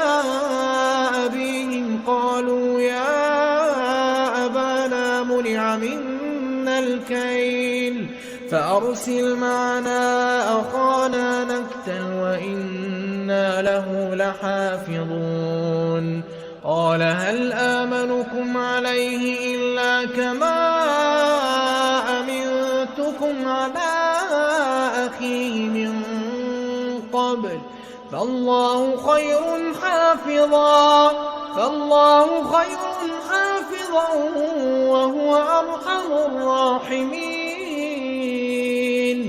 ولما فتحوا متاعهم وجدوا بضاعتهم ردت إليهم قالوا يا أبانا ما نبغي هذه بضاعتنا ردت إلينا ونمير أهلنا ونحفظ أخانا ونزداد كيل بعير ذلك كيل يسير قال لن أرسله معكم حتى تؤتون موثقا من الله لتأتونني به إلا أن يحاط بكم فلما آتوه موثقهم قال الله على ما نقول وكيل وقال يا بني لا تدخلوا من باب واحد وادخلوا من أبواب متفرقة وما أغني عنكم من الله من شيء إن الحكم إلا لله عليه توكلت وعليه فليتوكل المتوكلون ولما دخلوا من حيث أمرهم أبوهم ما كان يغني عنهم من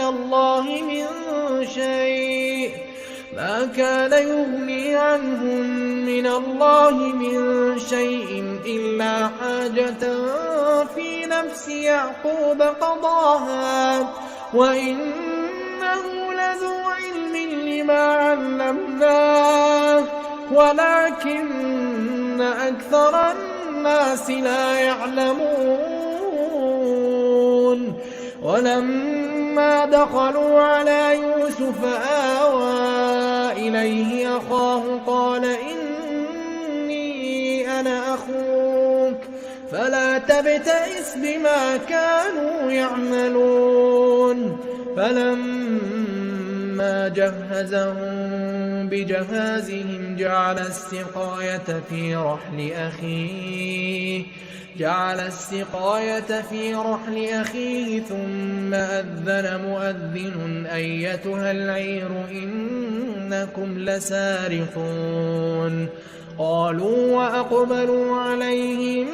ماذا تفقدون قالوا نفقد صواع الملك ولمن جاء به حمل بعير وأنا به زعيم قالوا تالله لقد علمتم ما جئنا لنفسد في الأرض وما كنا سارقين قالوا فما جزاؤه إن كنتم كاذبين قالوا جزاؤه من وجد في رحله فهو جزاؤه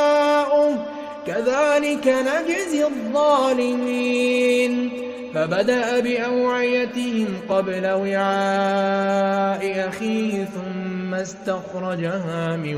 وعاء أخيه كذلك كدنا ليوسف ما كان ليأخذ أخاه في دين الملك إلا أن يشاء الله نرفع درجات من نشاء وفوق كل ذي علم عليم قالوا إن يسرق فقد سرق أخ له من قبل فأسرها يوسف في نفسه ولم يبدها لهم. قال أنتم شر مكانا والله أعلم بما تصفون. قالوا يا أيها العزيز إن له أبا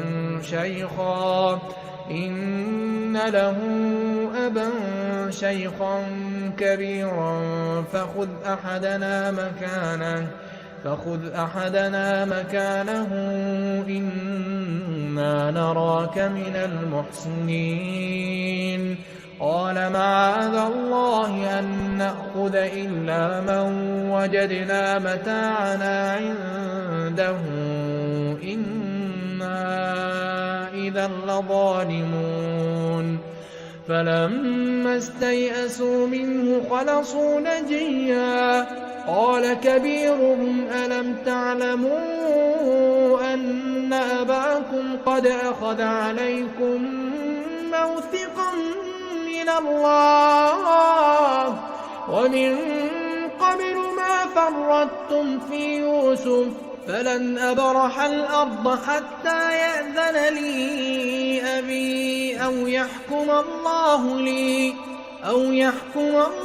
لي وهو خير الحاكمين. ارجعوا إلى أبيكم فقولوا يا أبانا إن ابنك سرق وما شهدنا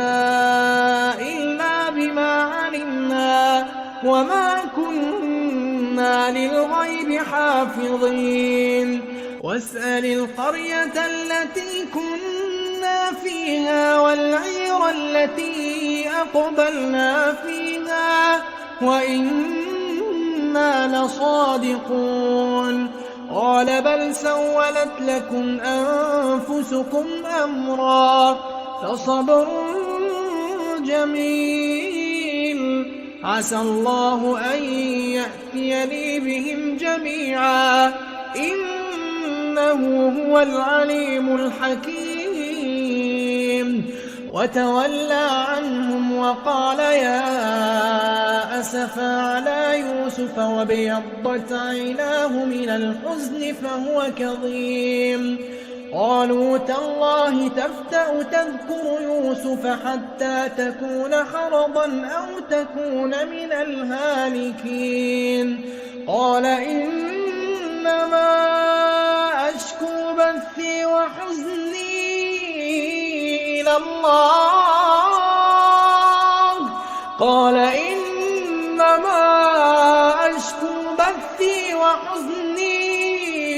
إلى الله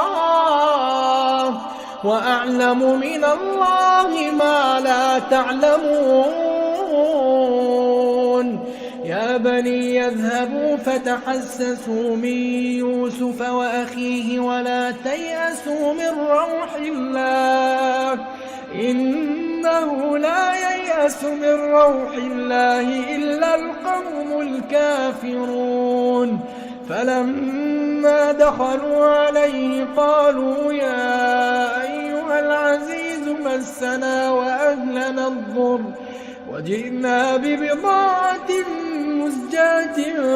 فأوف لنا الكيل وتصدق علينا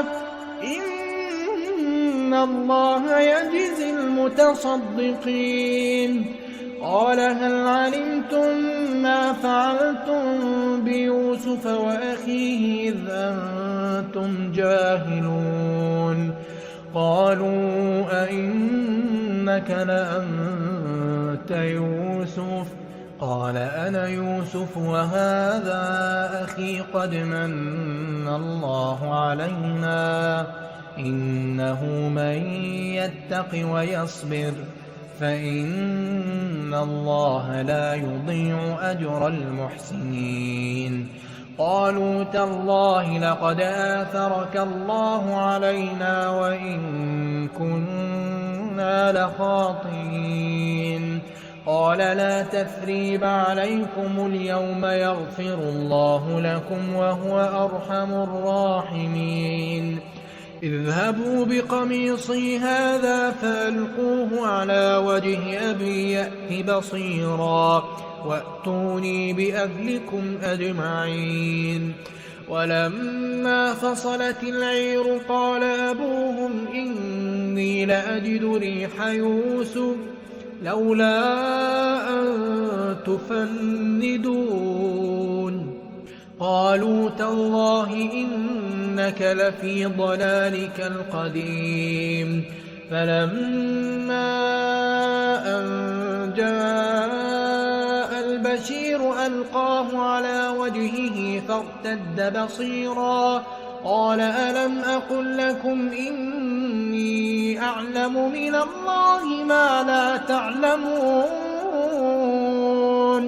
قالوا يا أبانا استغفر لنا ذنوبنا إنا كنا خاطئين. قال سوف أستغفر لكم ربي إنه هو الغفور الرحيم. فلما دخلوا على يوسف آوى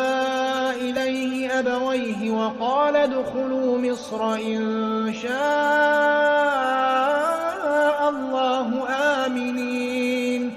ورفع أبويه على العرش وخروا له سجدا وقال يا أبت هذا تأويل رؤياي من قبل قد جعلها ربي حقا وقد أحسن بي إذ أخرجني من السجن وجاء بكم من البدو من بعد أن نزغ الشيطان بيني وبين إخوتي إن ربي لطيف لما يشاء إنه هو العليم الحكيم. رب قد آتيتني من الملك وعلمتني من تأويل الأحاديث فاطر السماوات والأرض أنت ولي في الدنيا والآخرة توفني مسلما وألحقني بالصالحين. ذلك من أنباء الغيب نوحيه إليك وما كنت لديهم إذ أجمعوا أمرهم وهم يمكرون. وما أكثر الناس ولو حرصت بمؤمنين وما تسألهم عليه من أجر إن هو إلا ذكر للعالمين. وكأي من آية في السماوات والأرض يمرون عليها وهم عنها معرضون وما يؤمن أكثرهم بالله إلا وهم مشركون. أفأمنوا أن تأتيهم غاشية من عذاب الله أو تأتيهم الساعة بغتة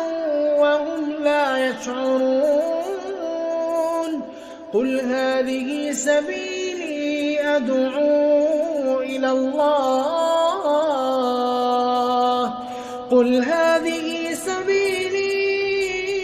أدعو إلى الله على بصيرة أنا ومن اتبعني وسبحان الله وما أنا من المشركين. وما أرسلنا من قبلك إلا رجالا نوحي إليهم من أهل القرى أفلم يسيروا في الأرض فينظروا كيف كان عاقبة الذين من قبلهم ولدار الآخرة خير للذين اتقوا أفلا تعقلون. حتى إذا استيأس الرسل وظنوا أنهم قد كذبوا جاءهم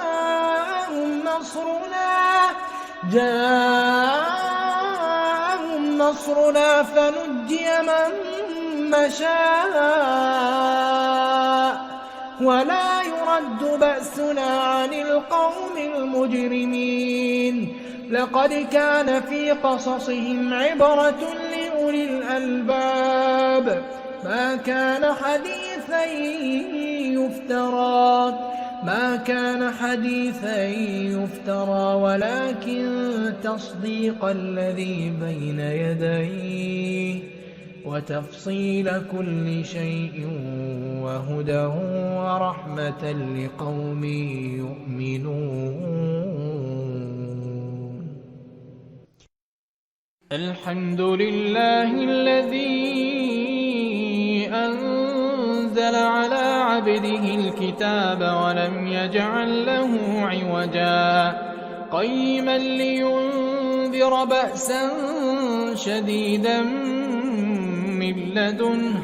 ويبشر المؤمنين الذين يعملون الصالحات أن لهم أجرا حسنا ماكثين فيه أبدا وينذر الذين قالوا اتخذ الله ولدا ما لهم به من علم ولا لآبائهم كبرت كلمة تخرج من أفواههم إن يقولون إلا كذبا فلعلك باخع نفسك على آثارهم إن لم يؤمنوا بهذا الحديث أسفا إنا جعلنا ما على الأرض زينة لها لنبلوهم أيهم أحسن عملا وإنا لجاعلون ما عليها صعيدا جرزا أم حسبت أن أصحاب الكهف والرقيم كانوا من آياتنا عجبا إذ أوى الفتية إلى الكهف فقالوا ربنا آتنا من لدنك رحمة وهيئ لنا من أمرنا رشدا فضربنا على آذانهم في الكهف سنين عددا ثم بعثناهم لنعلم أي الحزبين أحصى لما لبثوا أمدا نحن نقص عليك نبأهم بالحق إنهم فتية آمنوا بربهم وزدناهم هدى وربطنا على قلوبهم إذ قاموا فقالوا ربنا رب السماوات والأرض لن ندعو من دونه إلها لقد قلنا إذا شططا هؤلاء قوم اتخذوا من دونه آلهة لولا يأتون عليهم بسلطان بين فمن أظلم ممن افترى على الله كذبا وإذ اعتزلتموهم وما يعبدون إلا الله فأووا إلى الكهف ينشر لكم ربكم من رحمته ويهيئ لكم من أمركم مرفقا وترى الشمس إذا طلعت تزاور عن كهفهم ذات اليمين وإذا غربت تقرضهم ذات الشمال وهم في فجوة منه ذلك من آيات الله من يهد الله فهو المهتد ومن يضلل فلن تجد له وليا مرشدا وتحسبهم أيقاظا وهم رقود ونقلبهم ذات اليمين وذات الشمال وكلبهم باسط ذراعيه بالوصيد لو اطلعت عليهم لوليت منهم فرارا ولملئت منهم رعبا وكذلك بعثناهم ليتساءلوا بينهم قال قائل منهم كم لبثتم قالوا لبثنا يوما أو بعض يوم قالوا ربكم أعلم بما لبثتم فابعثوا أحدكم بورقكم هذه إلى المدينة فلينظر أيها أزكى طعاما فليأتكم برزق منه وليتلطف ولا يشعرن بكم أحدا إنهم إن يظهروا عليكم يرجموكم أو يعيدوكم في ملتهم ولن تفلحوا إذا أبدا وكذلك أعثرنا عليهم ليعلموا أن وعد الله حق وأن الساعة لا ريب فيها إذ يتنازعون بينهم أمرهم فقالوا ابنوا عليهم بنيانا ربهم أعلم بهم قال الذين غلبوا على أمرهم لنتخذن عليهم مسجدا سيقولون ثلاثة رابعهم كلبهم ويقولون خمسة سادسهم كلبهم رجما بالغيب ويقولون سبعة وثامنهم كلبهم قل ربي أعلم بعدتهم ما يعلمهم إلا قليل فلا تمار فيهم إلا مراء ظاهرا ولا تستفت فيهم منهم أحدا ولا تقولن لشيء إني فاعل ذلك غدا إلا أن يشاء الله واذكر ربك إذا نسيت وقل عسى أن يهديني ربي لأقرب من هذا رشدا ولبثوا في كهفهم 300 سنين وازدادوا 9 قل الله أعلم بما لبثوا له غيب السماوات والأرض أبصر به وأسمع ما لهم من دونه من ولي ولا يشرك في حكمه أحدا واتل ما أوحي إليك من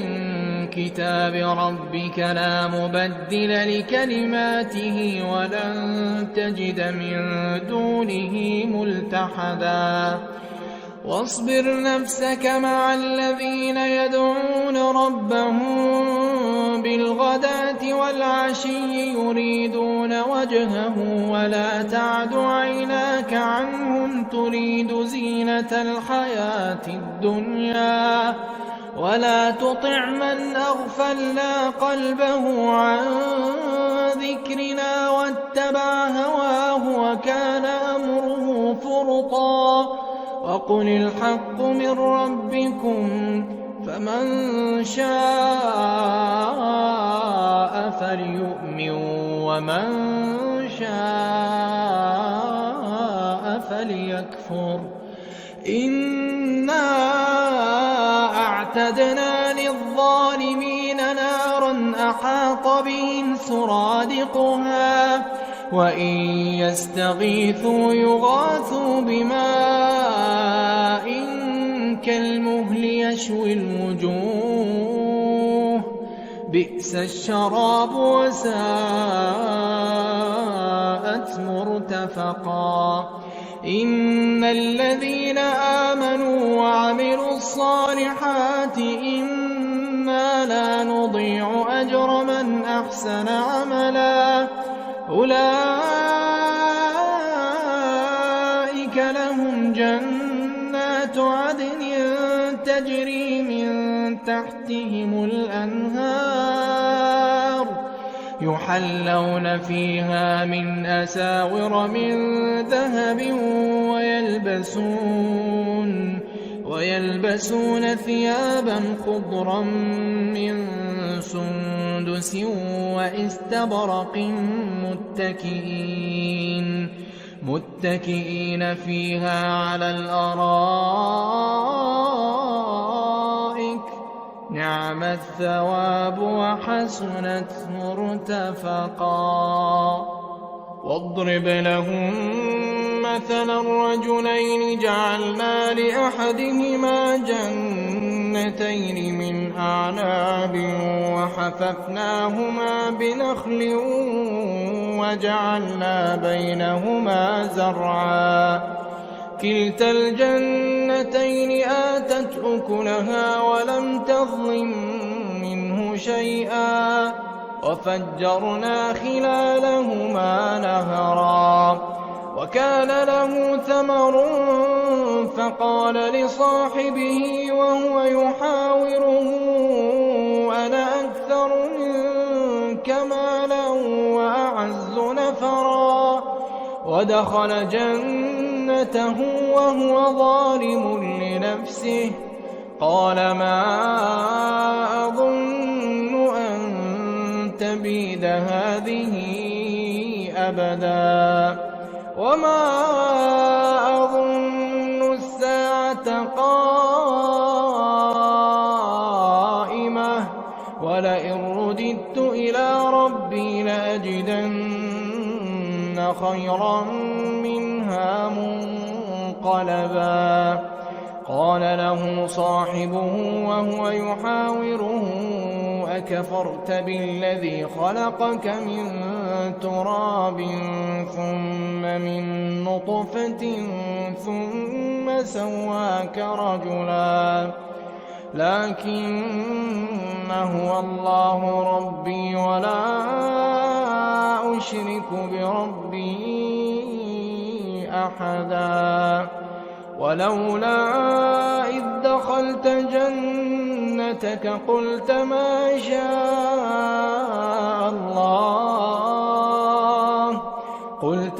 شاء الله لا قوة إلا بالله إن ترني أنا أقل منك مالا وولدا فعسى ربي أن يؤتيني خيرا من جنتك ويرسل عليها حسبانا من السماء فتصبح صعيدا زلقا أو يصبح ماؤها غورا فلن تستطيع له طلبا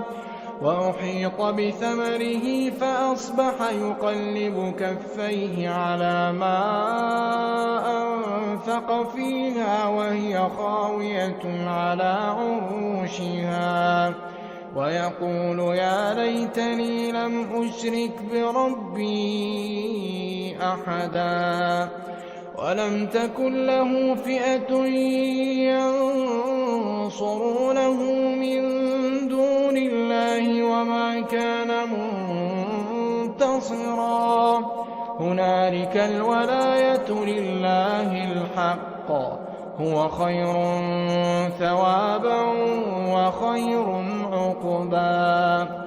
واضرب لهم مثل الحياة الدنيا كماء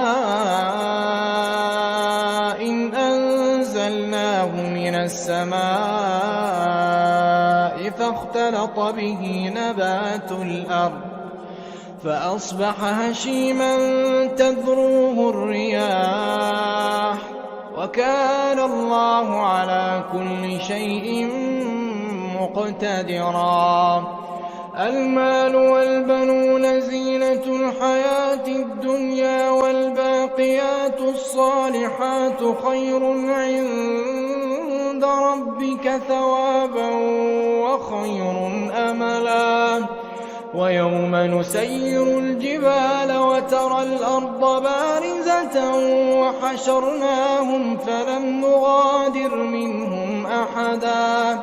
وعرضوا على ربك صفا لقد جئتمونا كما خلقناكم أول مرة بل زعمتم أن لن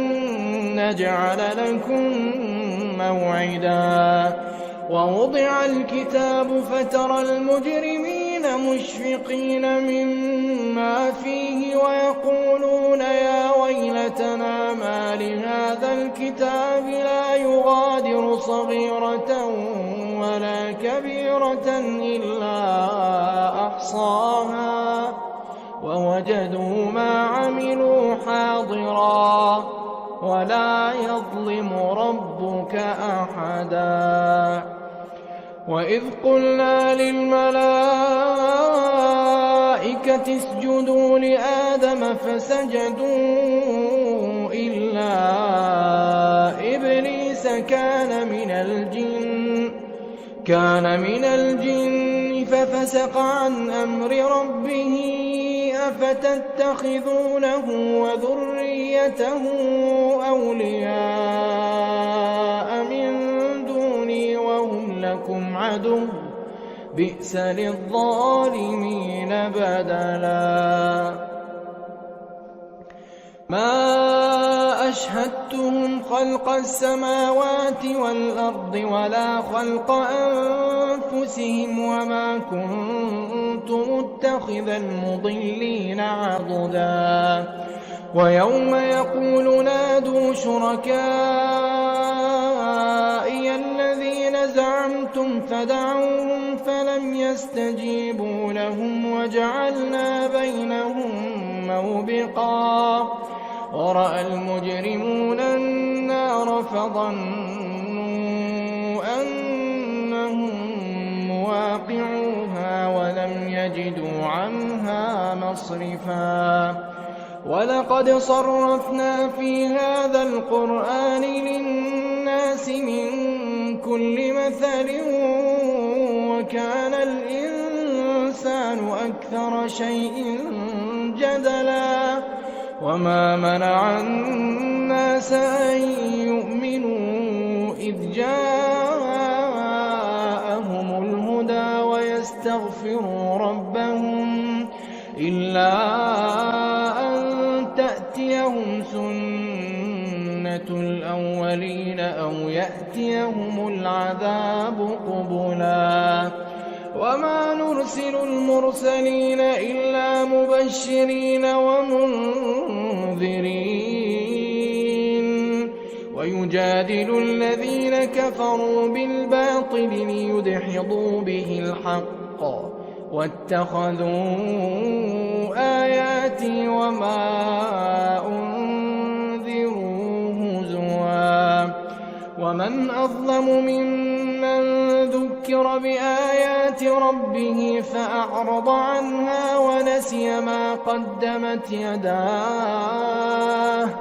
إنا جعلنا على قلوبهم أكنة أن يفقهوه وفي آذانهم وقرا وإن تدعهم إلى الهدى فلن يهتدوا إذا أبدا وربك الغفور ذو الرحمة لو يؤاخذهم بما كسبوا لعجل لهم العذاب بل لهم موعد لن يجدوا من دونه موئلا وتلك القرى أهلكناهم لما ظلموا وجعلنا لمهلكهم موعدا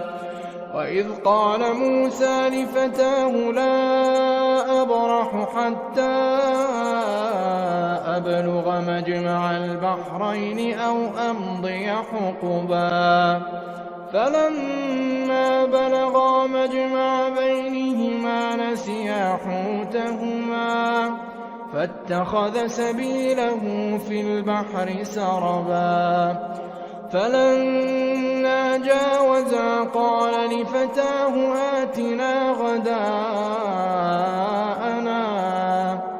آتنا غداءنا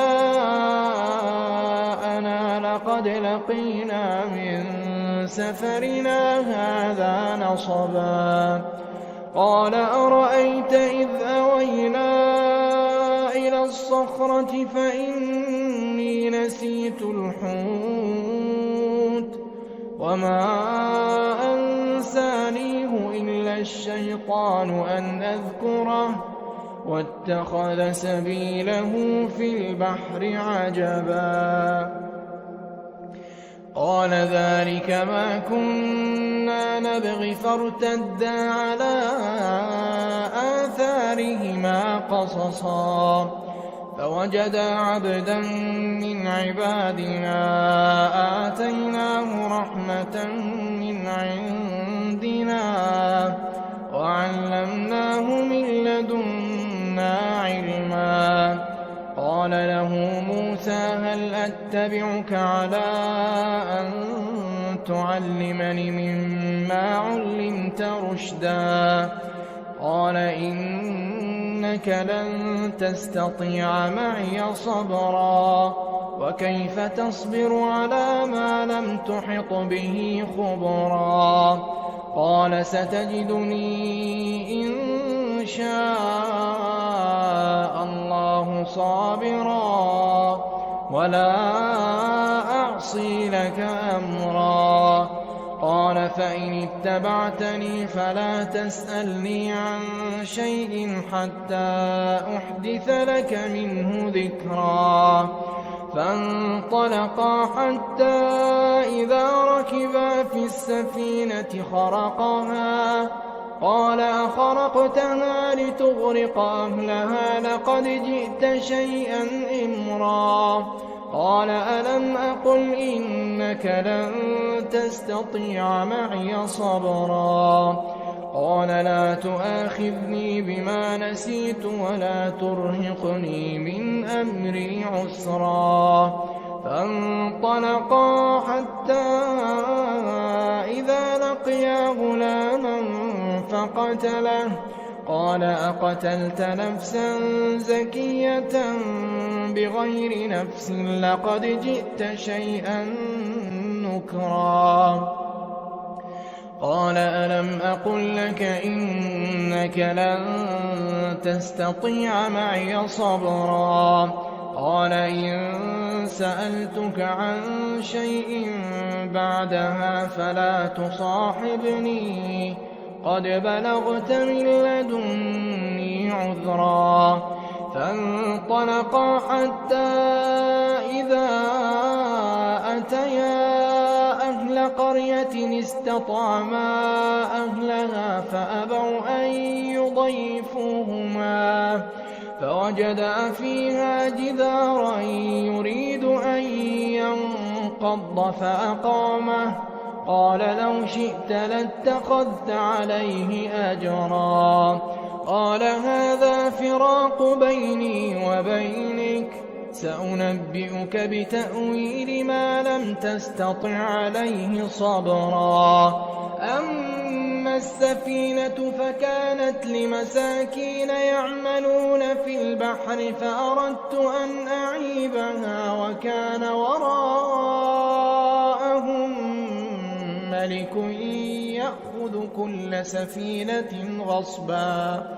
وأما الغلام فكان أبواه مؤمنين فخشينا أن يرهقهما طغيانا وكفرا فأردنا أن يبدلهما ربهما خيرا منه زكاة وأقرب رحما. وأما الجدار فكان لغلامين يتيمين في المدينة وكان تحته كنز لهما وكان أبوهما صالحا فأراد ربك أن يبلغا أشدهما ويستخرجا كنزهما رحمة من ربك وما فعلته عن أمري ذلك تأويل ما لم تسطع عليه صبرا. ويسألونك عن ذي القرنين قل سأتلو عليكم منه ذكرا. إنا مكنا له في الأرض وآتيناه من كل شيء سببا فأتبع سببا حتى إذا بلغ مغرب الشمس وجدها تغرب في عين حمئة ووجد عندها قوما قلنا يا ذا القرنين إما أن تعذب وإما أن تتخذ فيهم حسنا. قال أما من ظلم فسوف نعذبه ثم يرد إلى ربه فيعذبه عذابا نكرا. وأما من آمن وعمل صالحا فله جزاء الحسنى وسنقول له من أمرنا يسرا. ثم أتبع سببا حتى إذا بلغ مطلع الشمس وجدها تطلع على قوم لم نجعل لهم من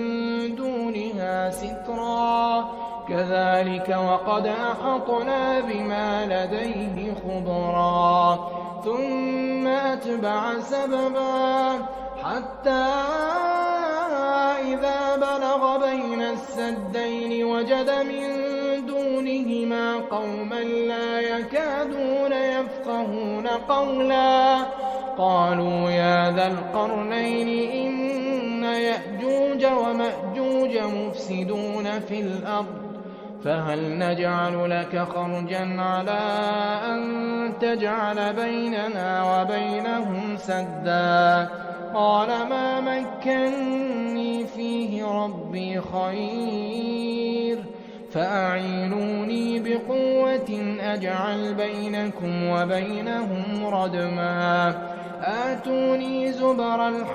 الحديد حتى إذا ساوى بين الصدفين قال انفخوا حتى إذا جعله نارا قال آتوني أفرغ عليه قطرا. فما استطاعوا أن يظهروه وما استطاعوا له نقبا. قال هذا رحمة من ربي فإذا جاء وعد ربي جعله دكاء وكان وعد ربي حقا. وتركنا بعضهم يومئذ يموج في بعض ونفخ في الصور فجمعناهم جمعا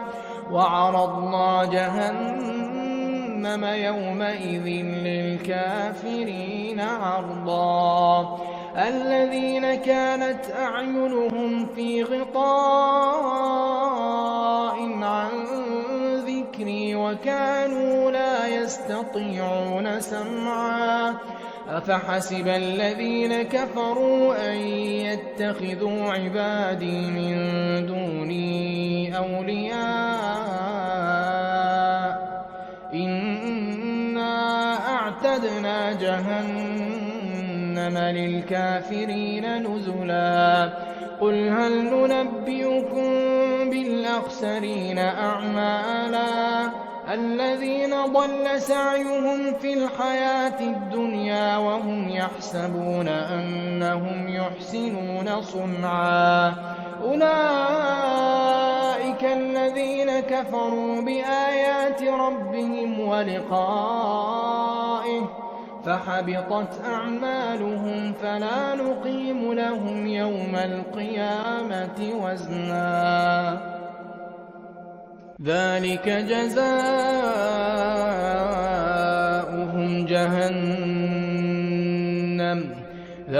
جزاؤهم جهنم بما كفروا واتخذوا آياتي ورسلي هزوا إن الذين آمنوا وعملوا الصالحات كانت لهم جنات الفردوس نزلا خالدين فيها لا يبغون عنها حولا قل لو كان البحر مدادا لكلمات ربي لنفد البحر قبل أن تنفد كلمات ربي ولو جئنا بمثله مددا قل إنما أنا بشر مثلكم يوحى إلي أنما إلهكم إله واحد فمن كان يرجو لقاء ربه فليعمل عملا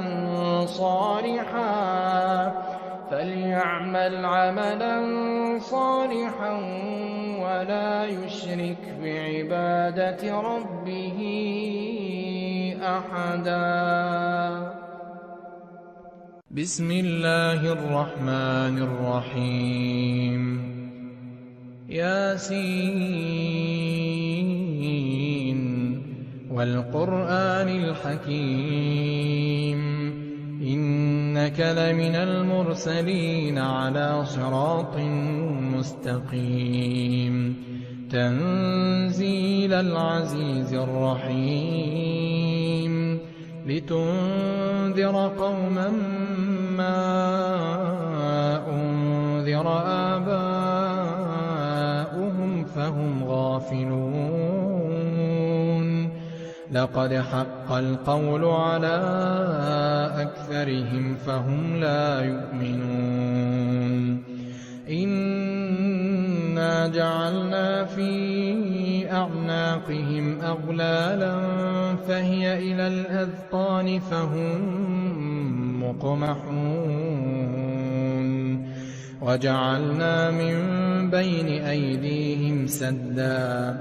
وجعلنا من بين أيديهم سدا ومن خلفهم سدا فأغشيناهم فهم لا يبصرون وسواء عليهم أأنذرتهم أم لم تنذرهم لا يؤمنون إنما تنذر من اتبع الذكر وخشي الرحمن بالغيب فبشره بمغفرة وأجر كريم إنا نحن نحيي الموتى ونكتب ما قدموا وآثارهم وكل شيء أحصيناه في إمام مبين واضرب لهم مثلا أصحاب القرية إذ جاءها المرسلون إذ أرسلنا إليهم 2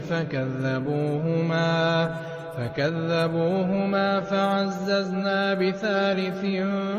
فقالوا إنا إليكم مرسلون قالوا ما أنتم إلا بشر مثلنا وما أنزل الرحمن من شيء إن أنتم إلا تكذبون قالوا ربنا يعلم إنا إليكم لمرسلون وما علينا إلا البلاغ المبين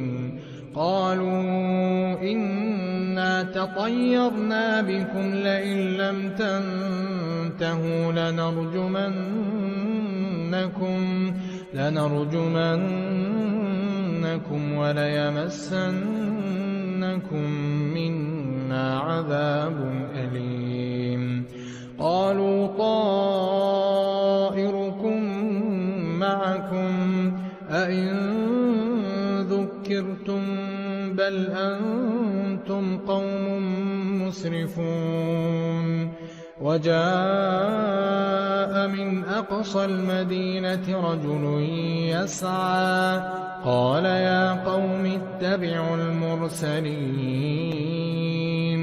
اتبعوا من لا يسألكم أجرا وهم مهتدون وما لي لا أعبد الذي فطرني وإليه ترجعون أأتخذ من دونه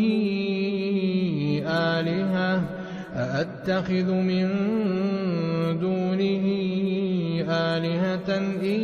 يردني الرحمن بضر لا تغن عني شفاعتهم شيئا ولا ينقذون إني إذا لفي ضلال مبين إني آمنت بربكم فاسمعون قيل ادخل الجنة قال يا ليت قومي يعلمون بما غفر لي ربي وجعلني من المكرمين وما أنزلنا على قومه من بعده من جند من السماء وما كنا منزلين إن كانت إلا صيحة واحدة فإذا هم خامدون يا حسرة على العباد ما يأتيهم من رسول إلا كانوا به يستهزئون ألم يروا كم أهلكنا قبلهم من القرون أنهم إليهم لا يرجعون وإن كل لما جميع لدينا محضرون وآية لهم الأرض الميتة أحييناها وأخرجنا منها حبا فمنه يأكلون وجعلنا فيها جنات من نخيل وأعناب وفجرنا فيها من العيون ليأكلوا من ثمره وما عملته أيديهم أفلا يشكرون سبحان الذي خلق الأزواج كلها مما تنبت الأرض ومن أنفسهم ومما لا يعلمون وآية لهم الليل نسلخ منه النهار فإذا هم مظلمون والشمس تجري لمستقر لها ذلك تقدير العزيز العليم والقمر قدرناه منازل حتى عاد كالعرجون القديم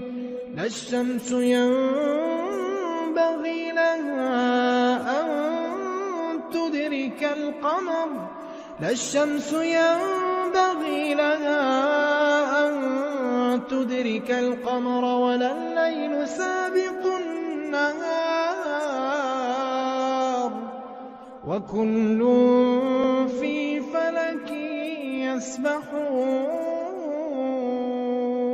وآية لهم أنا حملنا ذريتهم في الفلك المشحون وخلقنا لهم من مثله ما يركبون وإن نشأ نغرقهم فلا صريخ لهم ولا هم ينقذون إلا رحمة منا ومتاعا إلى حين وإذا قيل لهم اتقوا ما بين أيديكم وما خلفكم لعلكم ترحمون وما تأتيهم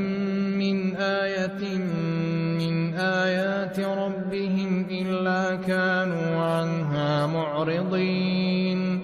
وإذا قيل لهم أنفقوا مما رزقكم الله قال الذين كفروا للذين آمنوا أنطعم من لو يشاء الله أطعمه إن أنتم إلا في ضلال مبين ويقولون متى هذا الوعد إن كنتم صادقين ما ينظرون إلا صيحة واحدة تأخذهم وهم يخصمون فلا يستطيعون توصية ولا إلى أهلهم يرجعون ونفخ في الصور فإذا هم من الأجداث إلى ربهم ينسلون قالوا يا ويلنا من بعثنا من مرقدنا هذا ما وعد الرحمن وصدق المرسلون إن كانت إلا صيحة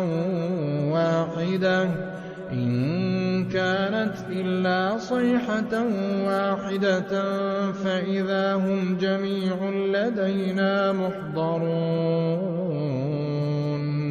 فاليوم لا تظلم نفس شيئا ولا تجزون إلا ما كنتم تعملون إن أصحاب الجنة اليوم في شغل فاكهون هم وأزواجهم في ظلال على الأرائك متكئون لهم فيها فاكهة ولهم ما يدعون سلام قولا من رب رحيم وامتازوا اليوم أيها المجرمون ألم أعهد إليكم يا بني آدم ألا تعبدوا الشيطان إنه لكم عدو مبين وأن اعبدوني هذا صراط مستقيم ولقد أضل منكم جبلا كثيرا أفلم تكونوا تعقلون هذه جهنم التي كنتم توعدون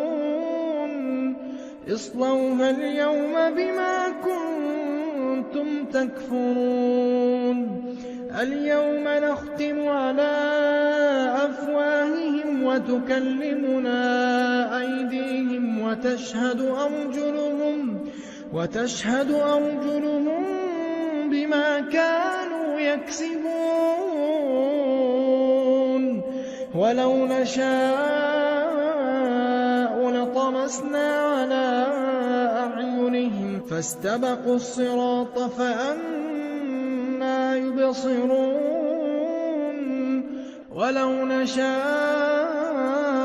لَمَسَخْنَاهُمْ عَلَىٰ مَكَانَتِهِمْ فَمَا اسْتَطَاعُوا مُضِيًّا وَلَا يَرْجِعُونَ وَمَن نُّعَمِّرْهُ نُنَكِّسْهُ فِي الْخَلْقِ ۖ أَفَلَا يَعْقِلُونَ وَمَا عَلَّمْنَاهُ الشِّعْرَ وَمَا يَنبَغِي لَهُ ۚ إِنْ هُوَ إِلَّا ذِكْرٌ وَقُرْآنٌ مُّبِينٌ لِّيُنذِرَ مَن كَانَ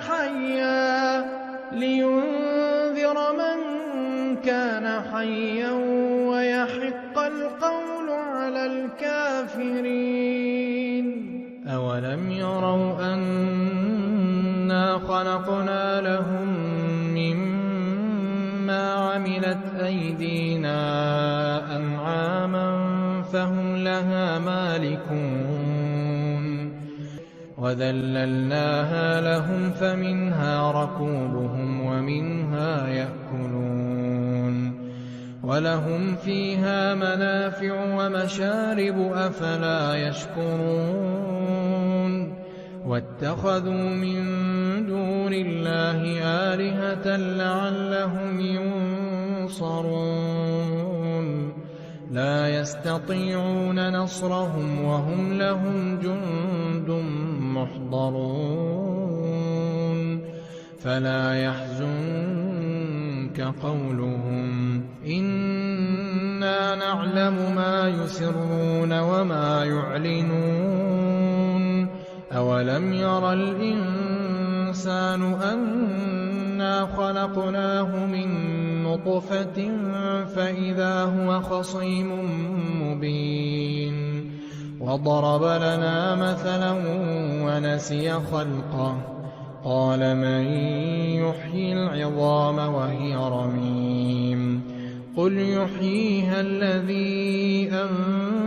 أَنشَأَهَا أَوَّلَ مَرَّةٍ وَهُوَ بِكُلِّ خَلْقٍ عَلِيمٌ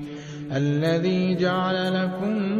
مِّنَ الشَّجَرِ الْأَخْضَرِ نَارًا فَإِذَا أَنتُم مِّنْهُ تُوقِدُونَ أَوَلَيْسَ الَّذِي خَلَقَ السَّمَاوَاتِ وَالْأَرْضَ بِقَادِرٍ عَلَىٰ أَن يَخْلُقَ مِثْلَهُم بَلَىٰ وَهُوَ الْخَلَّاقُ الْعَلِيمُ إِنَّمَا أَمْرُهُ إِذَا أَرَادَ شَيْئًا أَن يَقُولَ لَهُ كُن فَيَكُونُ فَسُبْحَانَ الَّذِي بِيَدِهِ مَلَكُوتُ كُلِّ شَيْءٍ وَإِلَيْهِ تُرْجَعُونَ إِذَا وَقَعَتِ الْوَاقِعَةُ لَيْسَ لِوَقْعَتِهَا كَاذِبَةٌ خَافِضَةٌ رَّافِعَةٌ إِذَا رُجَّتِ الْأَرْضُ رَجًّا وَبُسَّتِ الْجِبَالُ بَسًّا فَكَانَتْ هَبَاءً مُّنبَثًّا وَكُنتُمْ أَزْوَاجًا ثَلَاثَةً فَأَصْحَابُ الْمَيْمَنَةِ مَا أَصْحَابُ الْمَيْمَنَةِ وَأَصْحَابُ الْمَشْأَمَةِ مَا أَصْحَابُ الْمَشْأَمَةِ وَالسَّابِقُونَ السَّابِقُونَ أُولَٰئِكَ الْمُقَرَّبُونَ في جنات النعيم ثلة من الأولين وقليل من الآخرين على سرر موضونة متكئين عليها متقابلين يطوف عليهم ولدان مخلدون بأكواب وأباريق وكأس من معين لا يصدعون عنها ولا ينزفون وفاكهة مما يتخيرون ولحم طير مما يشتهون وحور عين كأمثال اللؤلؤ المكنون جزاء بما كانوا يعملون لا يسمعون فيها لغوا ولا تأثيما إلا قيلا سلاما سلاما وأصحاب اليمين ما أصحاب اليمين في سدر مخضود وطلح منضود وظل ممدود وماء مسكوب وفاكهة كثيرة لا مقطوعة ولا ممنوعة وفرش مرفوعة إنا أنشأناهن إنشاء فجعلناهن أبكارا عربا أترابا لأصحاب اليمين ثلة من الأولين وثلة من الآخرين وأصحاب الشمال ما أصحاب الشمال في سموم وحميم وظل من يحموم لا بارد ولا كريم إنهم كانوا قبل ذلك مترفين وكانوا يصرون على الحنث العظيم وكانوا يقولون أئذا متنا وكنا ترابا وعظاما أئنا لمبعوثون أو آباؤنا الأولون قل إن الأولين والآخرين لمجموعون إلى ميقات يوم معلوم ثم إنكم أيها الضالون المكذبون لآكلون من شجر من زقوم فمالئون منها البطون فشاربون عليه من الحميم فشاربون شرب الهيم هذا نزلهم يوم الدين نحن خلقناكم فلولا تصدقون أفرأيتم ما تمنون أأنتم تخلقونه أم نحن الخالقون نحن قدرنا بينكم الموت وما نحن بمسبوقين على أن نبدل أمثالكم وننشئكم ينشئكم فيما لا تعلمون ولقد علمتم النشأة الأولى فلولا تذكرون أفرأيتم ما تحرثون أأنتم تزرعونه أم نحن الزارعون لو نشاء لجعلناه حطاما فظلتم تفكرون إنا لمغرمون بل نحن محرومون أفرأيتم الماء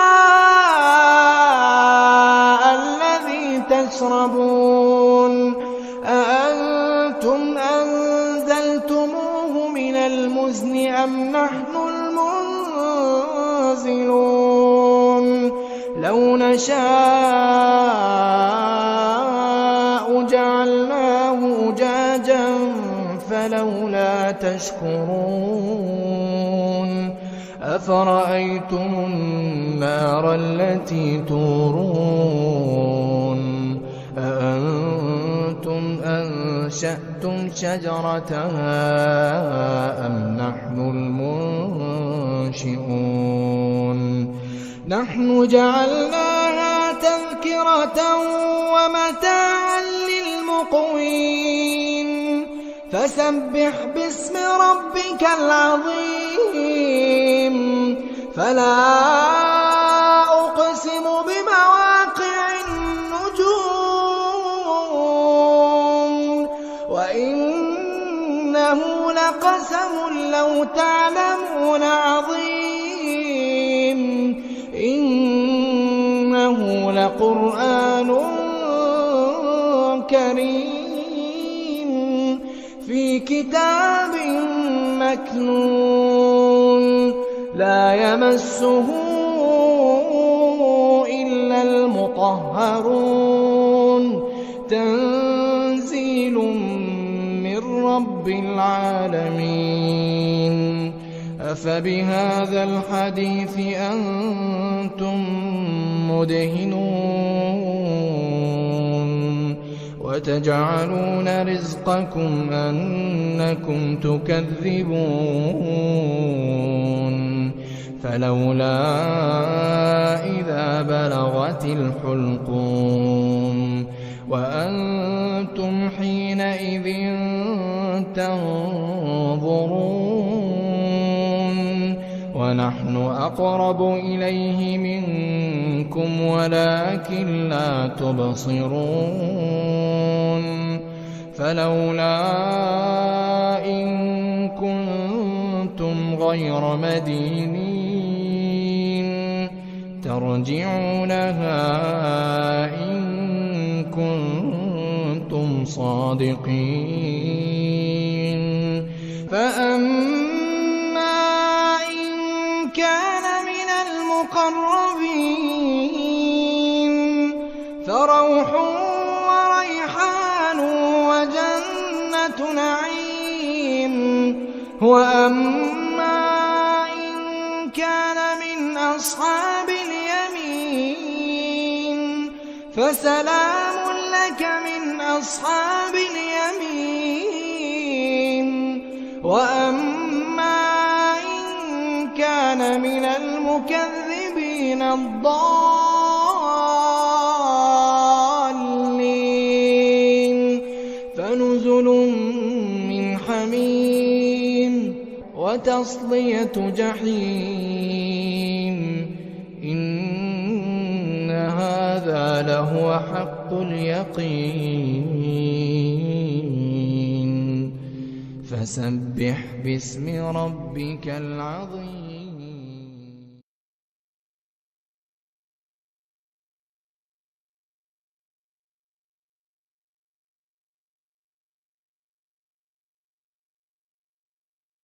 ألف لام را تلك آيات الكتاب المبين إنا نزلناه قرآنا عربيا لعلكم تعقلون نحن نقص عليك أحسن القصص بما أوحينا إليك هذا القرآن وإن كنت من قبله لمن الغافلين إذ قال يوسف لأبيه يا أبت إني رأيت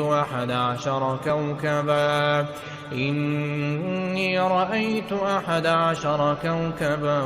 والشمس والقمر رأيتهم لي ساجدين قال يا بني لا تقصص رؤياك على إخوتك فيكيدوا لك كيدا إن الشيطان للإنسان عدو مبين وكذلك يجتبيك ربك ويعلمك من تأويل الأحاديث ويتم نعمته عليك وعلى آل يعقوب كما أتمها على أبويك من قبل إبراهيم وإسحاق إن ربك عليم حكيم لقد كان في يوسف وإخوته آيات للسائلين إذ قالوا ليوسف وأخوه أحب إلى أبينا منا ونحن عصبة إن أبانا لفي ضلال مبين اقتلوا يوسف أو اطرحوه أرضا يخل لكم وجه أبيكم وتكونوا من بعده قوما صالحين قال قائل منهم لا تقتلوا يوسف وألقوه في غيابة الجب يلتقطه بعض السيارة إن كنتم فاعلين قالوا يا أبانا ما لك لا تأمنا على يوسف وإنا له لناصحون أرسله معنا غدا يرتع ويلعب وإنا له لحافظون قال إني ليحزنني أن تذهبوا به وأخاف أن يأكله الذئب وأنتم عنه غافلون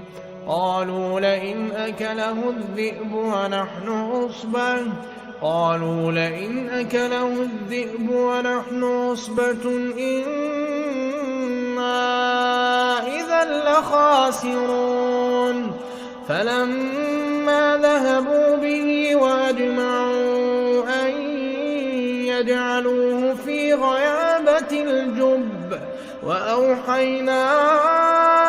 إليه لتنبئنهم بأمرهم هذا وهم لا يشعرون وجاءوا أباهم عشاء يبكون قالوا يا أبانا إنا ذهبنا نستبق وتركنا يوسف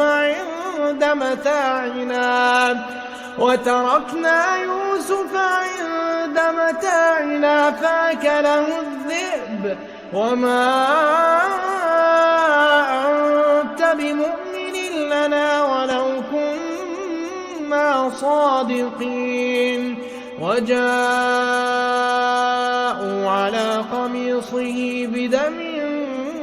كذب قال بل سولت لكم أنفسكم أمرا فصبر جميل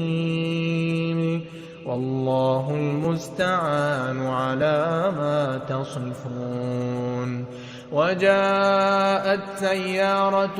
فأرسلوا واردهم فأدلى دلوه قال يا بشرى هذا غلام وأسروه بضاعة والله عليم بما يعملون. وشروه بثمن بخس دراهم معدودة وكانوا فيه من الزاهدين. وقال الذي اشتراه من مصر لامرأته أكرمي مثواه عسى أن ينفعنا أو نتخذه ولدا وكذلك مكنا ليوسف في الأرض ولنعلمه من تأويل الأحاديث والله غالب على أمره ولكن أكثر الناس لا يعلمون. ولما بلغ أشده آتيناه حكما وعلما وكذلك نجزي المحسنين. وراودته التي هو في بيتها عن نفسه وغلقت الأبواب وقالت هيت لك قال معاذ الله إنه ربي أحسن مثواي إنه لا يفلح الظالمون. ولقد همت به وهم بها لولا أن رأى برهان ربه كذلك لنصرف عنه السوء والفحشاء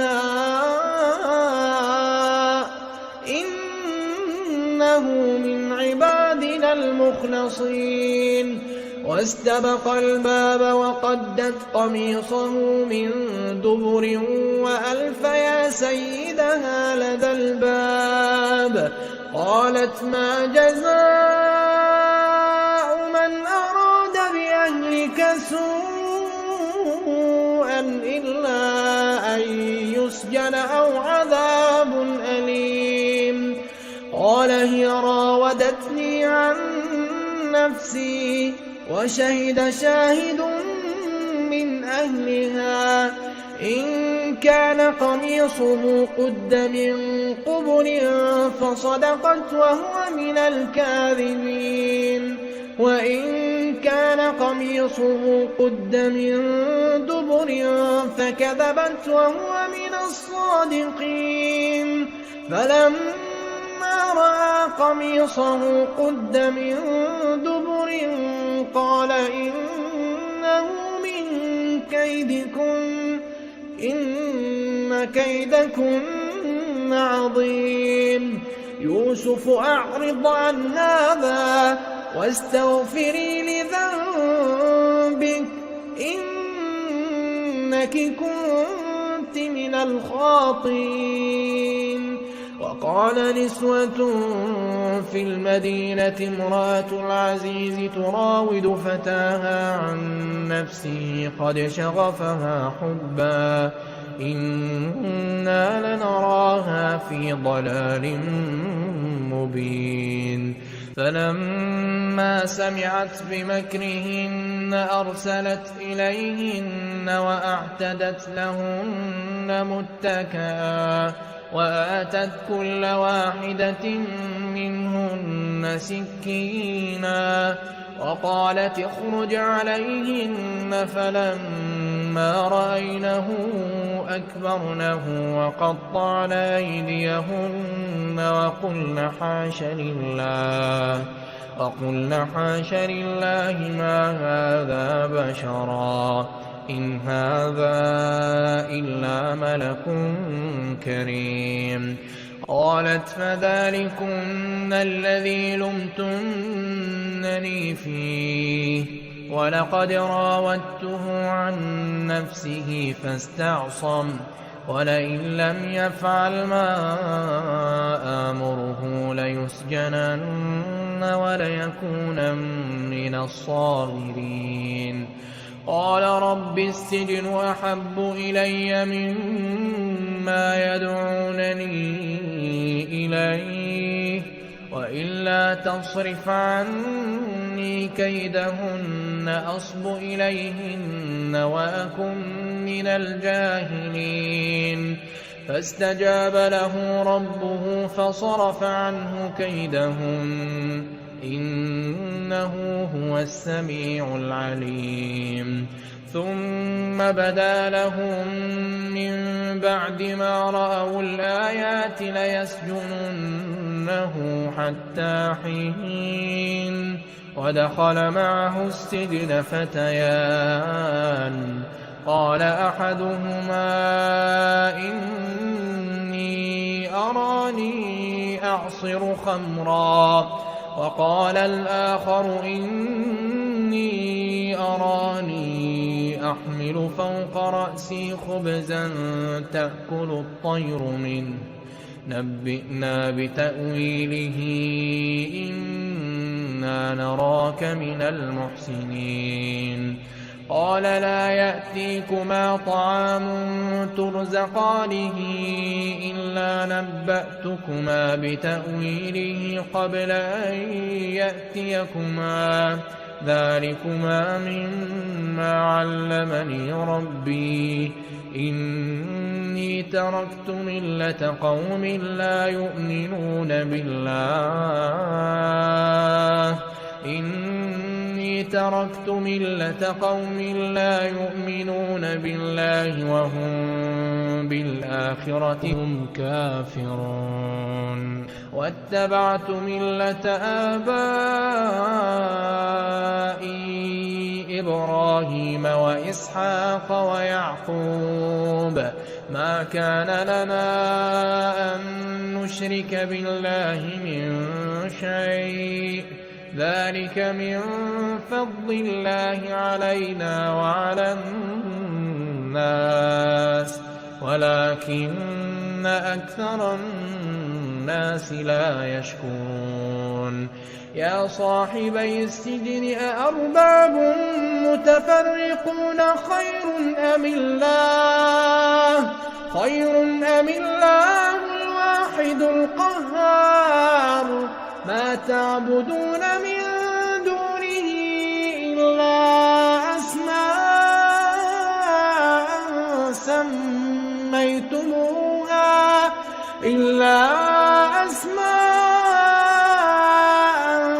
سميتموها أنتم وآباؤكم ما أنزل الله بها من سلطان إن الحكم إلا لله أمر ألا تعبدوا إلا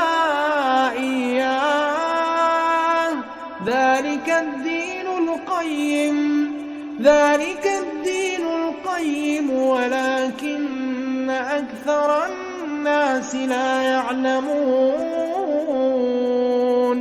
يا صاحبي السجن أما أحدكما فيسقي ربه خمرا وأما الآخر فيصلب فتأكل الطير من رأسه قضي الأمر الذي فيه تستفتيان. وقال للذي ظن أنه ناج منهما اذكرني عند ربك فأنساه الشيطان ذكر ربه فلبث في السجن بضع سنين. وقال الملك إني أرى 7 بقرات سمان يأكلهن 7 عجاف و7 سنبلات خضر وأخر يابسات يا أيها الملأ أفتوني في رؤياي إن كنتم للرؤيا تعبرون. قالوا أضغاث أحلام وما نحن بتأويل الأحلام بعالمين. وقال الذي نجا منهما وادكر بعد أمة أنا أنبئكم بتأويله فأرسلون. يوسف أيها الصديق أفتنا في 7 بقرات سمان يأكلهن 7 عجاف و7 سنبلات خضر وأخر يابسات لعلي أرجع إلى الناس لعلهم يعلمون. قال تزرعون 7 سنين دأبا فما حصدتم فذروه في سنبله إلا قليلا مما تأكلون. ثم يأتي من بعد ذلك 7 شداد يأكلن ما قدمتم لهن إلا قليلا مما تحصنون. ثم يأتي من بعد ذلك عام فيه يغاث الناس وفيه يعصرون. وقال الملك ائتوني به فلما جاءه الرسول قال ارجع إلى ربك فاسأله ما بال النسوة اللاتي قطعن أيديهن إن ربي بكيدهن عليم. قال ما خطبكن إذ راوتن يوسف عن نفسه قلن حاش لله ما علمنا عليه من سوء. قالت امرأة العزيز الآن حصحص الحق أنا راودته عن نفسه وإنه لمن الصادقين. ذلك ليعلم أني لم أخنه بالغيب وأن الله لا يهدي كيد الخائنين. وما أبرئ نفسي إن النفس لأمارة بالسوء إلا ما رحم ربي إن ربي غفور رحيم. وقال الملك ائتوني به أستخلصه لنفسي فلما كلمه قال إنك اليوم لدينا مكين أمين. قال اجعلني على خزائن الأرض إني حفيظ عليم. وكذلك مكنا ليوسف في الأرض يتبوأ منها حيث يشاء نصيب برحمتنا من نشاء ولا نضيع أجر المحسنين. ولأجر الآخرة خير للذين آمنوا وكانوا يتقون. وجاء إخوة يوسف فدخلوا عليه فعرفهم وهم له منكرون. ولما جهزهم بجهازهم قال ائتوني بأخ لكم من أبيكم ألا ترون أني أوفي الكيل وأنا خير المنزلين. فإن لم تأتوني به فلا كيل لكم عندي ولا تقربون. قالوا سنراود عنه أباه وإنا لفاعلون. وقال لفتيانه جعلوا بضاعتهم في رحالهم لعلهم يعرفونها إذا انقلبوا إلى أهلهم لعلهم يرجعون. فلما رجعوا إلى أبيهم قالوا يا أبانا منع منا الكيل فأرسل معنا أخانا نكتل وإنا له لحافظون قال هل آمنكم عليه إلا كما أمنتكم على أخيه من قبل فالله خير حافظا وهو أرحم الراحمين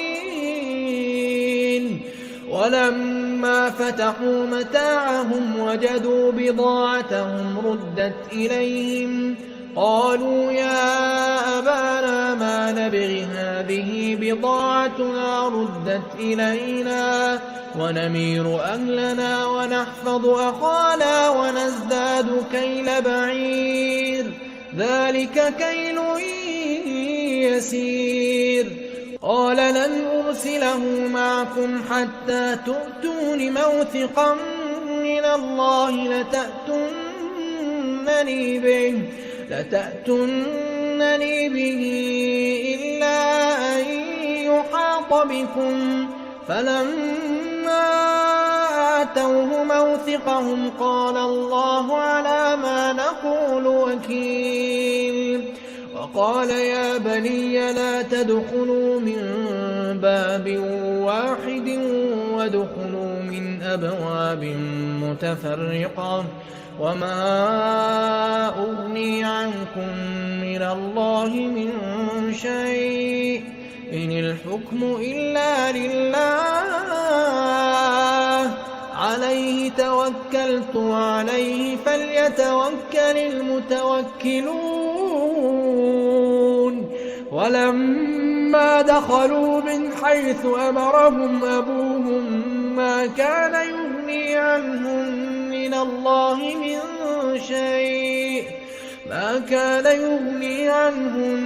الله من شيء إلا حاجة في نفس يعقوب قضاها وإنه لذو علم لما علمناه ولكن أكثر الناس لا يعلمون ولما دخلوا على يوسف آوى إليه أخاه قال إني أنا أخوك فلا تبتئس بما كانوا يعملون فلما جهزهم بجهازهم جعل السقاية في رحل أخيه ثم أذن مؤذن أيتها العير إنكم لسارقون قالوا وأقبلوا عليهم ماذا تفقدون قالوا نفقد صواع الملك ولمن جاء به حمل بعير وأنا به زعيم قالوا تالله لقد علمتم ما جئنا لنفسد في الأرض وما كنا سارقين قالوا فما جزاؤه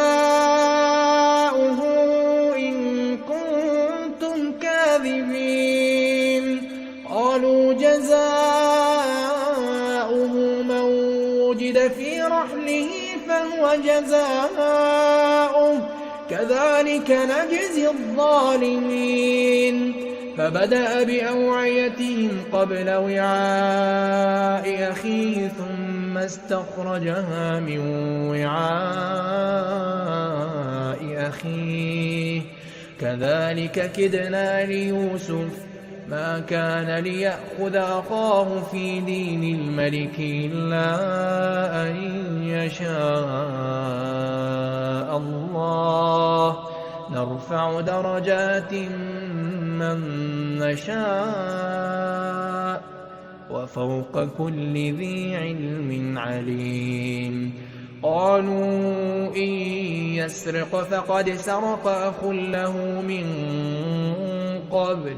فأسرها يوسف في نفسه ولم يبدها لهم قال أنتم شر مكانا والله أعلم بما تصفون قالوا يا أيها العزيز إن له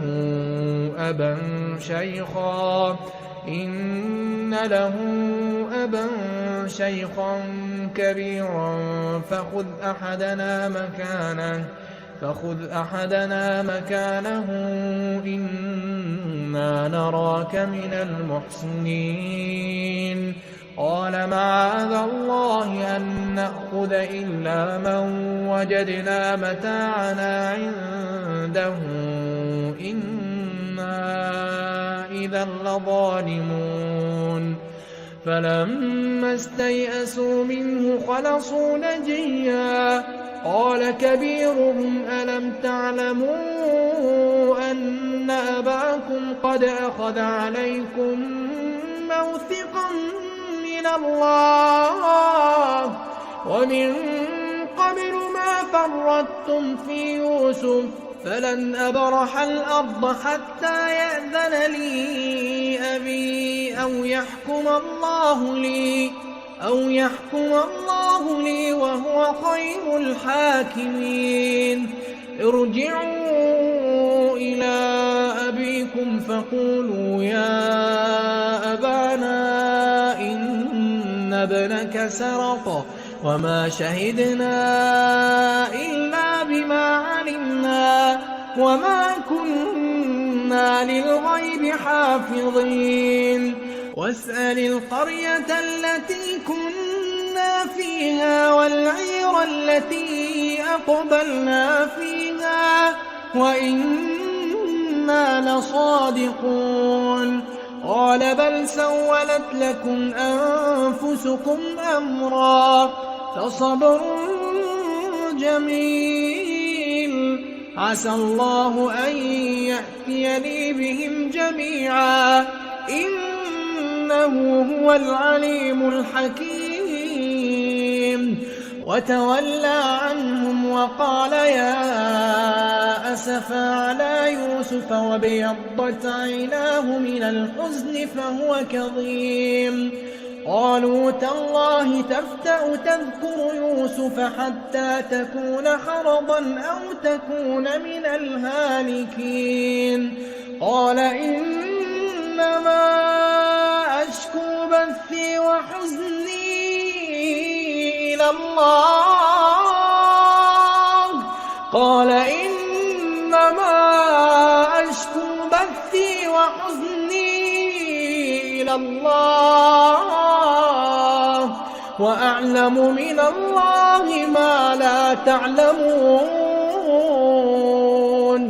يا بني يذهبوا فتحسسوا من يوسف وأخيه ولا تيأسوا من روح الله إنه لا ييأس من روح الله إلا القوم الكافرون فلما دخلوا عليه قالوا يا أيها العزيز مسنا وأهلنا الضر وجئنا ببضاعة مزجاة فأوف لنا الكيل وتصدق علينا إن الله يجزي المتصدقين قال هل علمتم ما فعلتم بيوسف وأخيه إذ أنتم جاهلون قالوا أئنك لأنت يوسف قال أنا يوسف وهذا أخي قد من الله علينا إنه من يتق ويصبر فإن الله لا يضيع أجر المحسنين قالوا تالله لقد آثرك الله علينا وإن كنا لخاطئين قال لا تثريب عليكم اليوم يغفر الله لكم وهو أرحم الراحمين اذهبوا بقميصي هذا فألقوه على وجه أبي يأت بصيرا وأتوني بأهلكم أجمعين. ولما فصلت العير قال أبوهم إني لأجد ريح يوسف لولا أن تفندون. قالوا تالله إنك لفي ضلالك القديم. فلما أن جاء البشير ألقاه على وجهه فارتد بصيرا قال ألم أقل لكم إني أعلم من الله ما لا تعلمون. قالوا يا أبانا استغفر لنا ذنوبنا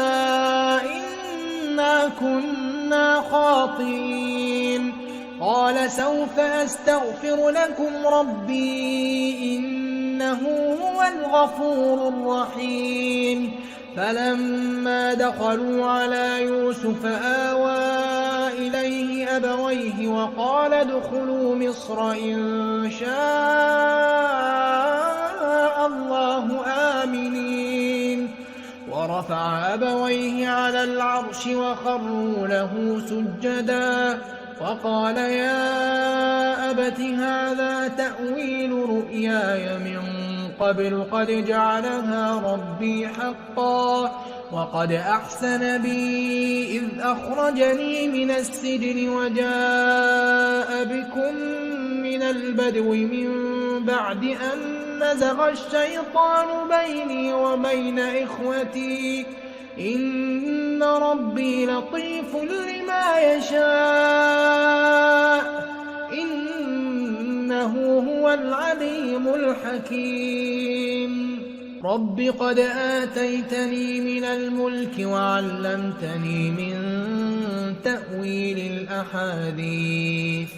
فاطر السماوات والأرض أنت ولي في الدنيا والآخرة توفني مسلما وألحقني بالصالحين. ذلك من أنباء الغيب نوحيه إليك وما كنت لديهم إذ أجمعوا أمرهم وهم يمكرون. وما أكثر الناس ولو حرصت بمؤمنين وما تسألهم عليه من أجر إن هو إلا ذكر للعالمين. وكأي من آية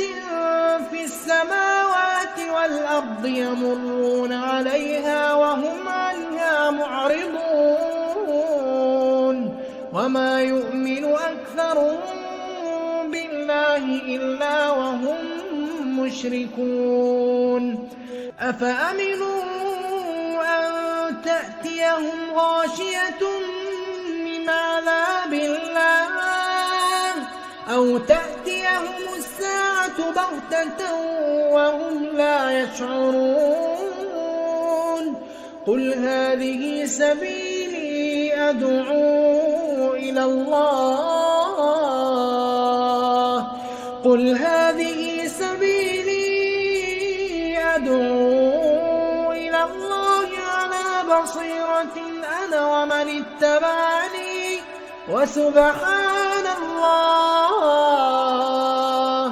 وسبحان الله وما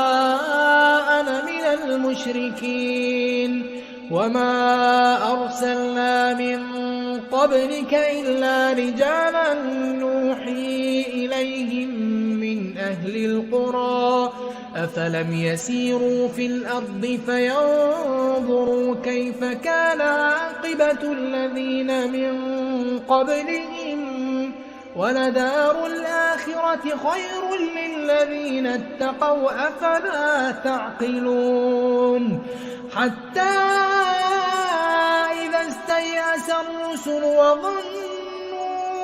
أنهم قد كذبوا جاءهم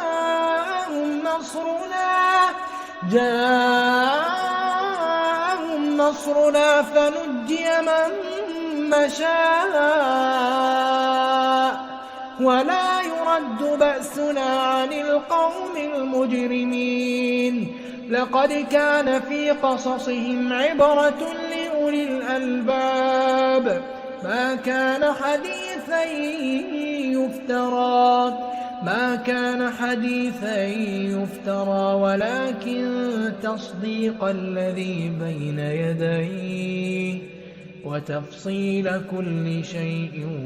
وهدى ورحمة لقوم يؤمنون. الحمد لله الذي أنزل على عبده الكتاب ولم يجعل له عوجا قيما لينذر بأسا شديدا من لدنه ويبشر المؤمنين الذين يعملون الصالحات أن لهم أجرا حسنا ماكثين فيه أبدا وينذر الذين قالوا اتخذ الله ولدا ما لهم به من علم ولا لآبائهم كبرت كلمة تخرج من أفواههم إن يقولون إلا كذبا فلعلك باخع نفسك على آثارهم إن لم يؤمنوا بهذا الحديث أسفا إنا جعلنا ما على الأرض زينة لها لنبلوهم أيهم أحسن عملا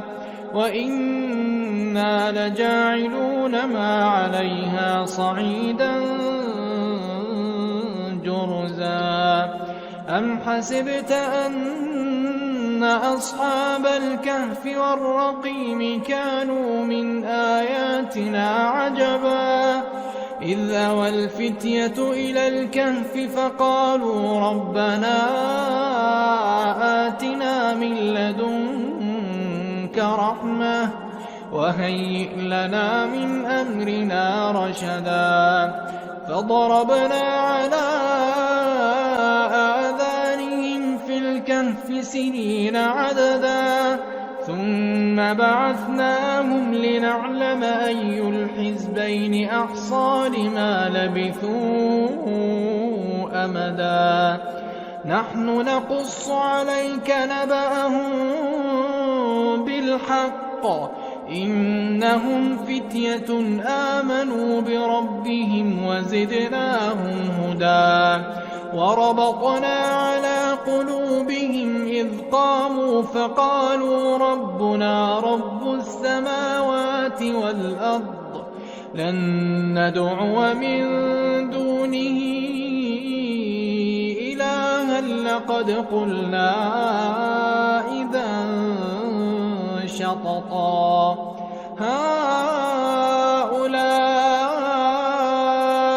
قوم اتخذوا من دونه آلهة لولا يأتون عليهم بسلطان بين فمن أظلم ممن افترى على الله كذبا وإذ اعتزلتموهم وما يعبدون إلا الله فأووا إلى الكهف ينشر لكم ربكم من رحمته ويهيئ لكم من أمركم مرفقا وترى الشمس إذا طلعت تزاور عن كهفهم ذات اليمين وإذا غربت تقرضهم ذات الشمال وهم في فجوة منه ذلك من آيات الله من يهد الله فهو المهتد ومن يضلل فلن تجد له وليا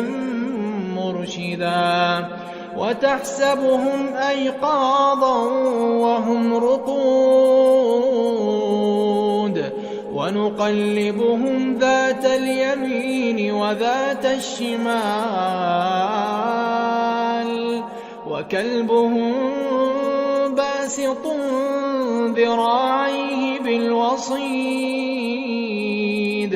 لو اطلعت عليهم لوليت منهم فرارا ولملئت منهم رعبا وكذلك بعثناهم ليتساءلوا بينهم قال قائل منهم كم لبثتم قالوا لبثنا يوما أو بعض يوم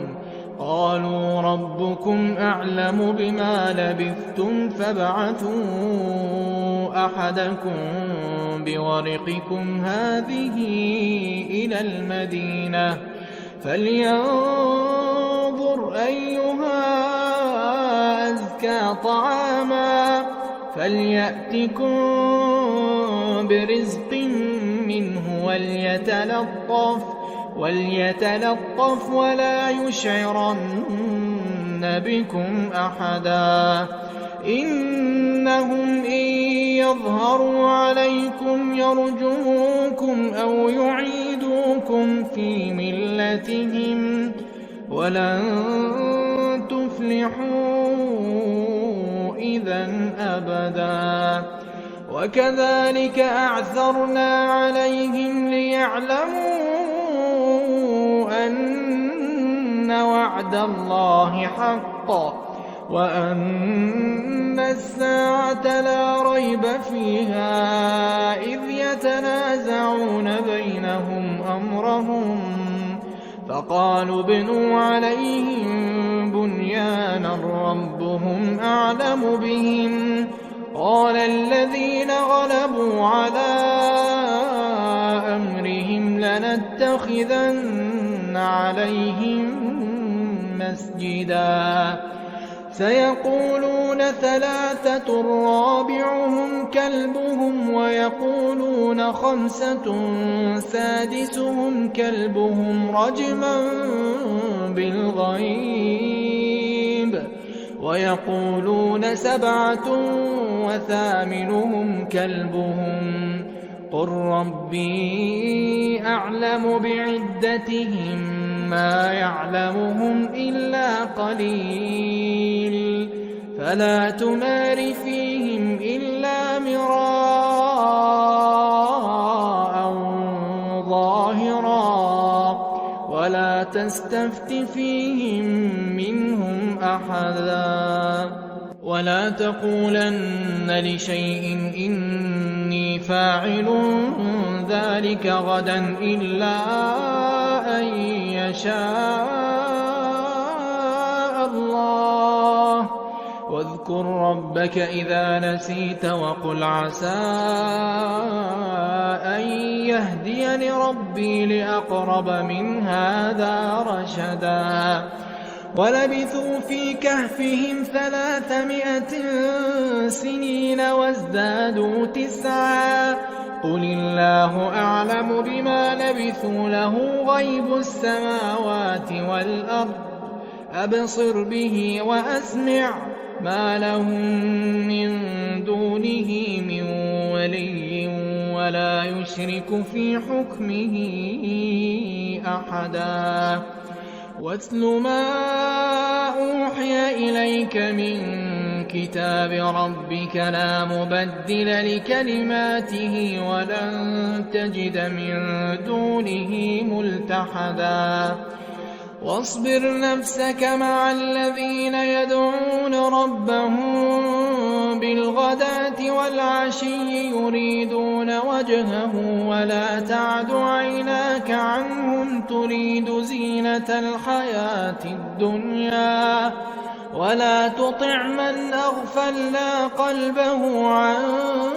ذكرنا واتبع هواه وكان أمره فرطا وقل الحق من ربكم فمن شاء فليؤمن ومن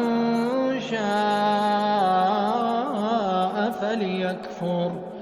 إنا أعتدنا للظالمين نارا أحاط بهم سرادقها وإن يستغيثوا يغاثوا بماء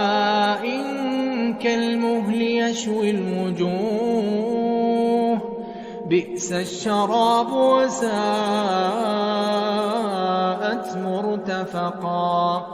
إن الذين آمنوا وعملوا الصالحات إنا لا نضيع أجر من أحسن عملا أولئك لهم جنات عدن تجري من تحتهم الأنهار يحلون فيها من أساور من ذهب ويلبسون ثيابا خضرا من سندس واستبرق متكئين فيها على الأرائك نعم الثواب وحسنت مرتفقا واضرب لهم مثلا الرجلين جعلنا لأحدهما جنتين من أعناب وحففناهما بنخل وجعلنا بينهما زرعا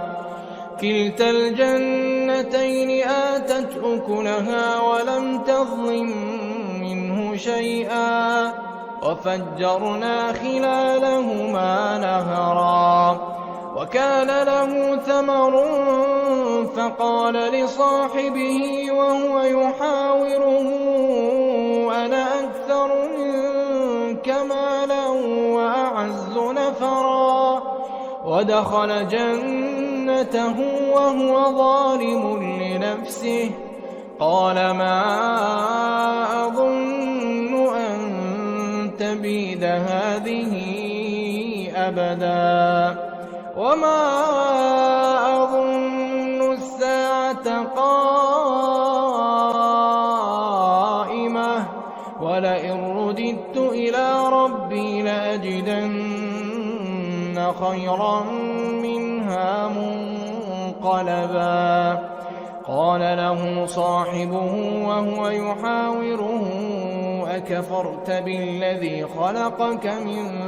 تراب ثم من نطفة ثم سواك رجلا لكن هو الله ربي ولا أشرك بربي أحدا ولولا إذ دخلت جنتك قلت ما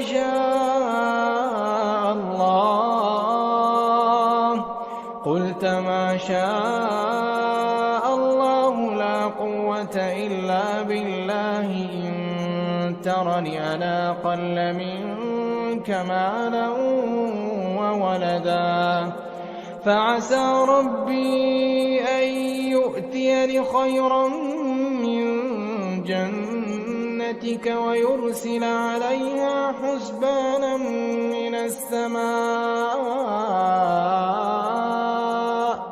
فتصبح صعيدا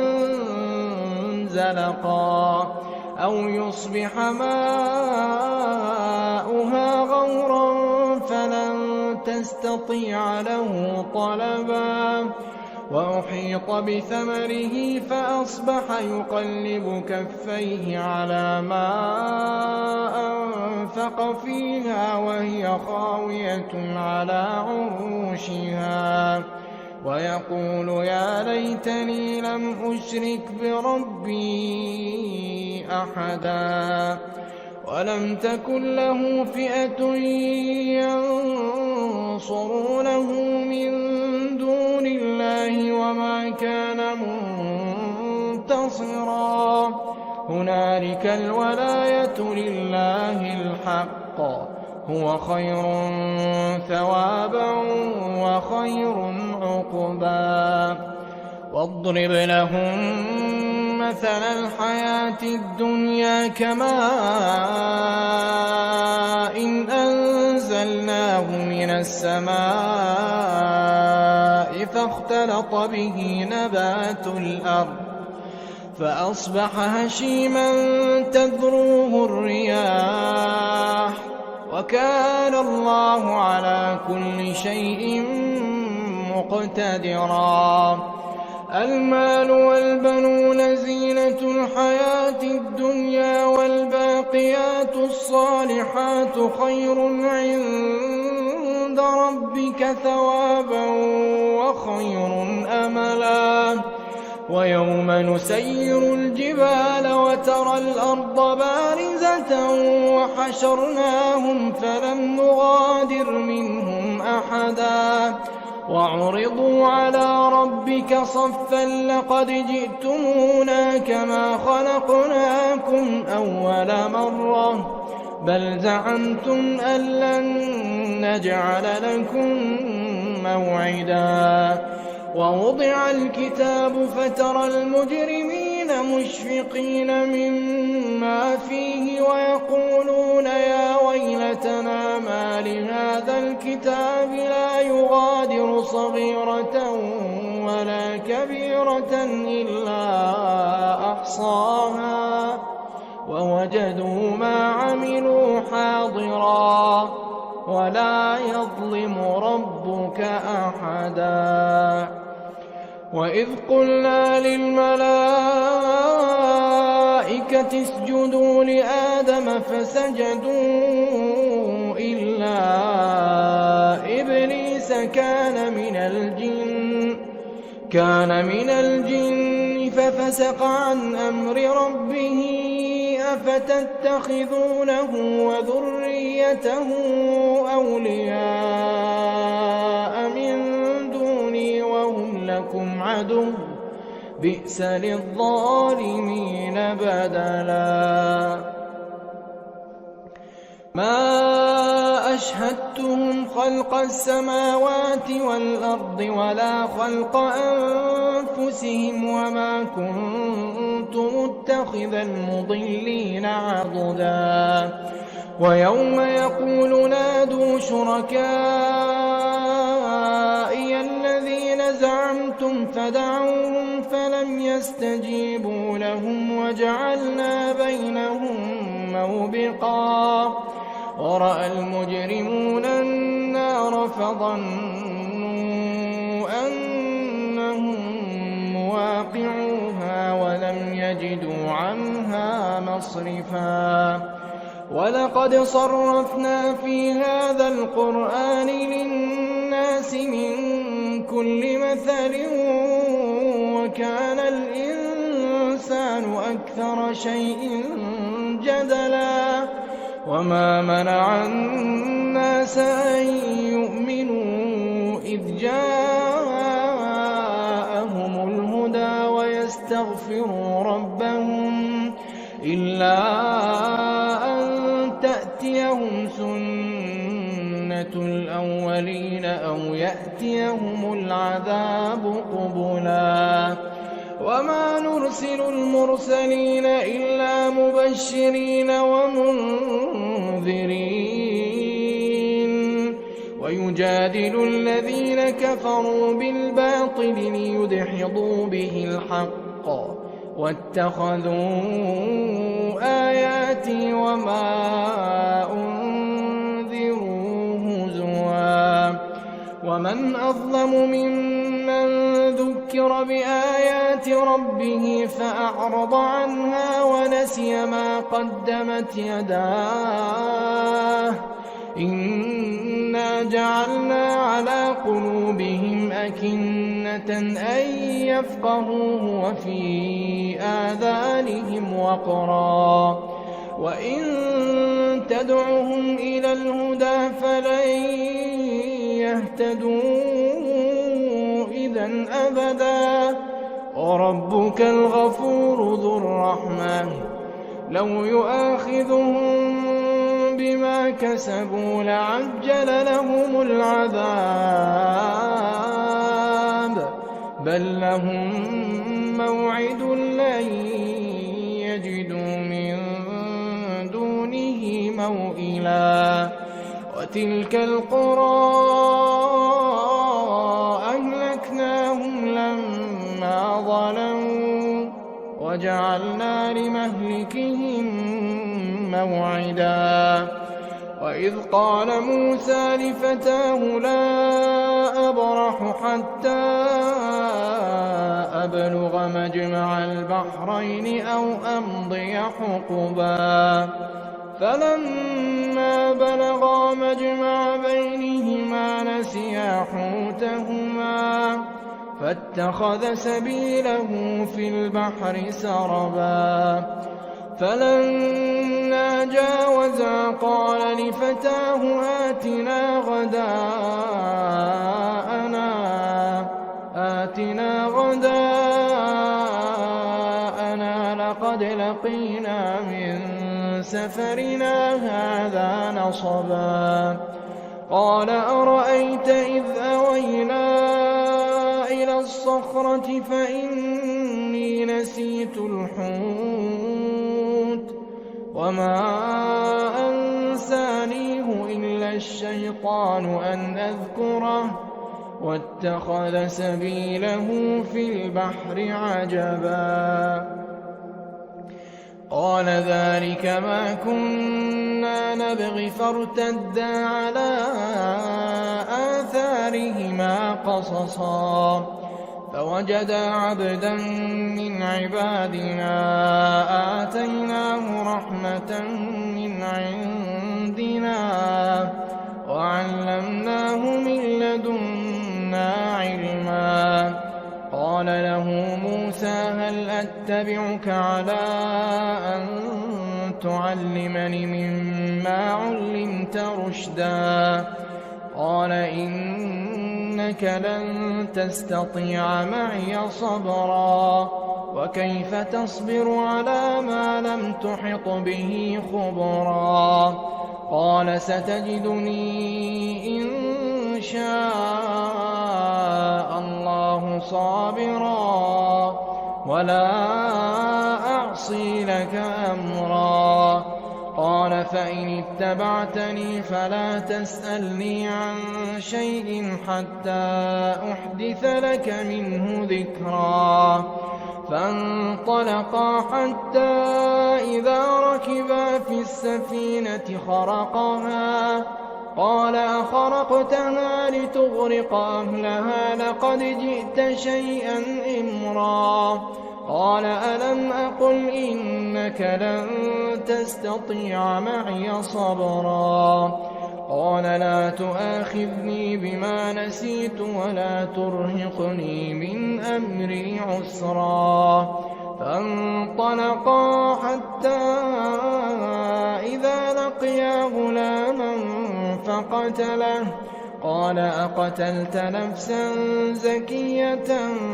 بغير نفس لقد جئت شيئا نكرا قال ألم أقل لك إنك لن تستطيع معي صبرا قال إن سألتك عن شيء بعدها فلا تصاحبني قد بلغت من لدني عذرا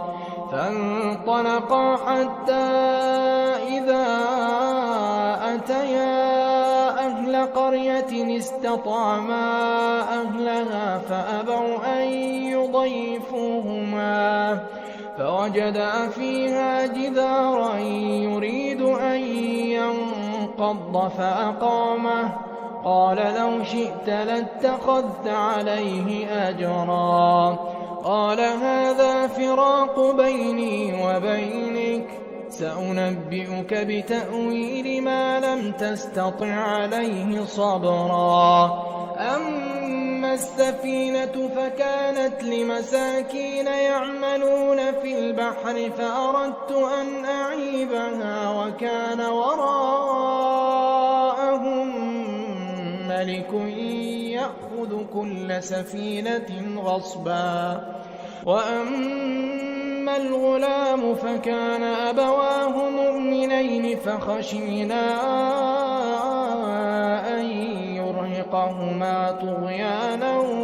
وكفرا فأردنا أن يبدلهما ربهما خيرا منه زكاة وأقرب رحما وأما الجدار فكان لغلامين يتيمين في المدينة وكان تحته كنز لهما وكان أبوهما صالحا فأراد ربك أن يبلغا أشدهما ويستخرجا كنزهما رحمة من ربك وما فعلته عن أمري ذلك تأويل ما لم تسطع عليه صبرا ويسألونك عن ذي القرنين قل سأتلو عليكم منه ذكرا إنا مكنا له في الأرض وآتيناه من كل شيء سببا فأتبع سببا حتى إذا بلغ مغرب الشمس وجدها تغرب في عين حمئة ووجد عندها قوما قلنا يا ذا القرنين إما أن تعذب وإما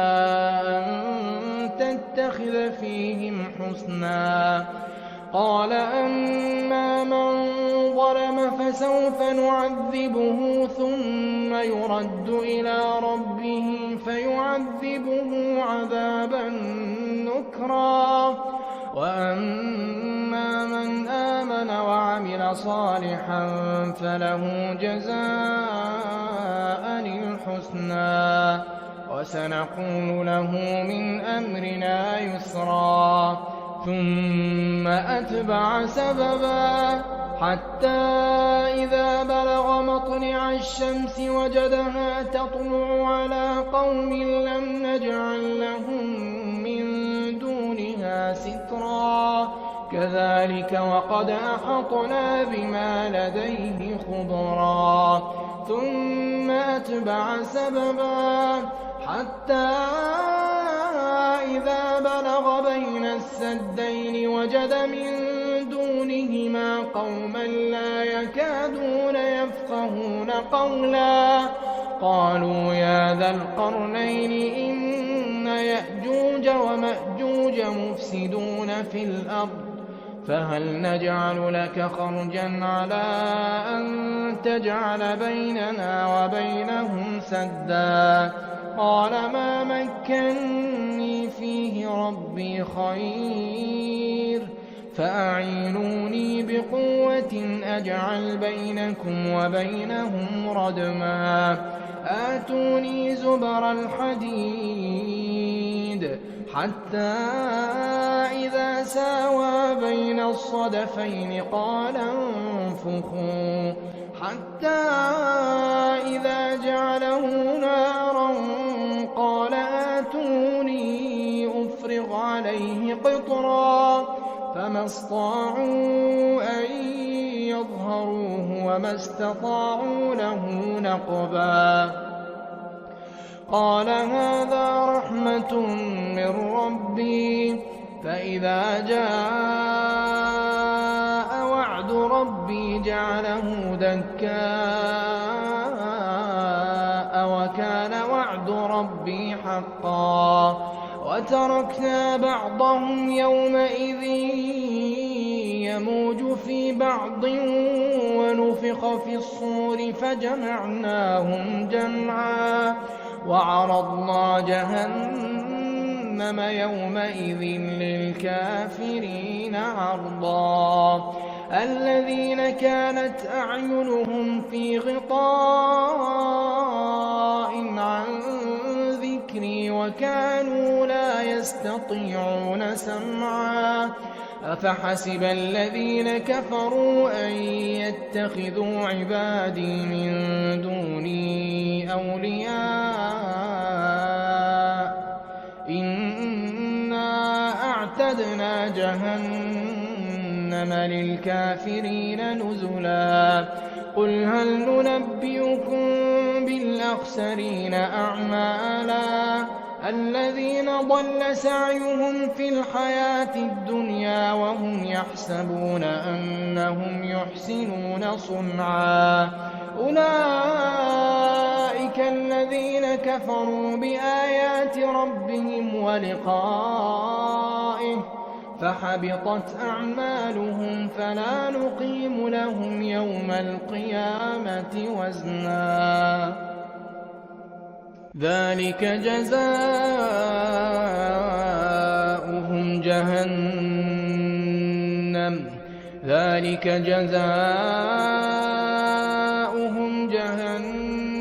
بما كفروا واتخذوا آياتي ورسلي هزوا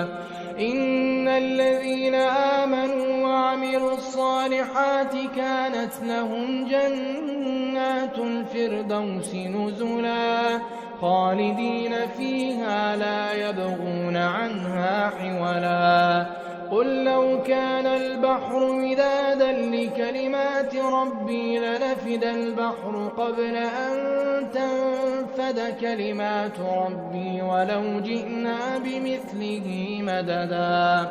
قل إنما أنا بشر مثلكم يوحى إلي أنما إلهكم إله واحد فمن كان يرجو لقاء ربه فليعمل عملا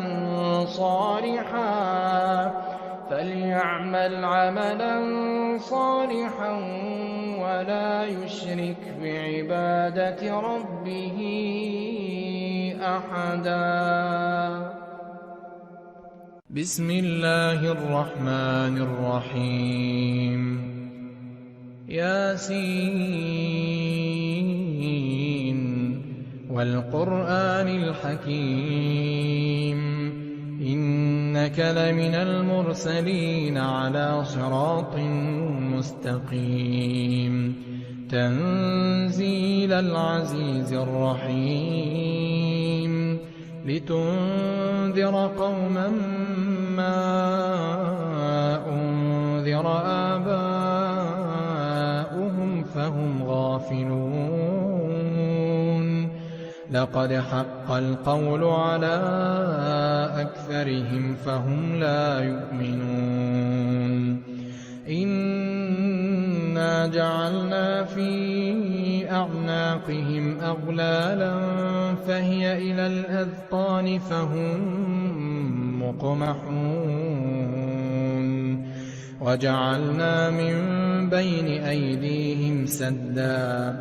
وجعلنا من بين أيديهم سدا ومن خلفهم سدا فأغشيناهم فهم لا يبصرون وسواء عليهم أأنذرتهم أم لم تنذرهم لا يؤمنون إنما تنذر من اتبع الذكر وخشي الرحمن بالغيب فبشره بمغفرة وأجر كريم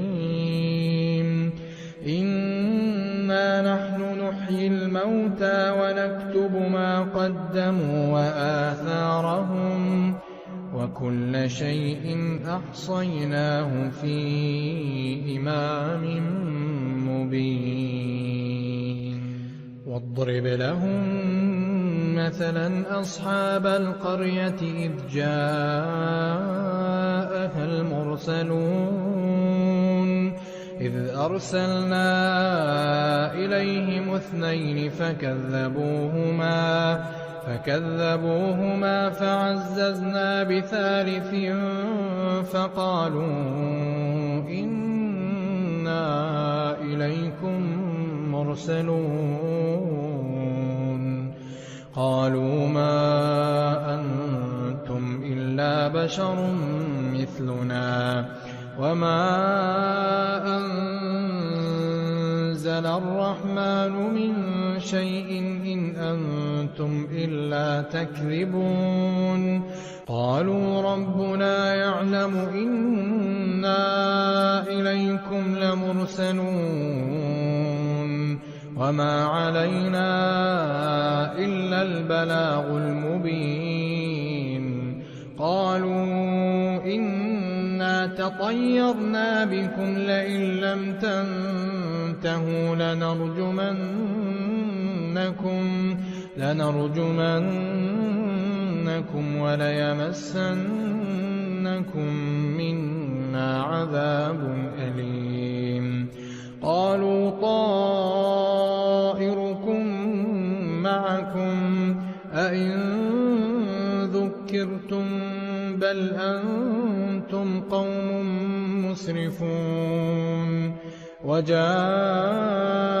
من أقصى المدينة رجل يسعى قال يا قوم اتبعوا من لا يسألكم أجرا وهم مهتدون وما لي لا أعبد الذي فطرني وإليه ترجعون أأتخذ من دونه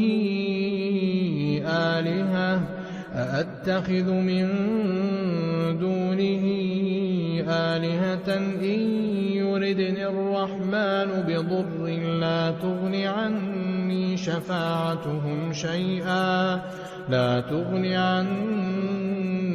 شفاعتهم شيئا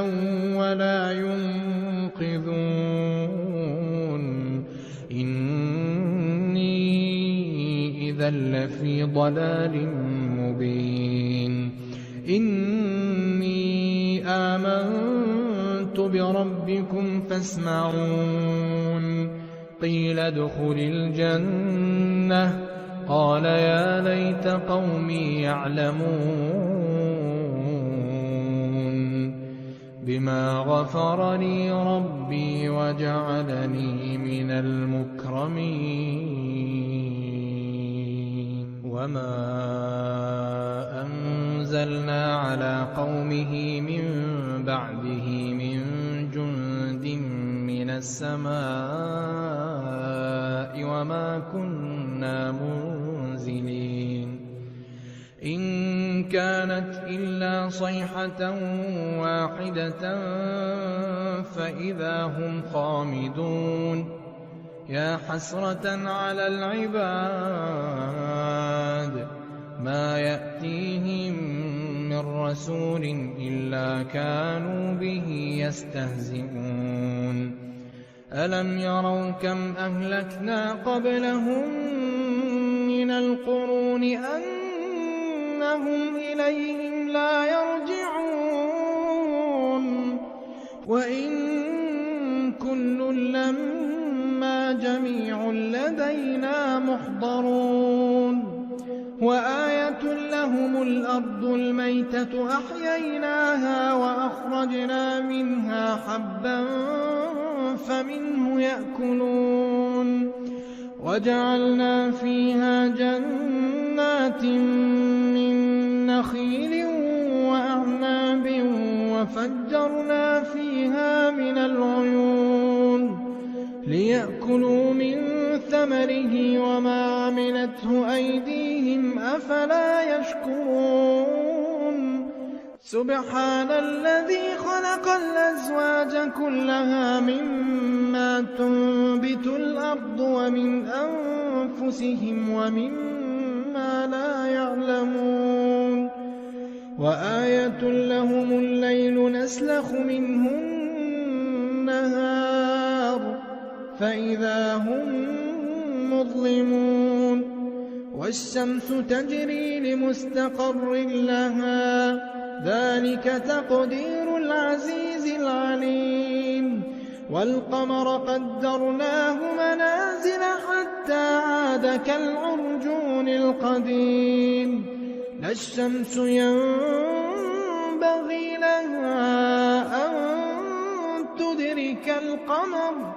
لا الشمس ينبغي لها أن تدرك القمر ولا الليل سابق النهار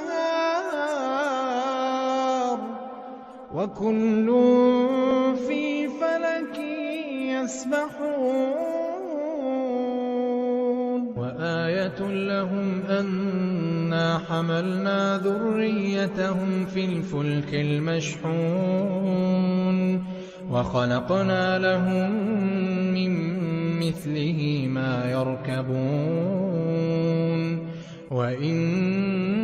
نشأ نغرقهم فلا صريخ لهم ولا هم ينقذون إلا رحمة منا ومتاعا إلى حين وإذا قيل لهم اتقوا ما بين أيديكم وما خلفكم لعلكم ترحمون وما تأتيهم من آية من آيات ربهم إلا كانوا عنها معرضين وإذا قيل لهم أنفقوا مما رزقكم الله قال الذين كفروا للذين آمنوا أنطعم من لو يشاء الله أطعمه إن أنتم إلا في ضلال مبين ويقولون متى هذا الوعد إن كنتم صادقين ما ينظرون إلا صيحة واحدة تأخذهم وهم يخصمون فلا يستطيعون توصية ولا إلى أهلهم يرجعون ونفخ في الصور فإذا هم من الأجداث إلى ربهم ينسلون قالوا يا ويلنا من بعثنا من مرقدنا هذا ما وعد الرحمن وصدق المرسلون إن كانت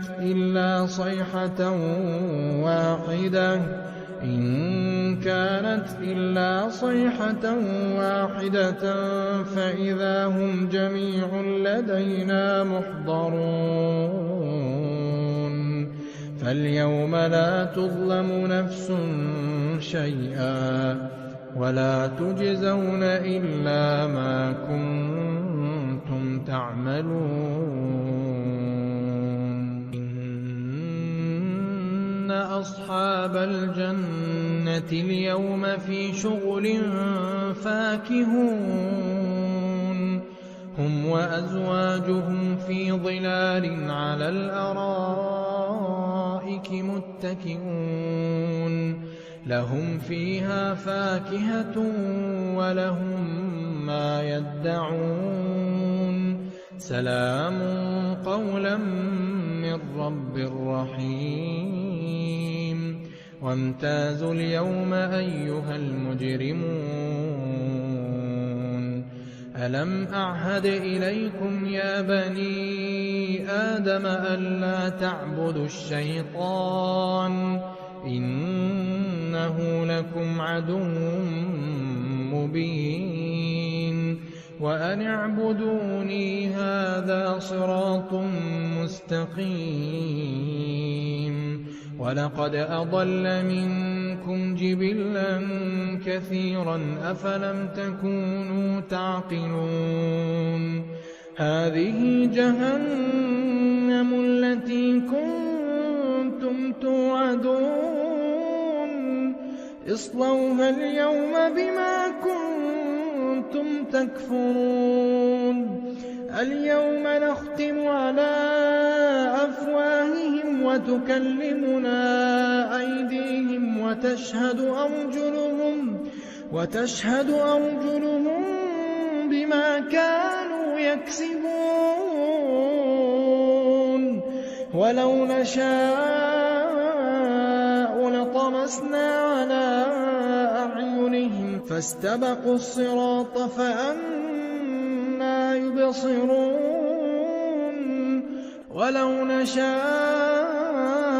لمسخناهم على مكانتهم فما استطاعوا مضيا ولا يرجعون ومن نعمره ننكسه في الخلق أفلا يعقلون وما علمناه الشعر وما ينبغي له إن هو إلا ذكر وقرآن مبين لينذر من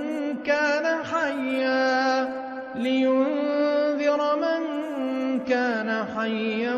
ويحق القول على الكافرين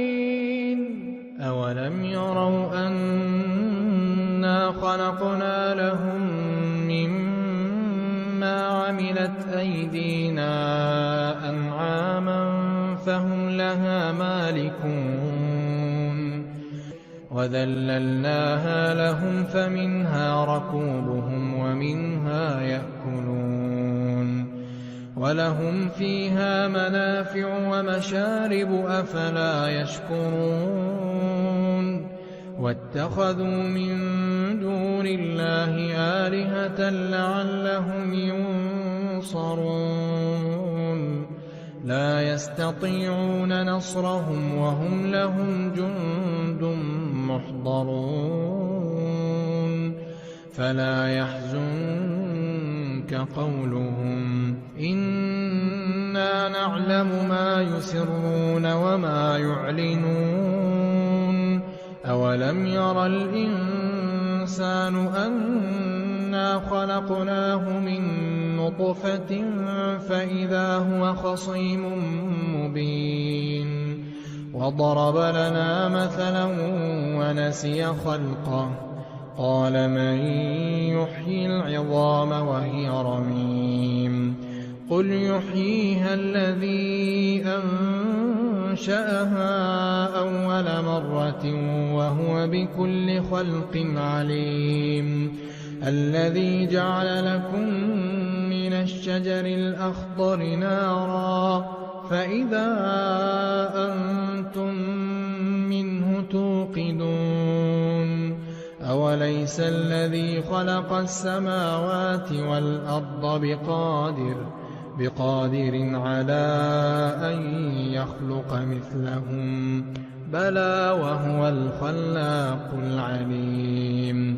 إنما أمره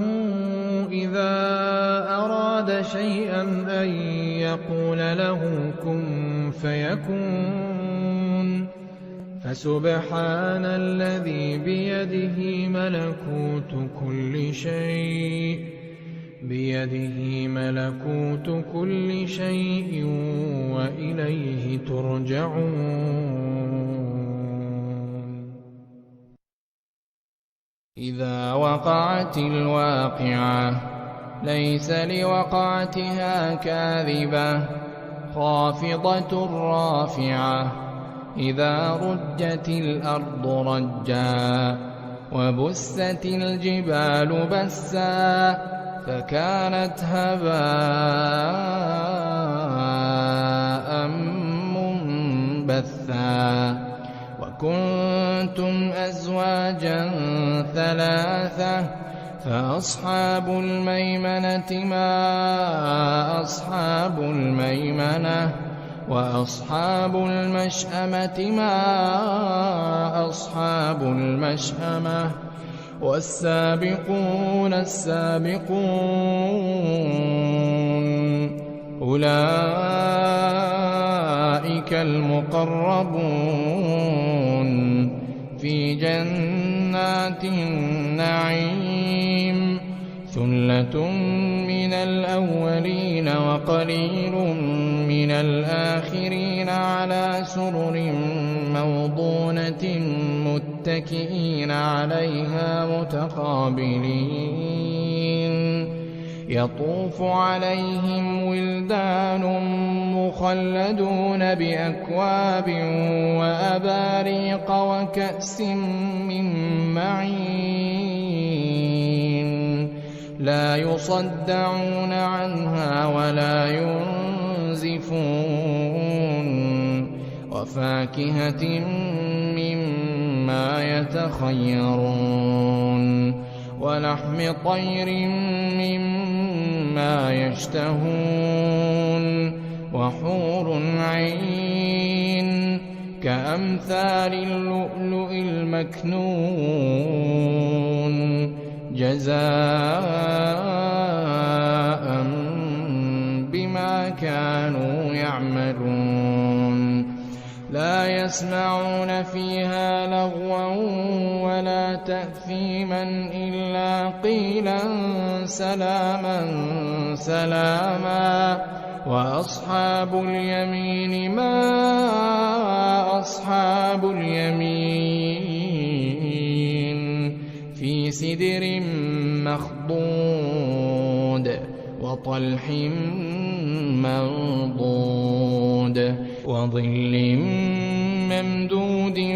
وماء مسكوب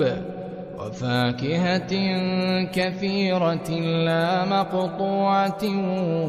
ولا ممنوعة وفرش مرفوعة إنا أنشأناهن إنشاء فجعلناهن أبكارا عربا أترابا لأصحاب اليمين ثلة من الأولين وثلة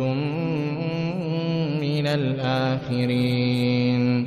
وأصحاب الشمال ما أصحاب الشمال في سموم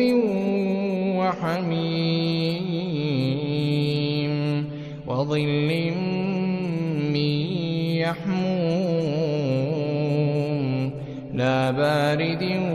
ولا كريم إنهم كانوا قبل ذلك مترفين وكانوا يصرون على الحنث العظيم وكانوا يقولون أئذا متنا وكنا ترابا وعظاما أئنا لمبعوثون أو آباؤنا الأولون قل إن الأولين والآخرين لمجموعون إلى ميقات يوم معلوم ثم إنكم أيها الضالون المكذبون لآكلون من شجر من زقوم فمالئون منها البطون فشاربون عليه من الحميم فشاربون شرب الهيم هذا نزلهم يوم الدين نحن خلقناكم فلولا تصدقون أفرأيتم ما تمنون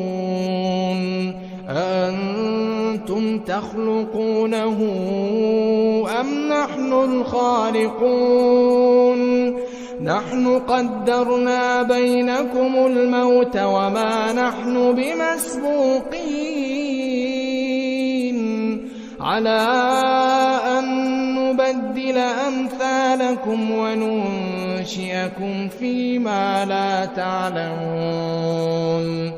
ولقد علمتم النشأة الأولى فلولا تذكرون أفرأيتم